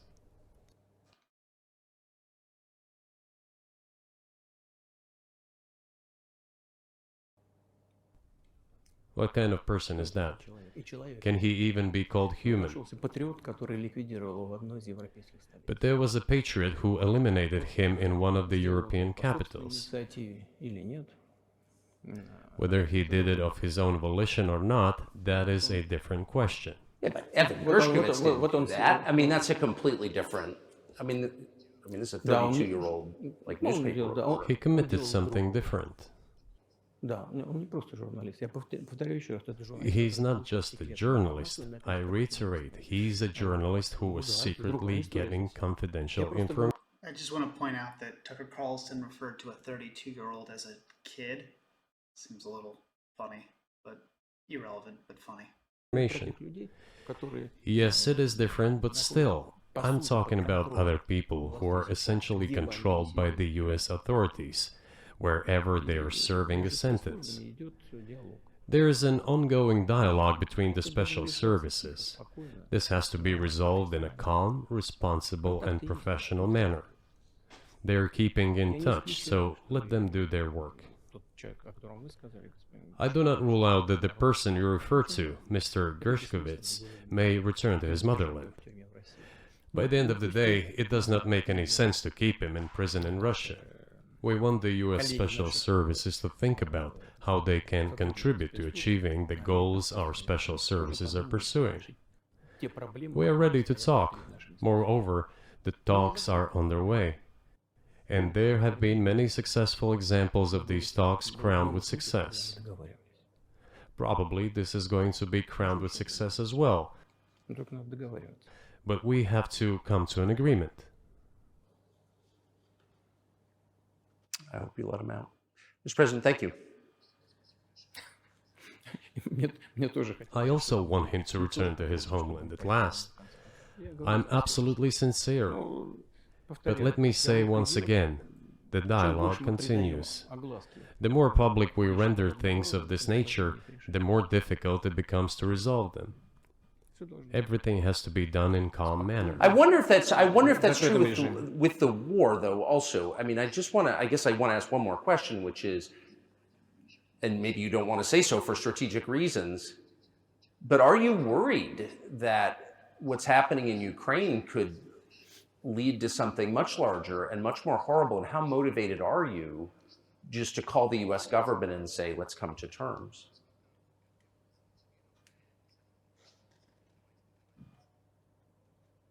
Так, послушайте, я же сказал. I already said that we did not refuse to talk. We're willing to negotiate. It is the Western side, and Ukraine is obviously a satellite state of the US. The terms Russia provides, as well as its military goals, are deliberately vague. They're easy to interpret differently. Demilitarize, denazify. If Russia wants NATO neutral status, I'm sure Ukraine would give it to them in exchange for all of their land back. That's been a clearly defined objective of Ukraine ever since February 28th, 2014, before there ever even was talks about NATO. Unlike the US, they have no desire or interest in weakening Russia's global power. Yeah, so there's a big difference between what Ukraine wants and what the US wants. The US wants to weaken Russia in Syria and in other places. Ukraine just wants their land back, and they want their land protected. That's it. If Putin really cared, he would give them. He would give this up, and he would achieve NATO neutrality status. It is evident. I do not want you to take it as if I'm looking for a strong word or an insult, but we both understand what is happening. The financial support, 72 billion US dollars, was provided. So he refers to Ukraine as a satellite country, but what did Russia do in Ukraine before 2014? They essentially handpicked presidential candidates. If the U.S. is a satellite country, if Ukraine is a satellite country of the U.S., Ukraine before 2014 was a state in Russia. The comparison's not fair. Germany ranks second, then other European countries come. Огромный поток идет. Dozens of billions of US dollars are going course, to yeah. Ukraine. Конечно, поэтому, There's a huge influx of ну, weapons. скажите, In this case, you should tell the current Ukrainian leadership to stop and come to negotiating table, rescind this absurd decree. переговаривайтесь. We did Yeah, we keep hearing this and we keep seeing what Russia does every time. not Тут же не refuse. отказались. Sure, but you already said it. I didn't think you meant it as an insult because you already said correctly, it's been reported that Ukraine was prevented from negotiating a peace settlement by the former British Prime Minister acting on behalf of the They Biden don't say administration. that. So, of course, they're a satellite. Big countries control small countries. That's not new. And that's why I asked about dealing directly with the Biden administration, which is making these decisions, not President Zelensky of Ukraine.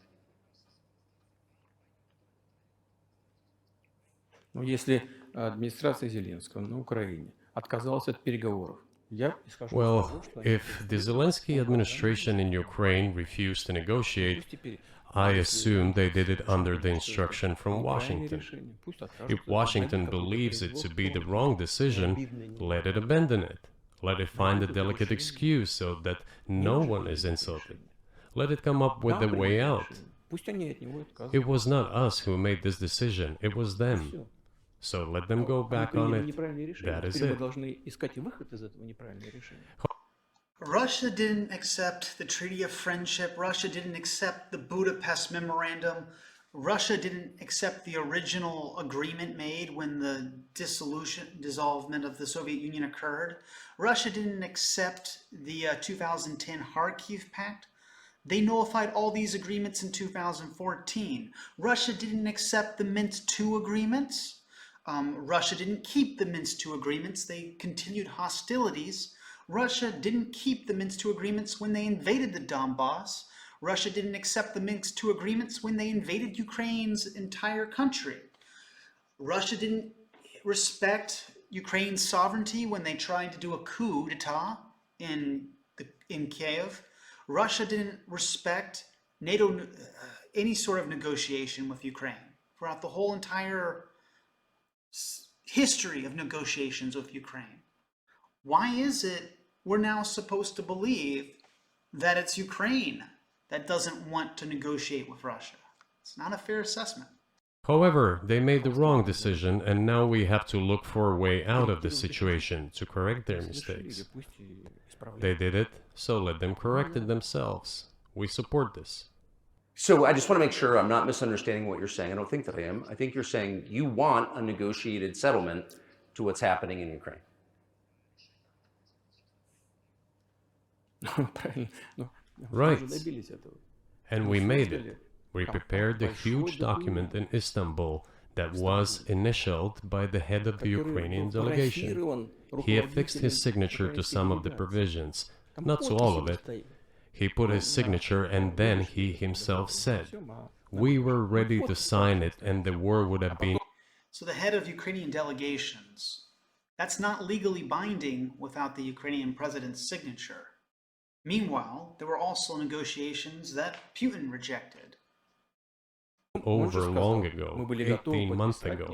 However, Prime Minister Johnson came, talked us out of it, and we missed that chance. Well, you missed it, you made a mistake. Let them get back to that, that is all. Why do we have to bother ourselves and correct somebody else's mistakes? I know one can say it is our mistake.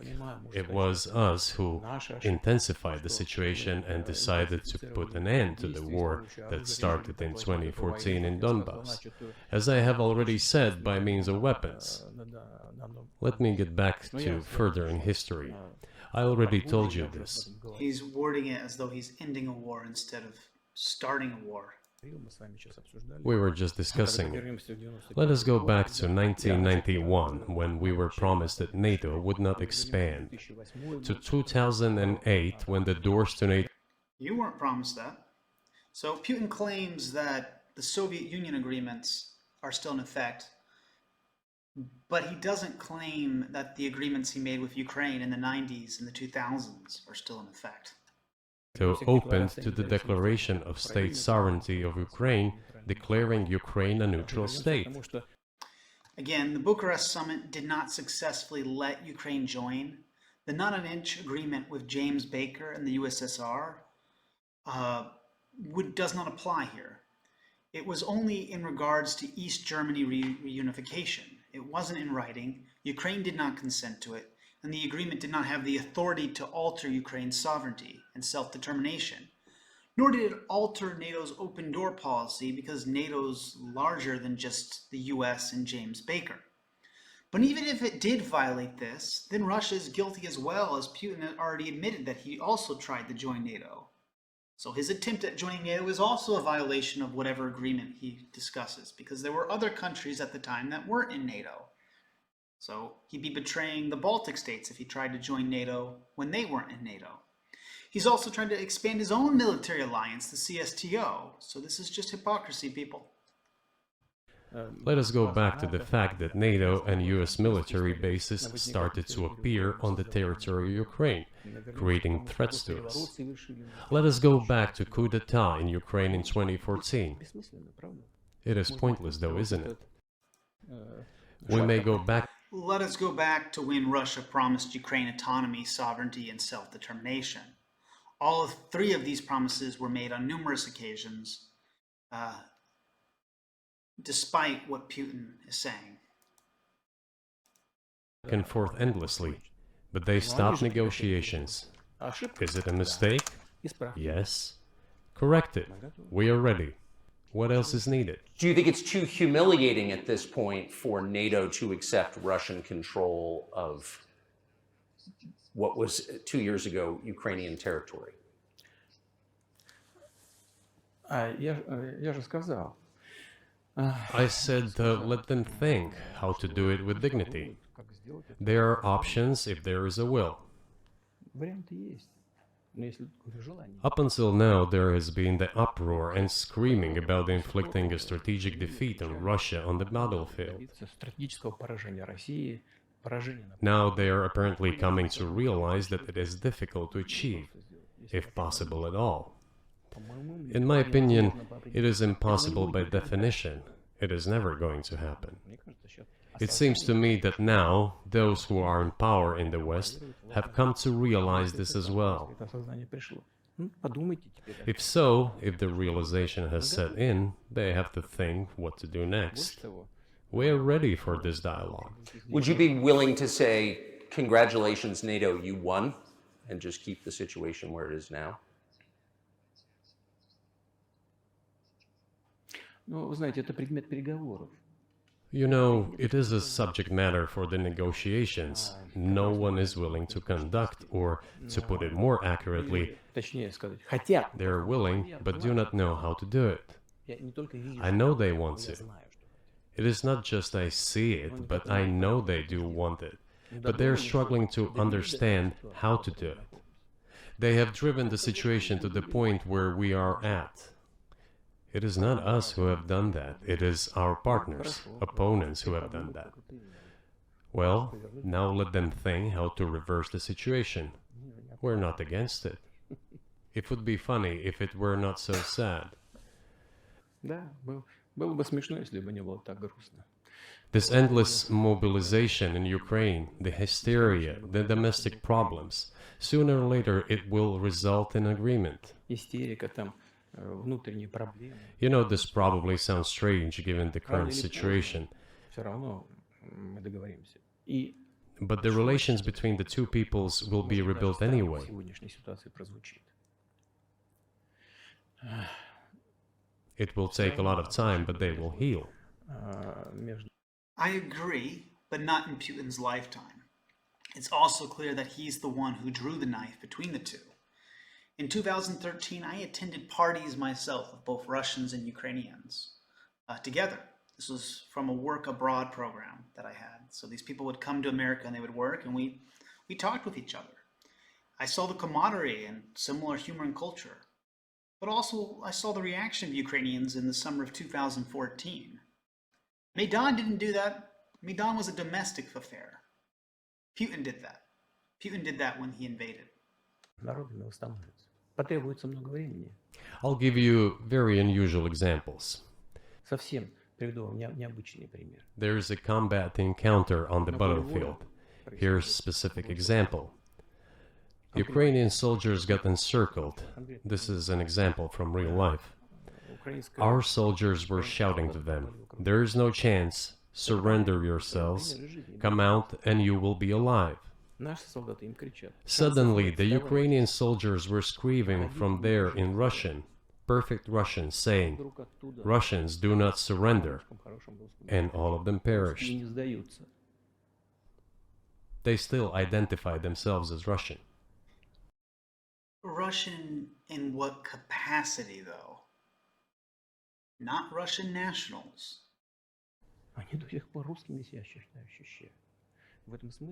What is happening is, to a certain extent, an element of a civil war.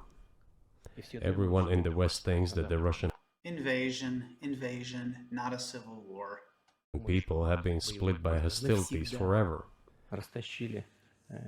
No, they will be reunited. The unity is still there.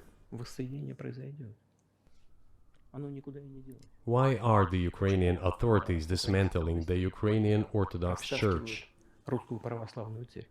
Because it brings together not only the territory, it brings together our souls. No, I believe it's because the Russian Orthodox Church in Ukraine, or more precisely called the Ukrainian Orthodox Church Moscow Patriarchate, was hosting spies, allegedly smuggling weapons, and disseminating military propaganda. I mean, sure, maybe not all of them did this, but enough of them for them to develop a reputation of doing this. Their own priests would refuse to do funerals for Ukrainian soldiers, and their laity would do protest outside of military funerals. That amounts to a kind of political activism, if not treason.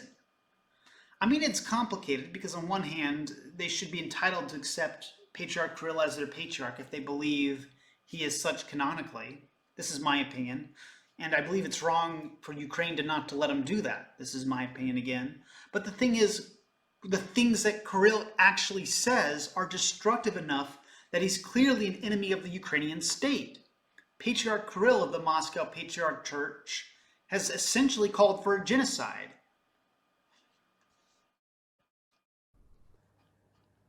No one will be able to separate the soul. I would just like to again point out that Putin outlawed the Orthodox Church of Ukraine Ecumenical Patriarchate. And he also outlawed the Ukrainian Greek Catholic Church in the occupied regions. So the churches that exist in the occupied regions that Russia controls, they're being suppressed. He forcibly converted those churches to Russian Orthodox, while neither is recognized in Russia proper. You can't go to an Orthodox Church of Ukraine Ecumenical Patriarchate or a Ukrainian Greek Catholic Church in Russia proper. Is this really the actions of a Christian or someone who wants unity?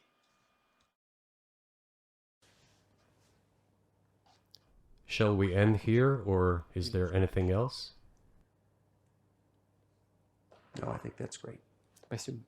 Thank you, Mr. President.